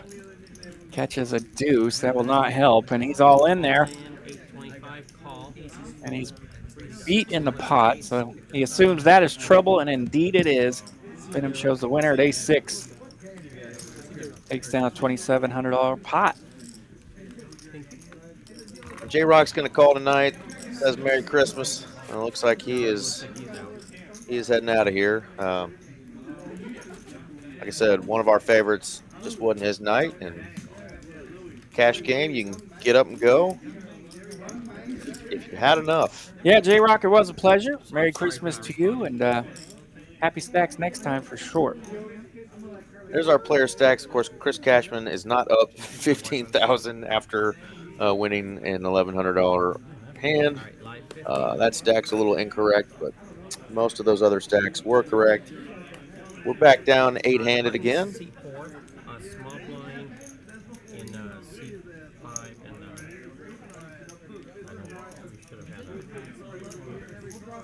all in. OFC, one of the players trying to get his stack back on track. He's going to rip it all in here. 150, yes, and then I mean, yeah, but I'm telling you. seat 7, one hand. That's how you don't lose it. No, seriously, I do all the time. Yes, he shoved it. The only negative is sometimes it gets scratched. OFC jammy jams it with the J9. One of my favorite hands to get in trouble with, apparently, as well for OFC. The offsuit variety for just under $2,000. No big deal. Okay, it's right. The button will be dead. Well, last week our biggest hand was like a $24,000 pot, and we have not had that kind of big pot tonight. We still have 2 hours left. There's at least a couple of stacks that are in the 15 to 20 something $1,000 range. There's Versace stack at 24,000. So we could still have a 20K plus pot, but we're going to need something spicy to happen. Let's push it into existence here. Brass Monkey going to help us out by raising to 150 with his pocket tens.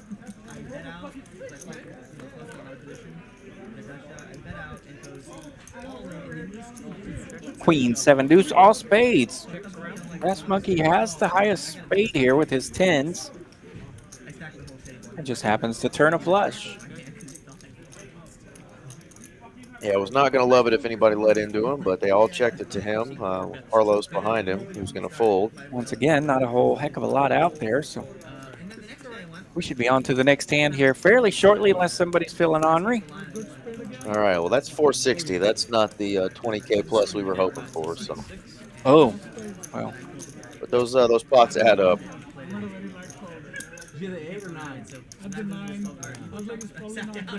And number 111. I think you dealt about 50 hands when you were in the box there. Did I? Yeah, 50 plus maybe. I felt like I was slow, so yeah. I hope we did okay. I mentioned it when it was at 48, and I think you dealt a few more after that, so I think you were getting them out pretty good. Yeah, the stream can be a little weird. It's obviously a little different for us as a dealer. Everything up there is just a little different. So, and then counting out some of those big stacks sometimes takes a few minutes. So normally it's not abnormal for it to go a little slower than normal. And then, of course, everybody trying to read their cards and make sure all that stuff gets done. And so it's not like your standard garage game where you can just ching, ching, ching. Yep. Pocket 10's making a sighting again here. Carlos has them this time.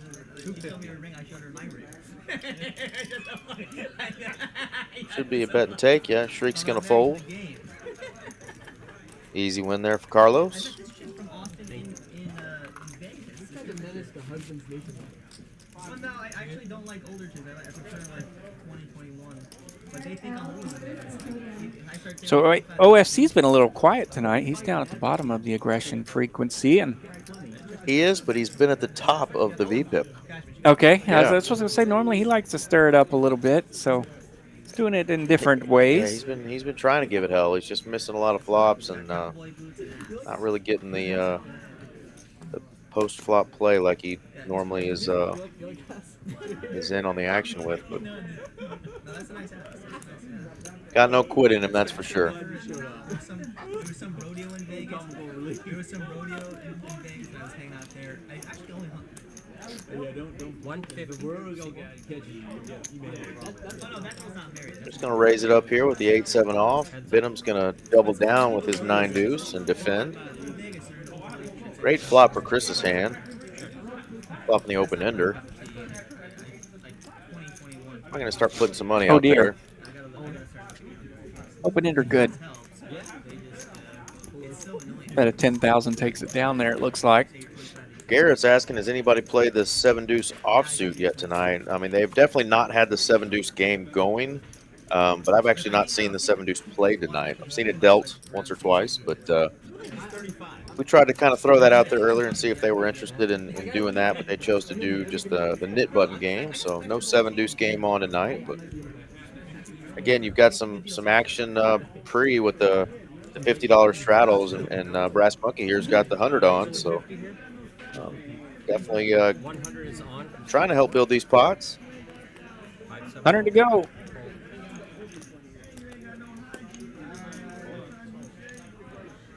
Hit him never. 300, seat 2. Call C3.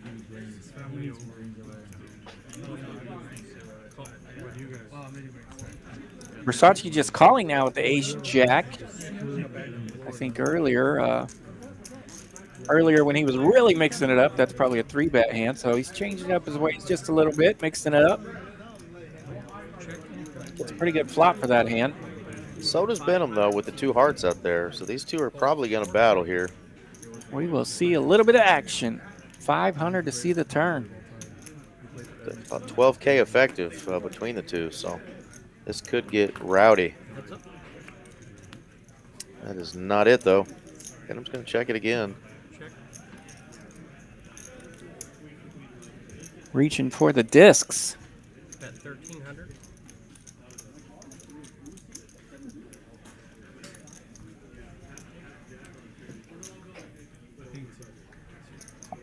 One card to go. Nut flush draw. A little bit dangerous here, but he knows those effective numbers are pretty juicy here. And bricks it. Brick. But a good run will continue here for Versace. Let's see if he can attempt any value out of this river. Yeah, probably thinking a 9's not going to be checking to him on any river here. Probably going to get some value. Just put $1,000 out there. $1,000 begging for some value, and he gets the call. So he will get 1K of value on that river.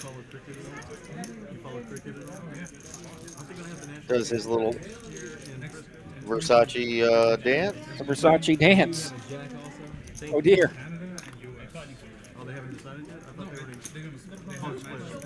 Double Versace right there. Double Versace. Show me the money. We've had some dog barks out of the man. Yeah. Okay. Had a little slow roll. Had a little bit of everything, you know? Yeah. Kid's in character. He's having fun. Making friends.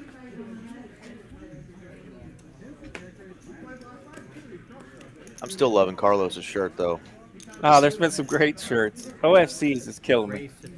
Which you heard the story, right? That Carlos said it was his Yeah. shirt that he took to a party and then gifted it back to OFC. Raise to 800. Seat 4. I don't understand a game that can last for 3 days or it can last 3 hours. My law partner's from India, and her husband just went to India to watch the finals. He was there for 3 weeks. Pocket 9s. That's what you have?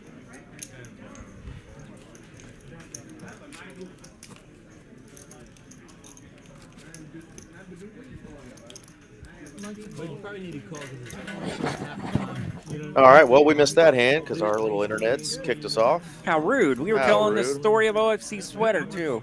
We've been trying to call Al Gore to have him come fix his internets that he invented, and it just hasn't yet, so we're working on that. We're working on it. We're working on it.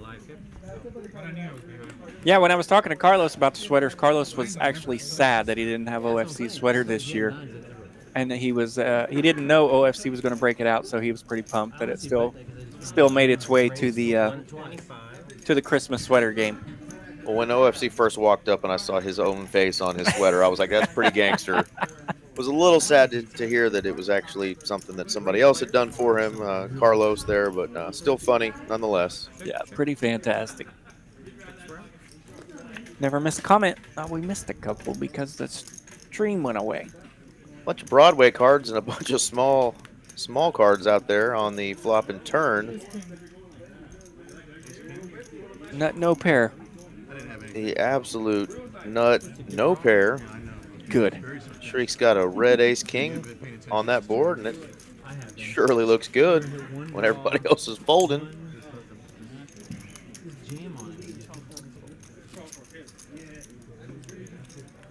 And Carlos rocking the Santa Claus with the sunglasses on, saying, "There's those VIPs." Saying, "Where the hose at?" That's what Santa's saying. V-pips.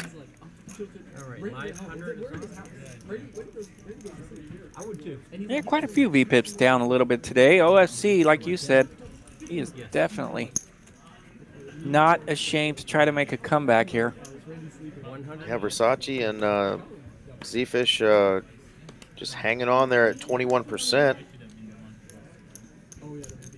250 here. Seat 2. 250. Z-Fish hadn't really had any hands either. He had to call a $5,000 river jam with ace-3. No pair. And he did, and won. Nice. And he's been on auto mode ever since that's that call. That's grinding it out pretty hard. Who was the better on that, do you know? Sadly, my boy, Daniel Dunn. It's okay. But we know the kid will be back. It's okay, we still love you. He'll be back. Oh, Dunn did it. Kicking arse. He'll be back kicking arse. Bunch of hearts here on a no hard board.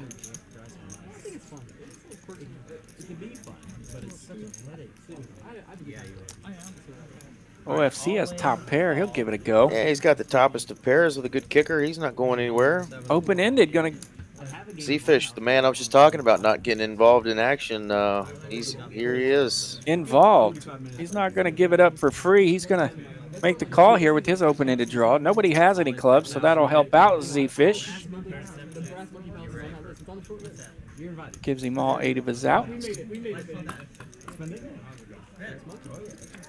It's not one of them. Pairing the board, needing a 3 or an 8. Not a 3 or an 8. Ran it one time, and that is a big hand for OFC that he needed to get right here.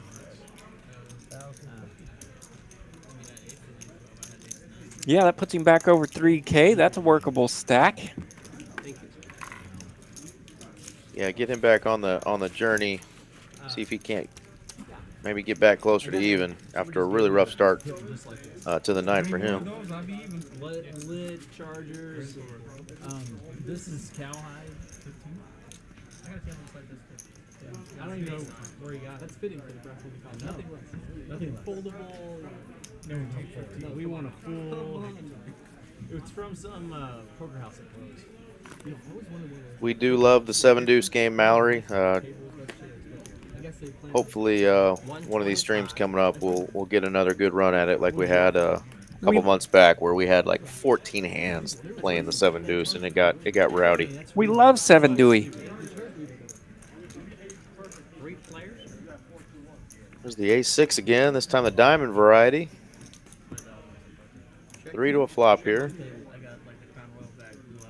Cashman still with the best of it with 4s.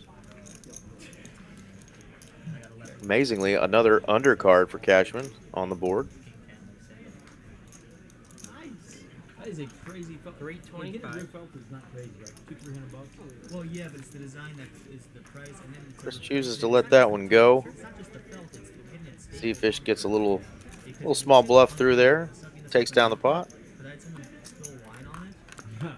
Says Carlos calls, but Carlos folded there. Z-Fish takes it down. Good turn. Yeah, the cards have been a little bit quiet. Sometimes that'll happen where the cards just slow us down a little bit, just nobody connecting a whole heck of a lot. These guys are pretty sharp. They'll still try to win some pots.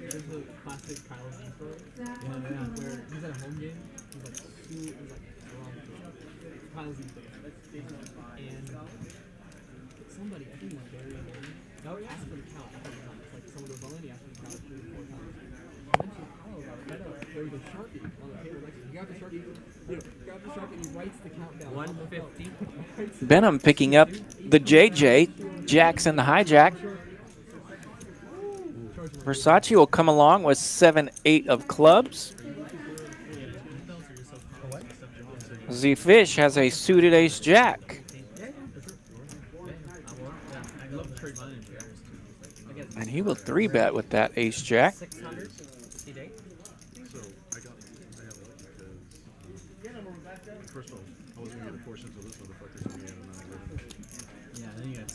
Benham going to put in the call.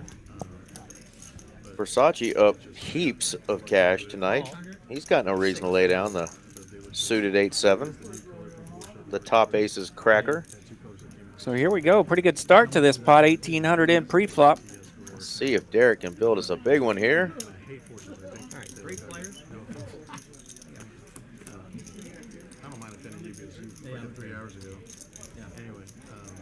Not suited and not connected. Yeah, relatively safe flop for Jacks. We'll see how Benham decides to approach this flop. Z-Fish is going to lead into him, though. He may want to find out some information on this flop.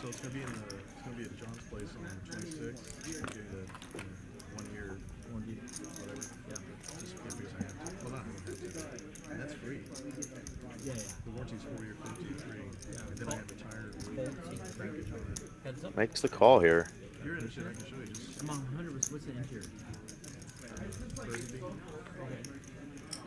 Good card for Benham's Jacks there. See if Z-Fish slows down and checks back. Yeah, he does. He's going to check it over to Benham. A little pot control. Benham's going to check it back. needing to dodge an ace there. Jack would have been a great card for Benham on the river. Yeah, a lot of times that turn you can bet for value there, but if you're playing it against an opponent that'll smash you back, nothing wrong with pot control and showdown value there by checking the turn. Really two different ways to play that hand. Neither are necessarily wrong. That's where poker and knowing your opponent can come in handy.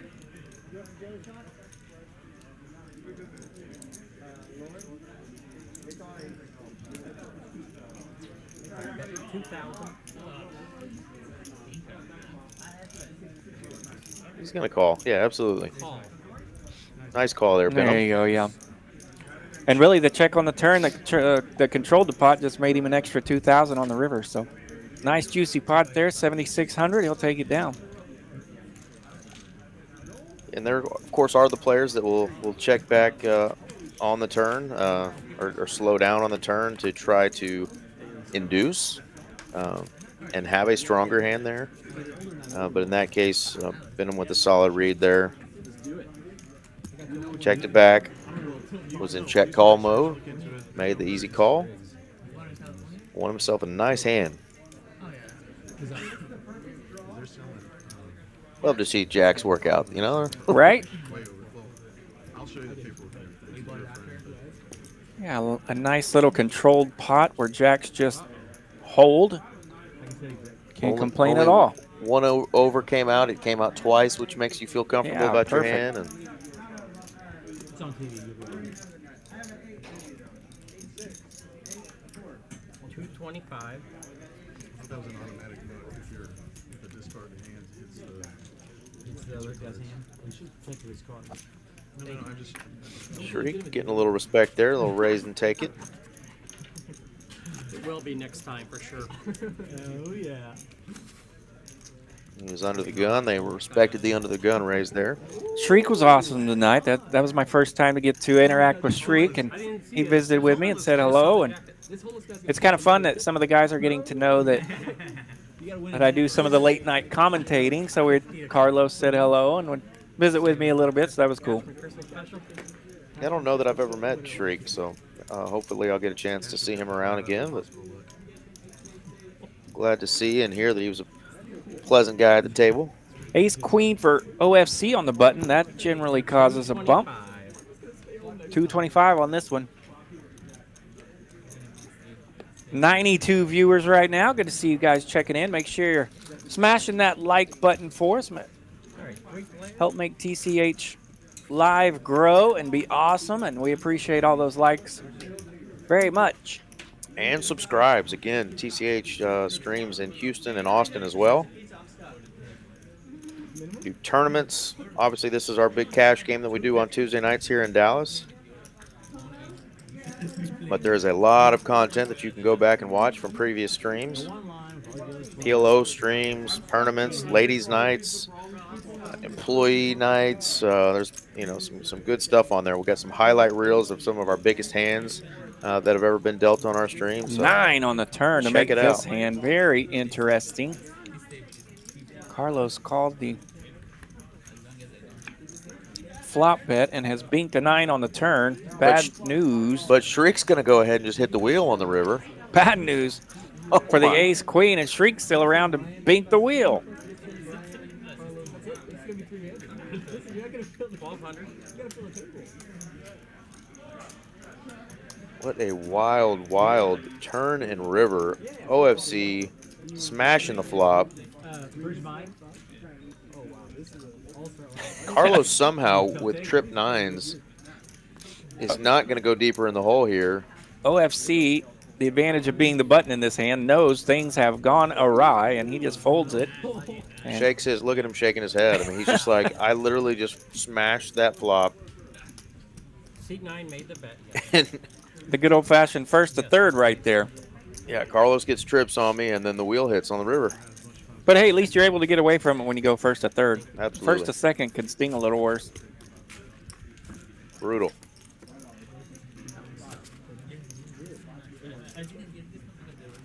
Always aim to make the crowd there. going away on the turn.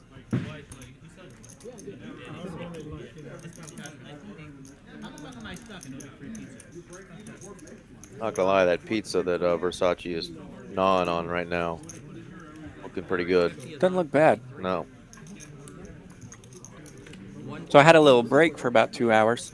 You want to know what I did? Hit me. I went and had a pizza. Fantastic.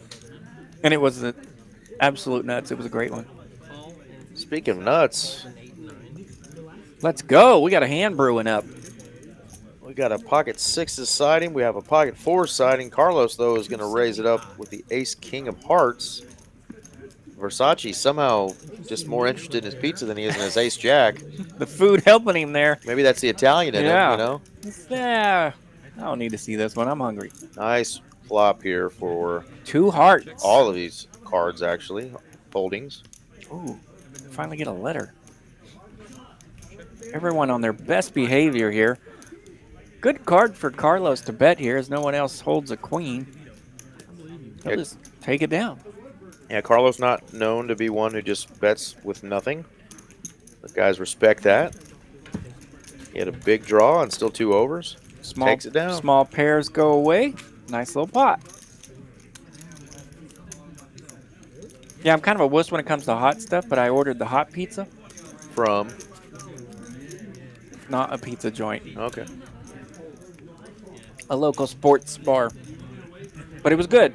Nice. I kicked off all the pepper, and then I kept the jalapenos. Because it applied about the right amount of heat. It was pretty fantastic. Made my face sting just perfectly.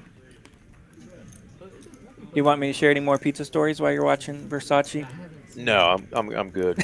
You lost me with jalapenos because I'm a sissy. I can't handle any heat. I can't either. I put a little dabble of sriracha on my pepperoni pizza, and some of that grease kind of helps dull it a little bit. But but I enjoy it. I kicked off the jalapenos. I just used them for flavor. Dip it in ranch. Take it to Pound Town. Suited connector versus suited gapper here. And how about a couple of kings and a 4? See who wants this pot the most. 9-10 picking up a bettable gut shot in this pot. His opponent had folded before his chips even hit the felt there. Thanks everybody again for joining in the chat tonight. Hope you guys have enjoyed it, kept it interesting. Let us know if there's anything, any players, anything you'd like to see on our Tuesday night stream. We're always looking to improve and keep you guys entertained. If you'd like to join the stream, I'll put that up in just a little bit, but contact Miss Mallory. She sets up these lineups. Obviously, sometimes we get cancellations, so there's opportunities for people who are in town or locals to play on these Tuesday night streams. And I'll put up that link here in just a second. Show you guys how to get in on this stream. They usually start off with about 5,000 in their stacks, but it is match the stack after that. So this game can get as big and as nasty as you guys and gals want it to be.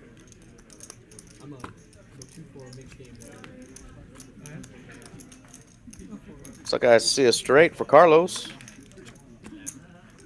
Take it. Takes down another small pot. And a little frustrating there is it's just a small pot, but really nobody had anything, and he just happened to run into a straight. Take it down. There's Mallory. There's the beautiful Miss Mallory. Phone number, email address there, tchlivedtx@texascardhouse.com. Scan that QR code.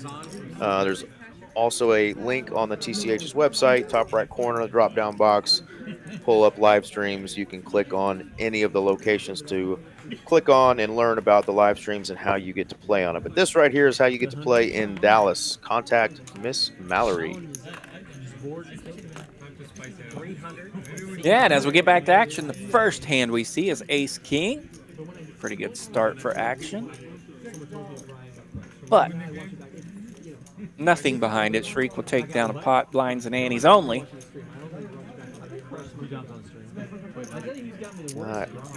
Heard Z-Fish asking about the knit button game. Knit button, let's do it. Looks like he wants to get the game spice back up. He's getting bored. He's getting bored after making that crazy call with the ace-3 of diamonds. He's ready to spice it up again. So who was that suggested it? Was that Z-Fish? It was. All right. My man.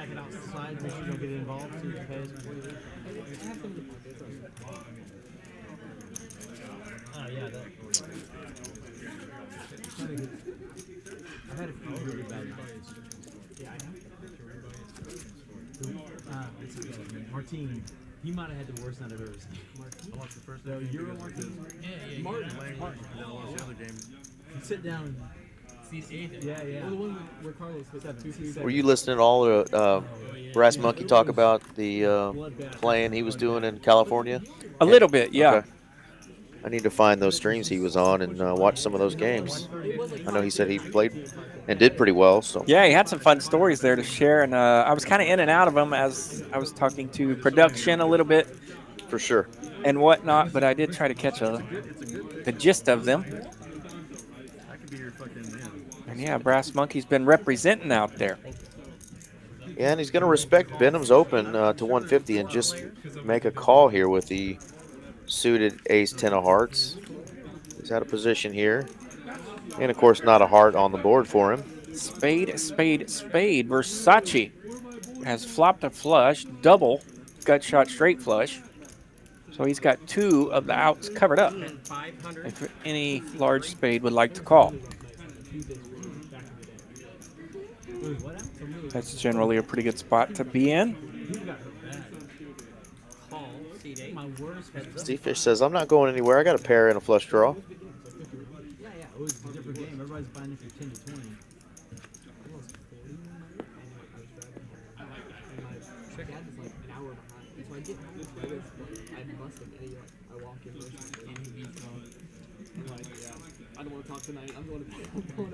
He's reaching for a pretty good chunk here. The wins are easy to sleep with. Keeping that aggression, keeping his aggression rating up pretty high.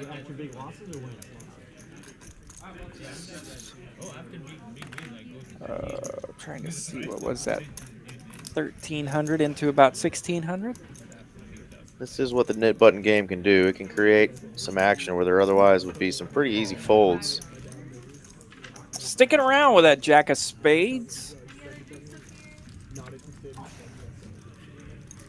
It was a black card. Whiffle. But a big whiff. Actions on Versace, and he reaches for some neighborly peanut M&Ms. Oh, wow. Double dipping. Holding a flush. He went back for more. Check? He's checked, yes. Holding a flush. Now asking if his opponent checked. Brass Monkey very generous there. And now just putting 3,000 out there. No big deal. 6 high flush.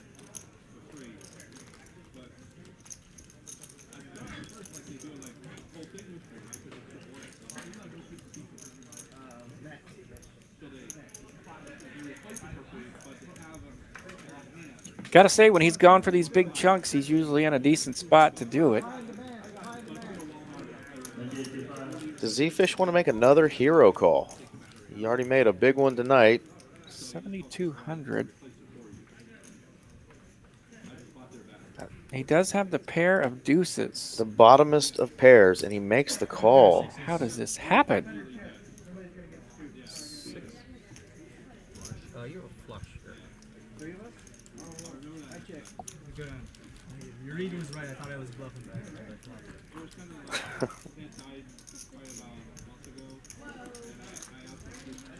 6th floor of spades, flops the flush and takes down a juicy one. $10,000 in that pot.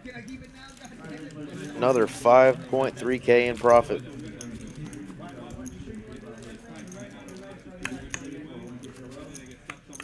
So the beginner's tide has kept flowing towards that 3 seat tonight. It is Versace's night in seat 3.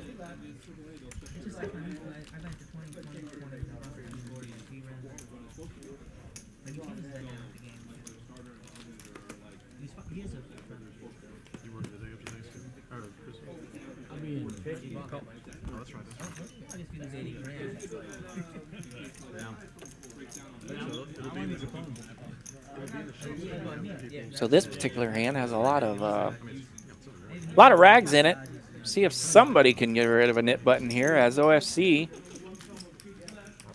limps with his ace deuce. Shriek will check it. Off to the flop we go.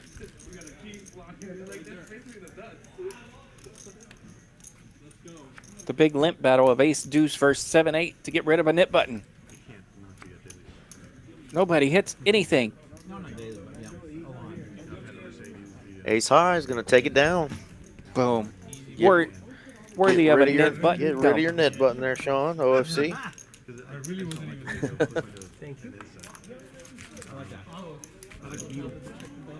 So he's the second one to get rid of the nit button here.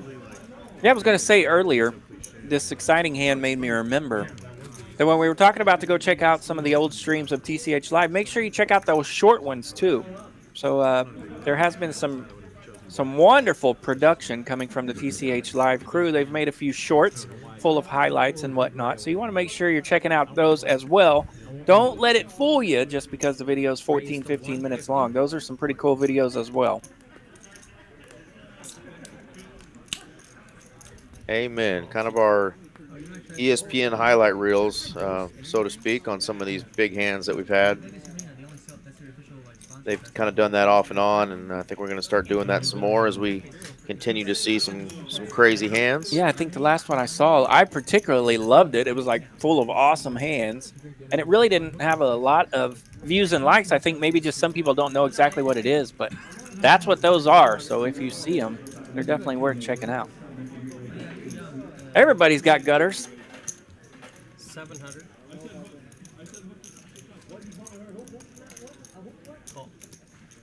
Benham bumps it up with his gutter. Everybody whiffs the turn. We still have the same gutters.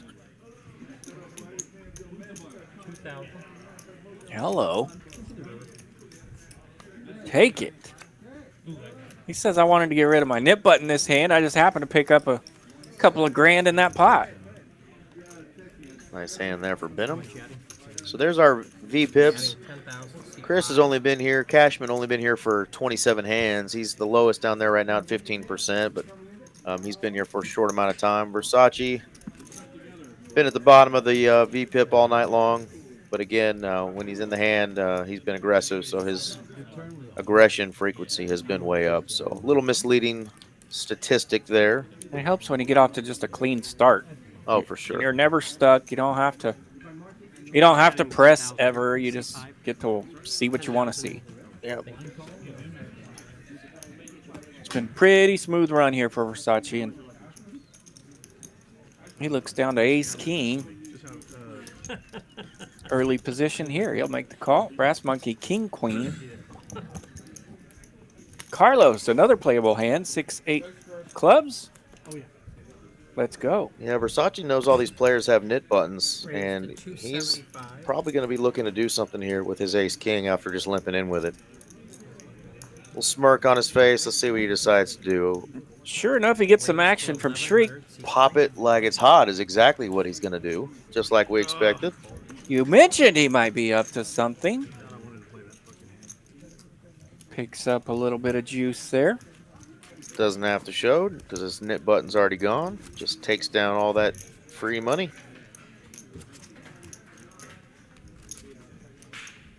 As you can see there, Versace's the big winner of the night, but he's only had to pre-flop raise 10% of the time tonight. So lowest in the V-pip, lowest there, or second lowest in the pre-flop raising, but his aggression frequency and you know, the opportunities that he's taken post-flop have just been on point. You know, a little bit of run good and some really good bluffs.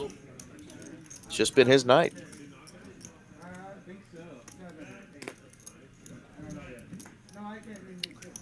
Z-Fish trying to get rid of that nip button on the button. But he gets a little bit of action from Cashman in the big blind. Shriek also will see a flop. Oh, Cashman did 3-bet. Okay. That's the Cashman I know. Thought it was. Seat 7 added on 1,000. So it looks like I have a stack. For a second there, I thought Cashman had flatted, which is not necessarily his style.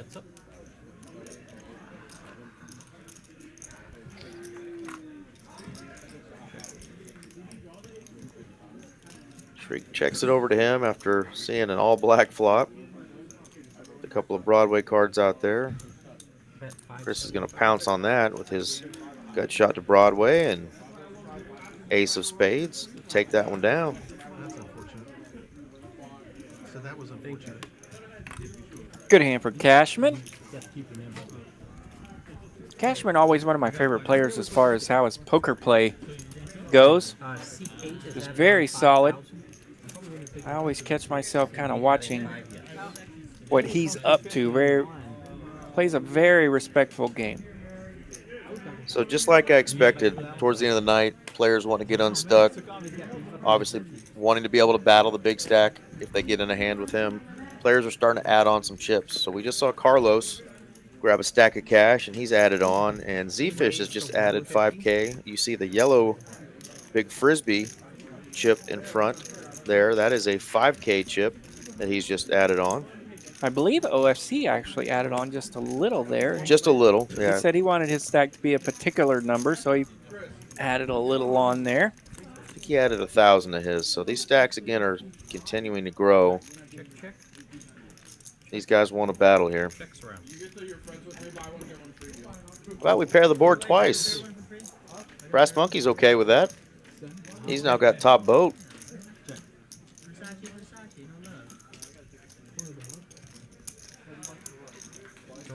That wasn't even a celebration. That was just a song.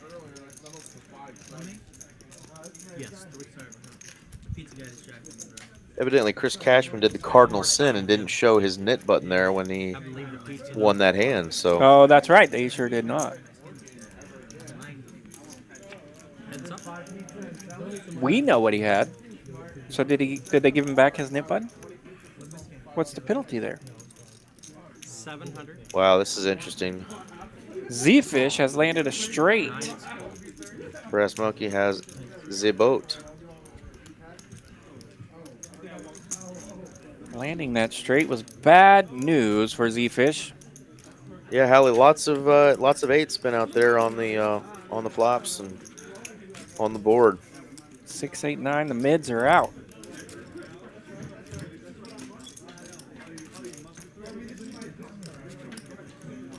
Now Mallory has noticed the penalty, and it looks like Cashman still has his knit button. So yeah, he does. Yeah. So it looks like the table noticed it as well. Yeah, I don't think he tried to get rid of the button. I think he just forgot about it. So I know Bridge Mike's done that on stream before. We've had a couple others. I was telling Aaron earlier, I was watching another stream, one of the California ones, I think, and Doug Polk even forgot to get rid of his knit button on an occasion. So I could imagine happens to the best of the best. I could definitely imagine that happening. We got a big hand here, Bruin. Raised to 1,600. Cashman, big ace queen. Gonna want to play the hand with the knit button game on. 1,600 to go now.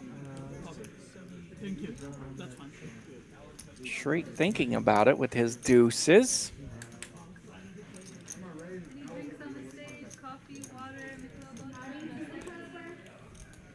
Benham may just take this down. Let's see if Cashman wants to participate.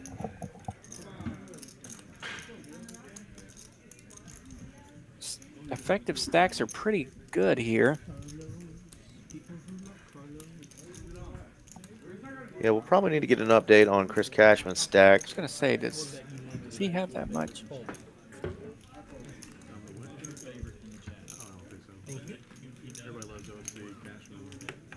I did see some discs in front there, so he might. But as predicted, we're getting to know these guys a little bit, aren't we? Benham will take it down. buys himself the button and a nice little pot. And on to the next one. Yeah, so these guys are definitely trying to get this game juiced up. We've got the $100 double straddle on again. 100 to go. There is a crazy limit game going on just off stage, and I mentioned that. I believe that Whiskey and Tequila is involved or something. And people from New Orleans. Yeah. Old Dustin Curley. So, yeah, they're having a good time. And don't think Limit Poker is dead, by the way. They're playing mixed games with Limit Poker, and it's Henri over there. Derek just said, have y'all met Curly? So, yeah. Everyone's aware in the room of who's there. Yeah, Z-Fish splashing it up, though. He's got his nit button. He says, I'm going to play this 7 or Jack 6 like it's He's tried aces. 3 times to get rid of that button. We're going to play it like it's aces. See if we can't make you fold.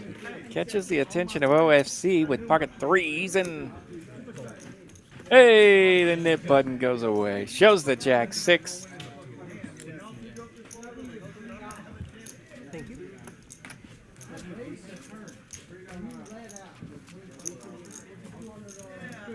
So there's our stacks there. There we go. Cashman's up $354, not the $15K like it originally said. But he does have about $15K in his stack. Versace is just crushing it, though. His stack is over $32,000 now. He's up $27,500. Pretty smooth run. Smooth as a baby's bottom. Cashman's going to pop it up here with the pocket 5s. Bet on the old Collin County Mumbler. It goes away.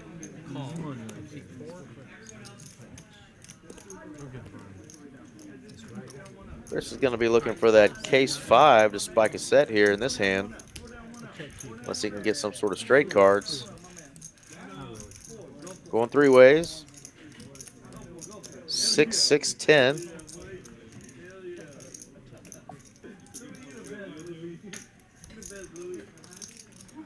I'm going to bet it like he's got it. Does have the best hand. Pretty friendly flop for pocket 5s in position. Brass Monkey going to stick around with his gut shot. And 2 overs. The ace could make things interesting. See if anybody wants to play the ace. Chris knows he's going to have to bet again if he wants to take this down, and he does. Good job, Chris. Hey, he shows his cards this time. Shows his cards. Does not allow his opponent to get a cheap river. Doesn't slow roll himself this time on the nit button. He gets rid of that. Yeah, nice hand there, Chris.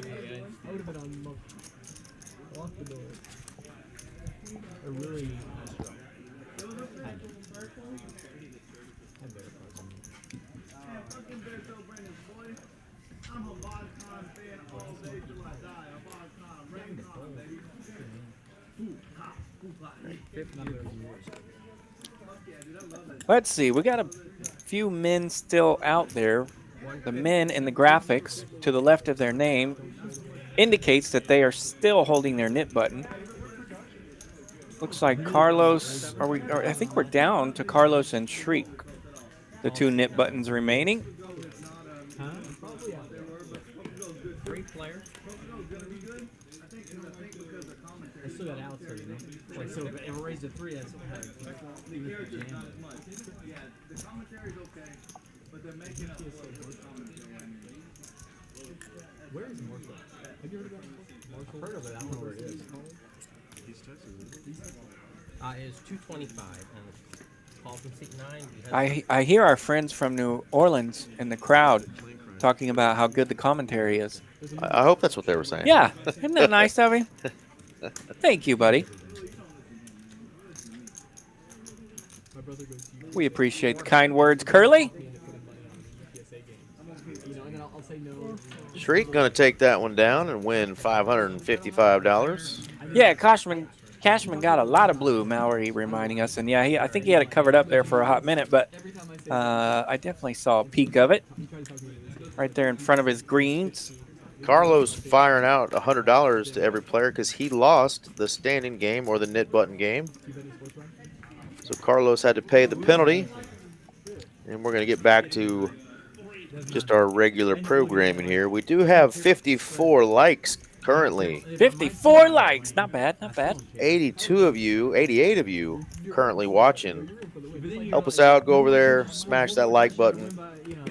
And the most awesome graphic in all of sports. Carlos has lost the standing game. Absolutely. And let us know if you're new to the stream, if this is one of your first time watching, or if you've got a family member or a friend playing, who you're rooting for, where you're watching from. See a lot of the familiar names that aren't from Dallas that are joining in the chat here. We got a lot of regulars that aren't from Dallas who chime in every Tuesday night and hang out with us. So if you're new, let us know where you're watching from, or if you've got a particular vested interest in any of these players, whether it's a family member or somebody maybe you staked tonight. Let us know who you're rooting for.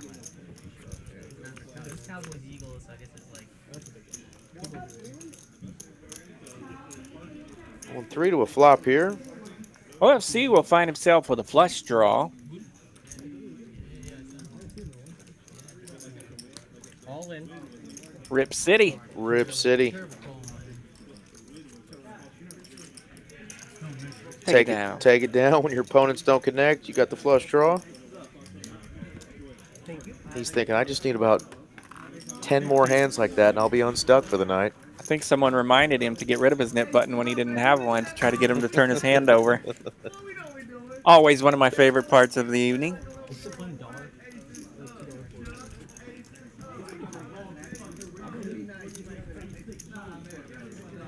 Who's this Cashman kid? There we go. Weird, he's got a similar last name, Kevin. Glad to see you in the chat. One of our faves. 200 C3.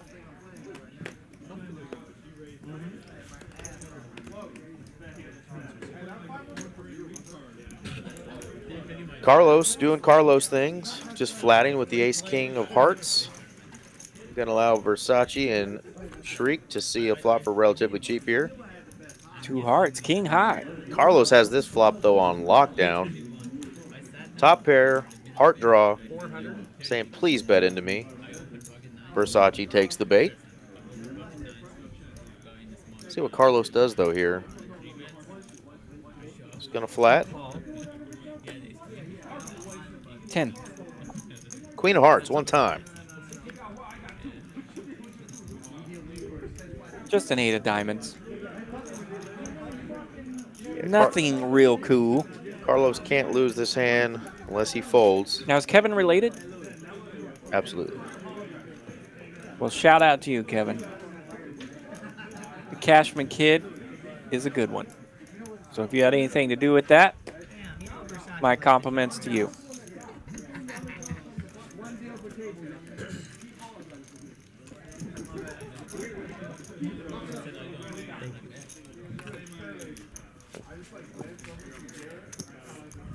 Versace folds, he says. Benham's such a cool character. He's kind of been the guy that Versace has nudged all night long. Yeah, for sure. To make sure that at least one person laughs at his jokes. Yeah. Benham's been a friendly neighbor and done at least a few fake laughs tonight. Benham's the best neighbor. Benham's just such a good dude. He'll keep, doesn't let anything bother him. He will definitely give you some courtesy laughs. Captain Positivity. Strictly out of courtesy only. Yeah, those are my favorite people. The people that laugh at my dumb jokes. God bless them. Yeah, I don't laugh at them. Thanks, Kevin. You did a good job. That's all I can say. I've played many hours with Chris back in the day when he was playing some smaller stakes, and seen him explode and his play just continue to get better. So well done. And my compliments to the father just as a person and as a kid.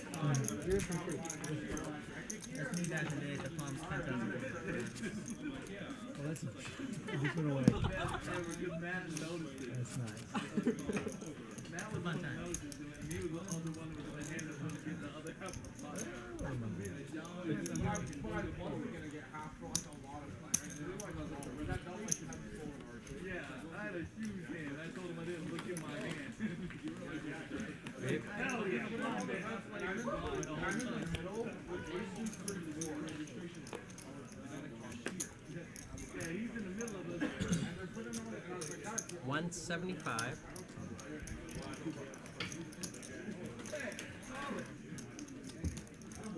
Raised 500. Yeah, just like that, we're back. Still getting kicked off the internet every now and then. Thanks a lot, Bin Laden.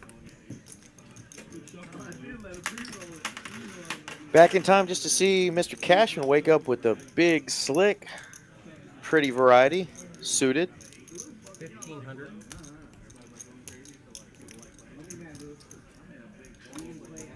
Cashman's like, enough is enough. Yeah, yeah. Enough building, but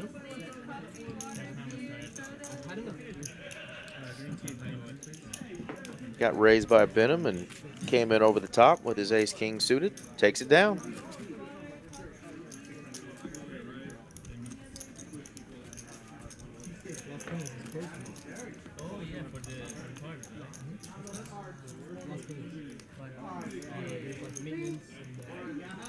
Yeah, and a surprise for the night for me is seeing Z-Fish down 5K. Made one of the best hero calls we've had on this stream, you know, but just has not really had a lot of other good run good other than that hand that he kind of had to force a win.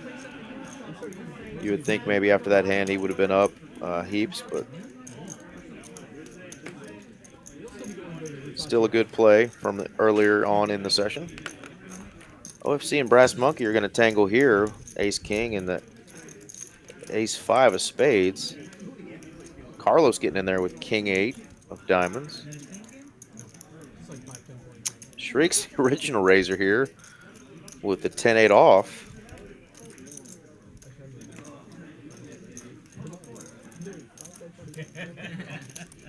Four players.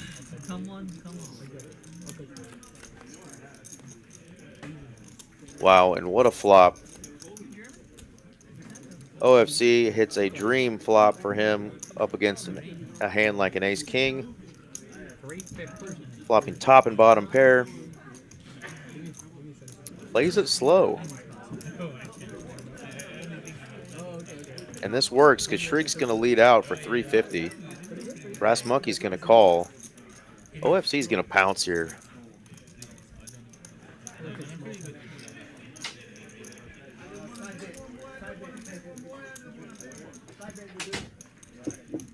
Raised to 850. He's going to raise 500 on top here. That's not going to leave him with even a pot-sized bet to jam on turn. And Brass Monkey just may do the honors here for him. A little top and bottom damage here. And he does. All in a call. This is exactly what we want to see here.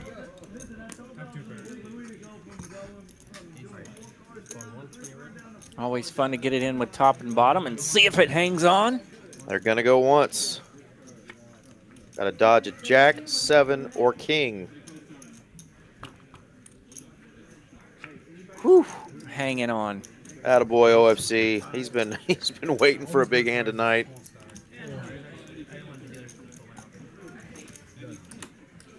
We're definitely by no means are rooting against Brass Monkey, but we know how those sessions feel when you're Brass Monkey and you just been getting your tail kicked in all night, and he's looking for some run good.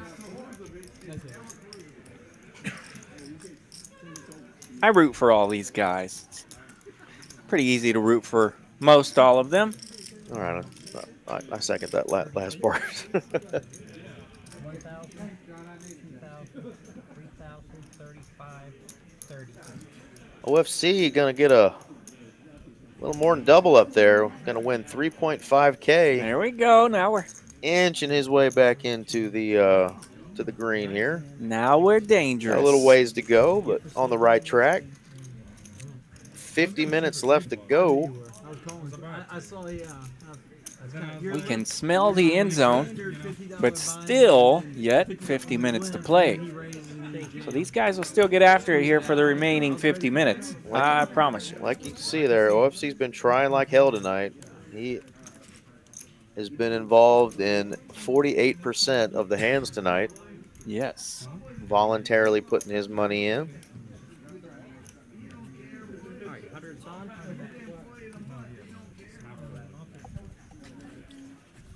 We should have a VPIP chain or VPIP belt. You know, like the college football kids are doing on turnovers. Something cool.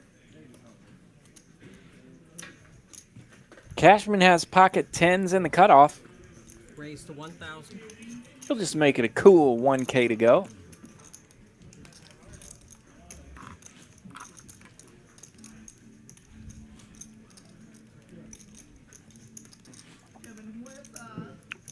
So OFC actually limped here with the ace-jack. Shriek raised to 300, and we have a 3-bet to 1,000. OFC after limping with ace-jack. Pardon me, he did not limp. He's in the big blind for 50. That makes things It's a weird spot to be in. more explainable. Solid player, you know, a little tight but aggressive, you know, Chris Cashman. Usually not going to be 3-betting very light. And ace-jack just gets put in kind of a tough spot there against 2 other opponents. Sure. Shriek only has to call 700 more, but decides he doesn't want to go heads up, out of position against Mr. Cashman, who shows the 10s. Ask to see a flop, ace-6-9. Shriek would have hit middle pair with the 9. And nada for OFC. Nada. No ace-jack. Yeah, I was wondering why the heck he would have limped there. I lost track of the button there. He was, of course, the $50 straddle. Making some monster folds.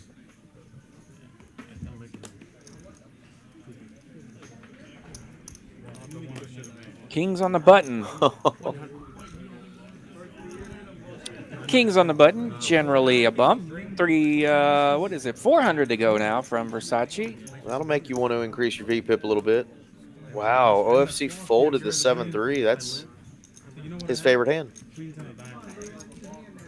It is. Not feeling it with his favorite hand tonight on his best behavior. Unless I've just made that up in my head. I'm pretty sure that's his favorite hand, though. Yeah. I think I've heard them refer to that, yes. I could be just making it up with you. Yeah, maybe it has to be the offsuit variety. Yeah. Don't know. Either way, easy win there for Versace with pocket kings on the button. Dream scenario for him, but no callers. Probably put in another opening raise here. Same bet.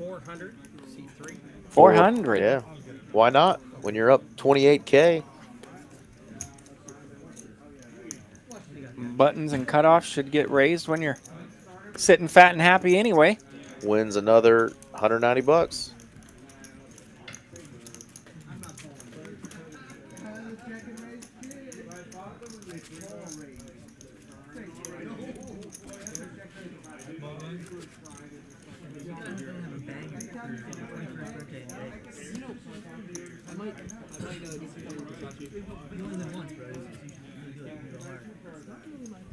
Not yet. You know, when you started getting a partying problem, like you're like poker, partying, like all other stuff, instead of just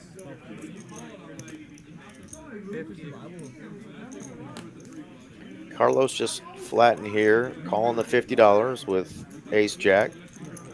Yeah, go ahead, your option item.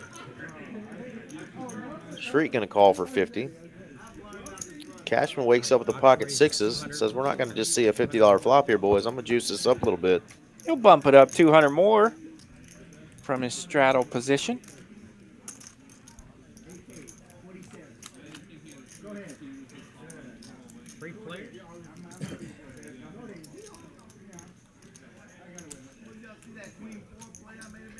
Wow, and everybody misses. Oh, not now. Till the turn.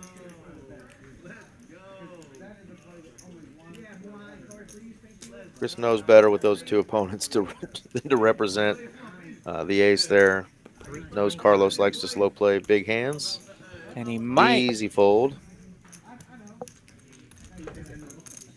As soon as he saw that ace, he was probably disappointed that he checked the flop. Usually when that happens to me, I fire about 800 just for funsies, and it goes not very well. Then I'm like, man, the only reason I bet there is because I was mad I didn't bet the flop. So if you find yourself doing that out there, youngsters, it is a phase. You will get over it. You will get through it. Don't punish yourself for a mistake on a previous street, right? Yes. Not a fun spot. Versace hadn't had any premiums tonight, but he's going to wake up with one here. How about ace king? He's going to open for 200 this time. Try to see if maybe he can get a little action.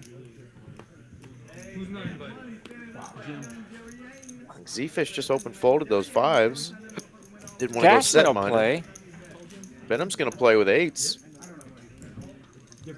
Cashman's got the J10 suited. If I were down a little, that's the stack I want to play against. Pretty good flop here for the pocket eights, I'd say. Pretty good. They're going to let Versace dump piles into this. Cashman, unfortunately, doesn't have a spade or any kind of draw with that pretty hand. He's going to let it go. So Benham will check call after flopping top set. A club. Ooh, Versace now has the ace of clubs.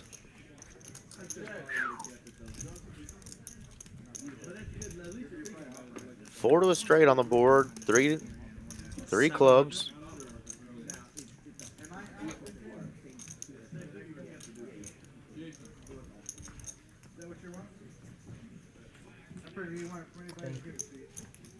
No pair there for Versace.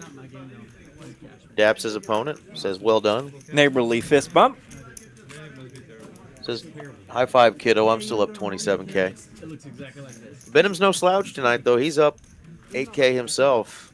Having a good night. Yeah, top set there. Always a little disappointing when you can't turn top set into a big juicy pot, but takes down a decent one. I was kind of expecting a different cast of characters. Did you want the Luke, I think?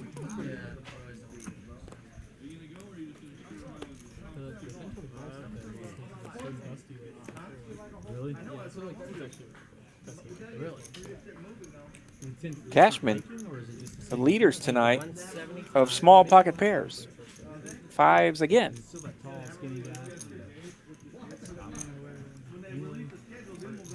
Versace finds a fold with the suited queen 3. Isn't ready just to start punting off money.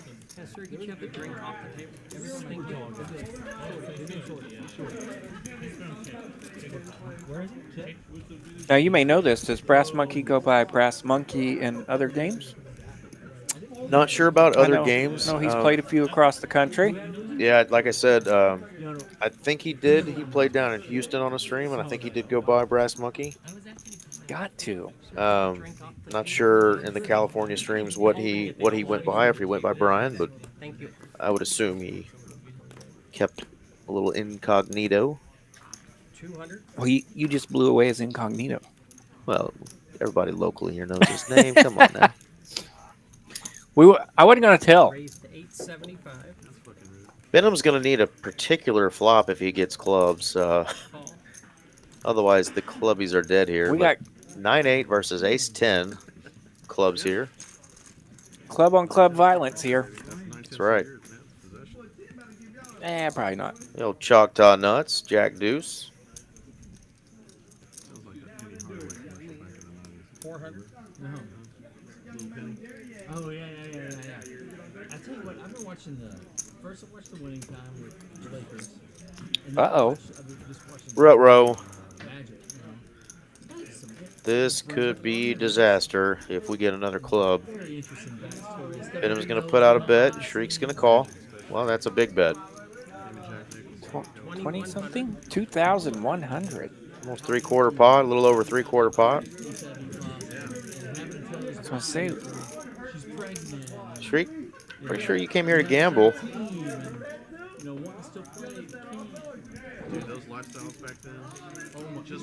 So Shriek facing this bet of 2,100, 8,700 in his stack. Very interesting spot. Of course, he could turn this into a bluff if he wanted to put max pressure on Benham. This could be a pressure spot. Just a call, though.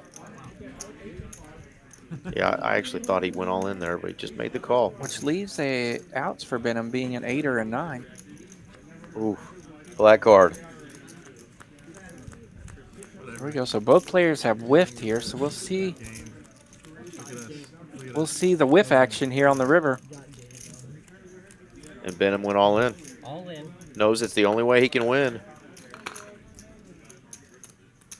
Shriek, not an insta fold, but being pretty disappointed there. Yeah, there's fold. really no other draws out there besides the clubs. Maybe a weak jack, smaller pair, but he just did not put his opponent there on a very strong hand and said, I can get this through. And it takes cojones, takes some big cojones to do that, Benham. And right there you had the cojones. Well done, my friend. Benham has been on point with those tonight. He has put his opponent to the test. To the pressure of playing for all their chips a couple of times. Yeah, and showed it. And it's worked out well. Said, I can win with 9 high, boys. Yeah, it's fun to see these guys when they come in kind of on point for the night. 225. 225 with the suited king queen. This is OFC in the low jack. 3 players.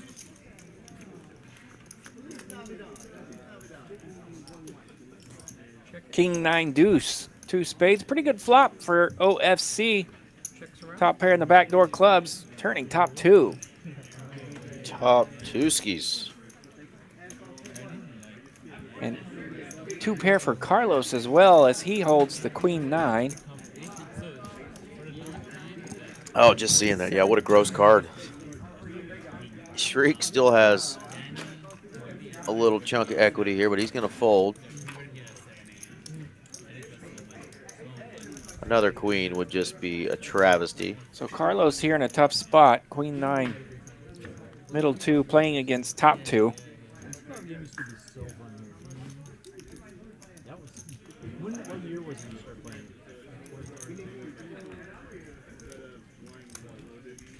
Six of clubs on the river. I think 300 or something on the list. Sign up. No help to either player. No help to the board, really. Yeah, I need to look. I can't remember. I don't lie to you. The card doesn't show anymore. I think I have my old one. 1250?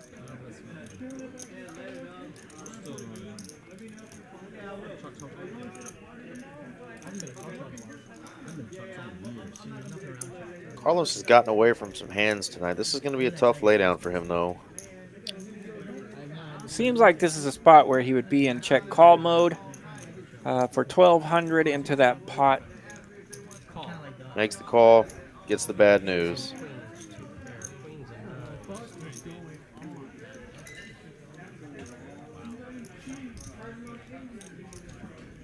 Felt it coming there and still couldn't believe it when it did happen that his 2 pair was indeed in bad shape. And OFC climbing back in it, picks up another little one. Had a little meat on that bone at, what was it, a little 3K pot? I think it was 3 and some change.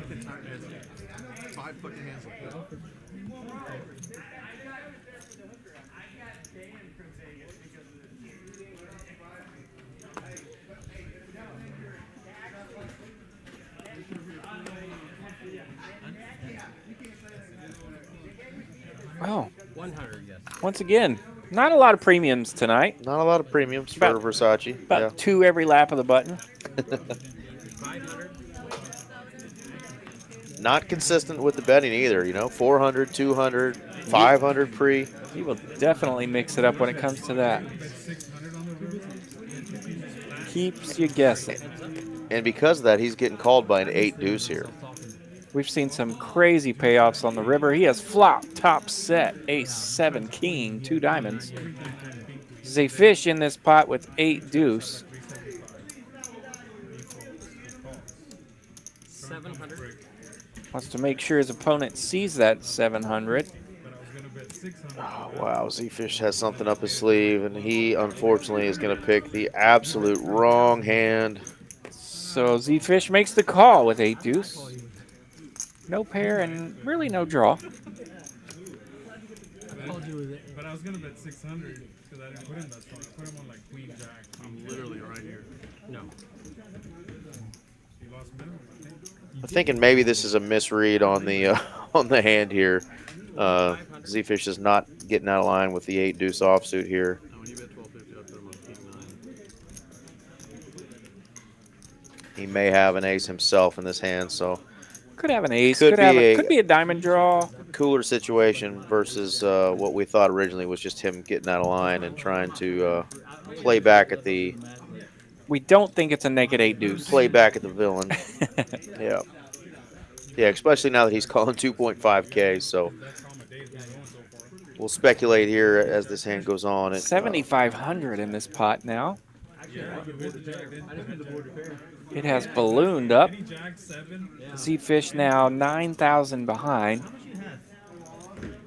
Yeah, Z-Fish just over 1 SPR here, stack to pot ratio. He's got 9K. There's 7,500 in the pot. Versace just praying that he's got, 2 pair or something. And Versace trying to get a good look at that SPR, trying to get a chip count on Z-Fish.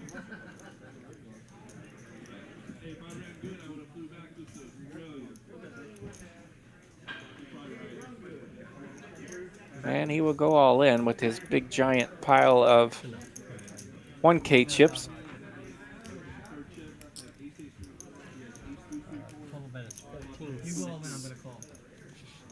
Says if you go all in, I'm going to call.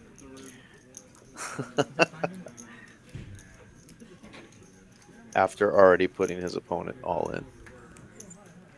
I think he's right. I think he might call. Little needle there. Kind of, sort of. Z-Fish has been on the wrong end of some of these. He's not Hollywood in here. He clearly, the cards were misread. He does not have 8 deuce offsuit.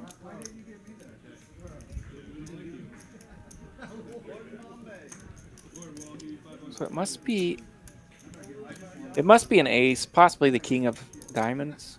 And that's the only thing that he could possibly tank right here, right? Any of the ace 10, ace jacks that maybe just thought they were good here. Oh, yeah. I forget. For some reason, in my mind, I'm thinking the deuce is correct, but the deuce could be wrong as well. He called 500 pre, called 700 on the flop, called 2,500 on the turn, and now he's facing just the absolute polarizing bet of 14-6, which way has him covered. And he just happens to be playing against top set.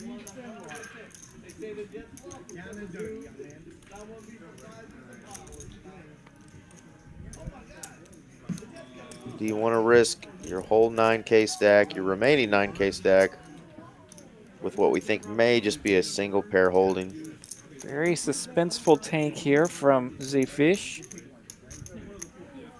Yeah, and it's against a player who, is polarizing as he's been at the table, is really not. He hasn't been out of line because he hasn't needed to be. Hasn't needed to be out of line because he's had it. It's just been a pure run for Versace tonight. He showed a couple of decent-sized bluffs, but those, $2,000, $3,000 bluffs. This is for all of it, and he bet on every street. Pre-flop, flop, turn, and jam on river. You want me to call you? Or you don't want me to call you? Versace, Let's listen speechless. Yeah, let's listen to this table talk. See if we're... wait.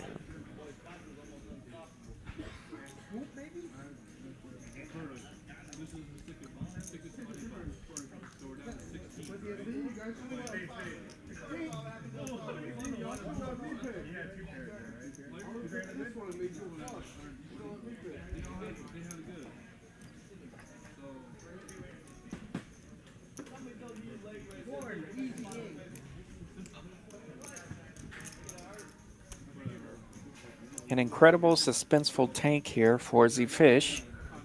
He is not holding the 8 deuce. We're not sure what he's holding.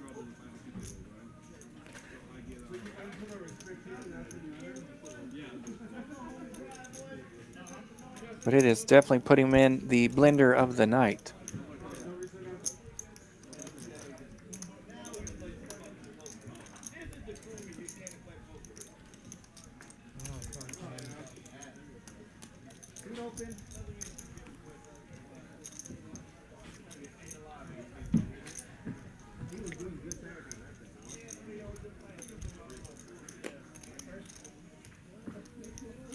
Very interesting. The Versace's been very quiet during the blender. Even when Z-Fish tried to get Versace to talk, there was nothing. I mean, the only thing that could make this night any crazier with these two players is if he has 6-8 right here and slow rolls. Oh, a pump fake. If he has 6-8 and slow rolls here. A pump fake from Z-Fish. We could be on the highlight of highlights. But we know that's probably not the case. Calls. Makes the call. We hear the words good call. I don't know who that was from. And Versace will indeed show top set.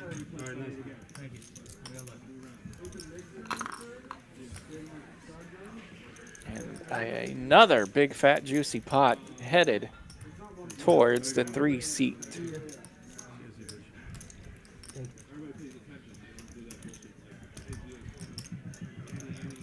Yeah, it's going to be one of those hands that kind of silences the table for a minute.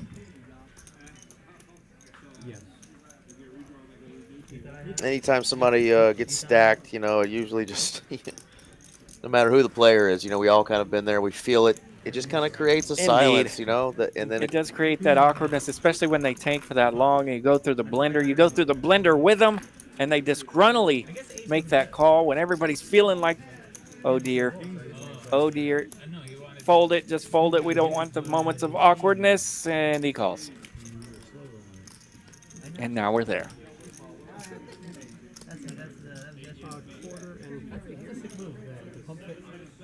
They noticed the pump fake. What? The pump fake picture. You didn't even see it. Wow. That's interesting there. Versace probably didn't notice the pump fake as Bonham did. I referred to it when I saw it. Yeah, Benham, pardon me. Yeah, I referred to it when I saw it there in the video. 150. Yeah, brutal hand. Obviously, Z-Fish had something worthy of calling pre-flop turn and the jam on the river. So yeah, we don't know exactly what he had there, but either way, something to cook up a TCH Live 30K pot. But we're on to the next hand here. We got pocket queens versus the ace-4 of hearts, and of course we get an all spade flop. Just what Carlos wanted to see. Shriek does indeed have the queen of spades in his holdings. Carlos improves to a pair of 4s. But Shriek still has a commanding lock on this hand as far as equity goes. 350. We know the hands that are the cards that were folded. Carlos only has 5 outs. That's kind of rude of that line. A lot of outs missing. That ain't one of them.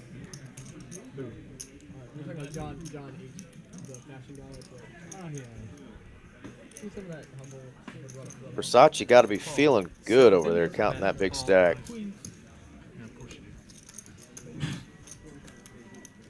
Shriek going to take this one, though. Winning 2.1K. Yes. Pot of 3,900.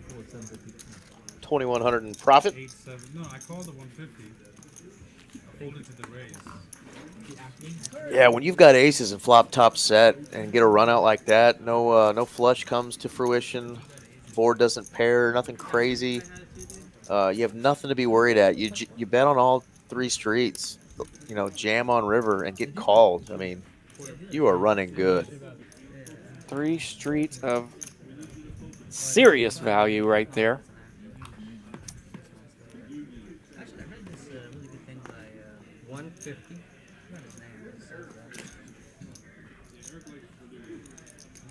And we have Heaps over there. Heaps in the 3-seat. Benham's got ace king for this one. He'll raise it up to 150.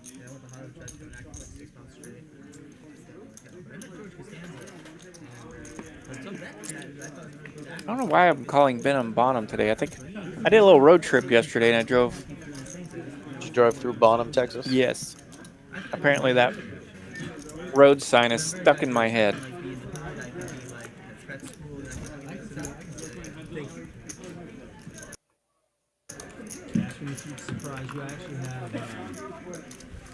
Yeah, I spent a little time in that little town here recently.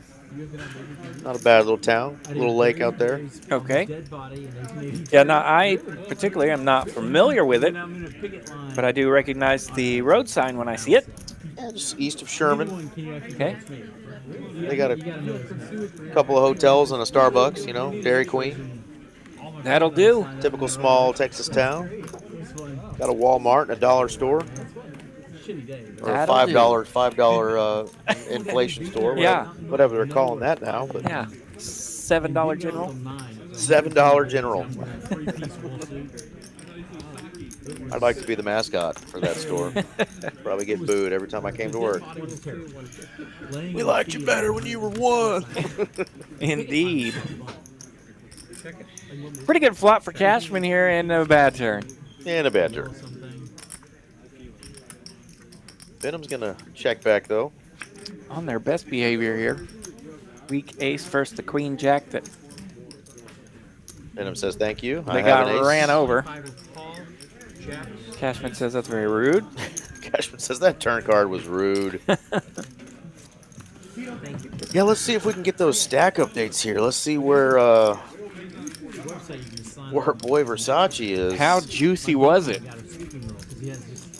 He might be able to afford a new non-plastic chain. He might be able to upgrade. Yeah, he could get the real Vegas night. Yeah. They keep putting like in backgrounds in all these different places. He's retired, so he's like, why not? A couple $100. Picking up pocket tens. Just a few hands after the big one. Battle Royale could ensue here. Cashman and Versace. Dead body 175, 78 or whatever that is. Cashman bumped it up with ace queen. Versace likes to limp raise in these spots. 600. Will do so here. 600 C3. See if Cashman wants to dance here. A lot of cheese over there to dance with if he chooses to. Got removal for aces and queens. And obviously ace-king type hands with that ace of spades. But ace-queen is a tough hand to play. Facing a big bet like that. He is going to come back at him, though. 1750. 1750 into that big old stack. He definitely wants to dance. And now he's being sized up with Versace checking out his stack.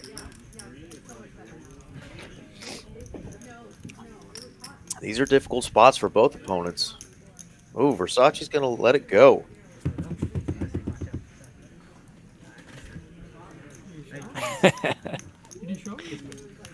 Versace says, king's in the muck.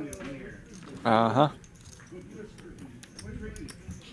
I believe that was to try to get a little bit of a show. Cashman, the pro that he is, face down. No show. We know the kings were not folded.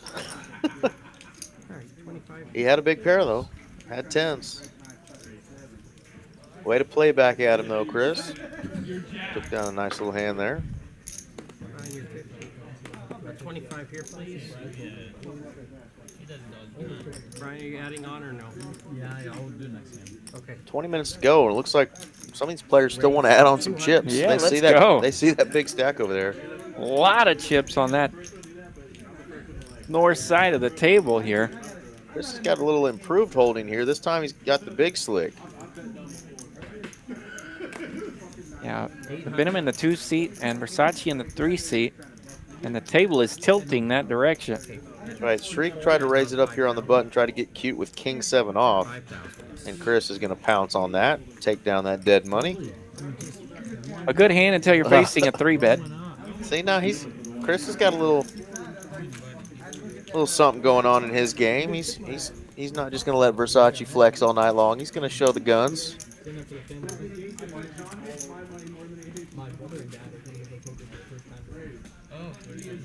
So yeah, he's bumped up a bit as well. Pretty good run here for Chris here in the last hour. Papa Kevin Cashman, are those guns there? Are those registered that Cashman was just flexing? Hopefully those are registered. If they're anything like mine, you got to get a... I'm a firm believer in the Second Amendment. I just want to make sure Chris has got a license to carry those big guns he's flexing. You got to get a permit for these water guns. Those pythons got to be every bit of 18 inches, right? Indeed. Solid. BB guns. Love seeing Chris flex, though. That was awesome. I think Chris and I, we might be the same fighting weight. we might be at the same BB gun show.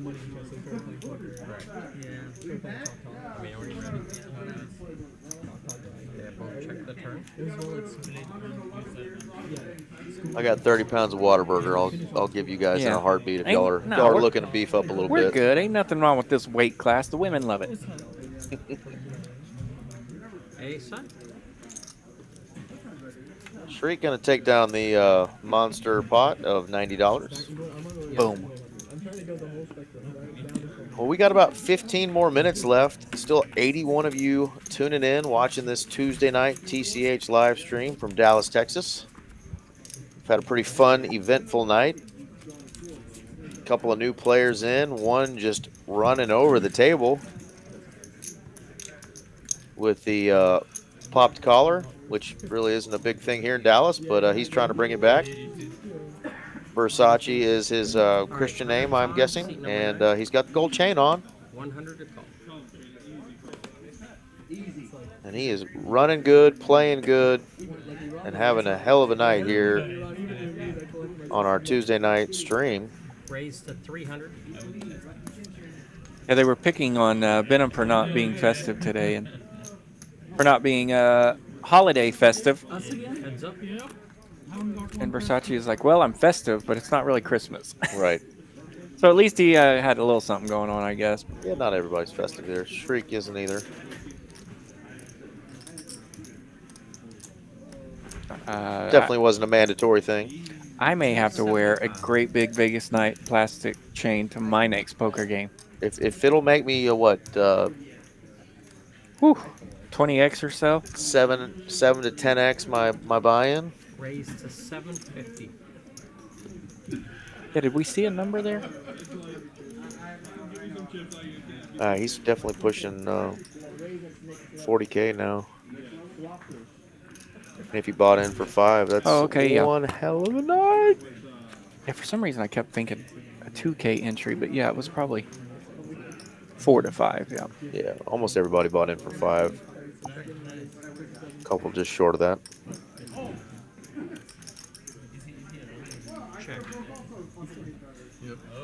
Oh, flushy. Little back door. Brass Monkey will take it. 2180 in that pot. He will definitely take it.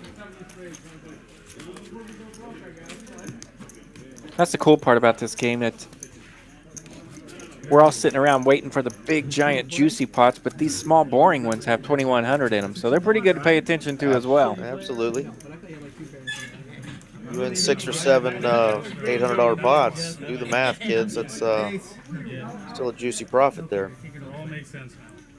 I was wondering. I was in a good position. And we did get the over 20K pot that I was asking for. We sure earlier. did. We sure as hell did. Yeah, I meant to bring that up to you, that you had that called perfectly. We had to wait 5.5 hours to get it done, but it happened. Maybe it's me. Got to wait for the after dark commentators to come in here to get them 20Ks, 30Ks, and 40Ks cooked up. I think anybody's liking this flop. OFC. Two players in the hand. Pretty good flop for Jack 10. Jack 3 with a 4 on the turn. Benham's just going to donate to charity here. Benham's going to nibble with his ace high. He's going to vomit $150 over to OFC. Really? Yeah. Tens and queens. I think I might be losing one. I set the over-under at 3 seconds to fold, and he was right on it. Nailed it. 3 seconds. See, it's just Texas goes so many times you go multi one time. You lose a lot of small ones. Thank you. Here's our stack sizes. Yeah, 43.7K for Versace. He's up 38.7K. That sounds like a South Texas or Oklahoma teacher starting salary to me. Indeed. Sadly. Pay your teachers. I can verify that. Yeah, it's accurate. Yeah. But yeah, hefty little hit there on a Tuesday night. Took off a year of poker to teach school in one of those states. Went through all my poker money paying the bills while I was teaching. I can imagine. But it was very cool. Glad I did it. Okay, there's gonna be one more. One more hand. One more hand, man. Time We're already is there. Well, I guess we are already there. Heads up. But I'm just getting started. 200.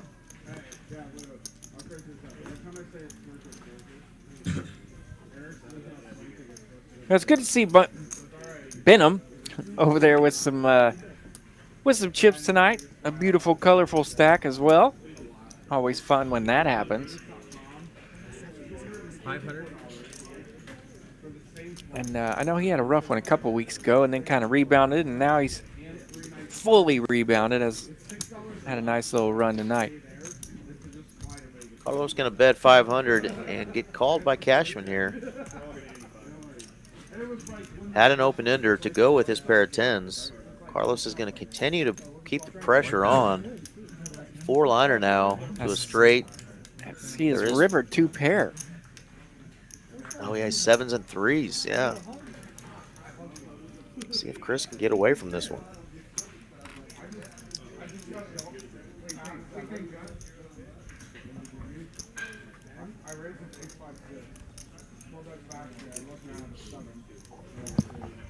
And he does. Rightfully so. It wasn't necessarily the 4-lining straight, but it was a damaging card. 2 pair for Carlos, and ooh, an interesting show there. Carlos allows Cashman to pick a card. Another reminder here, we will probably have our normal Tuesday night stream next week on Tuesday, but starting Wednesday, I believe Wednesday? No, excuse me, Thursday. Oh, this is December 28th. I'm a week ahead. I did that last time I read this. Yeah. So not this week, but the next, December 28th. New Year's Bang tournament is going on.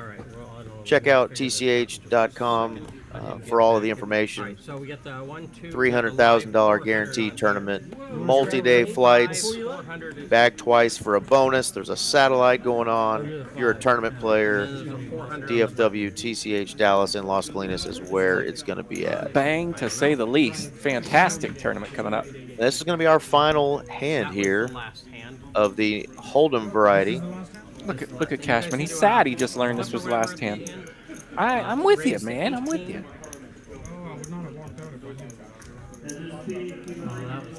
Well, at least we get a little bit of action. Benham has raised it up to 1,800 with ace-10, and Carlos has queens with a stack of 10,000. I thought that might happen. Derek said, I'm sorry, did you say all in? Last hand? The last hand jam. Last hand jammy jam. Carlos, a couple nice little wins right there, back to back. So just give me the 2K so we can get out of here. Well, we're going to end it off with a PLO flip like they do all the time. Again, thank you all for tuning in on this TCH live stream. My man RJ Dupree right here, Eric Van Loosen in the chat. Join us every Tuesday night here live from Dallas, Texas. We're going to sign off. Hope you guys have enjoyed it. We will talk.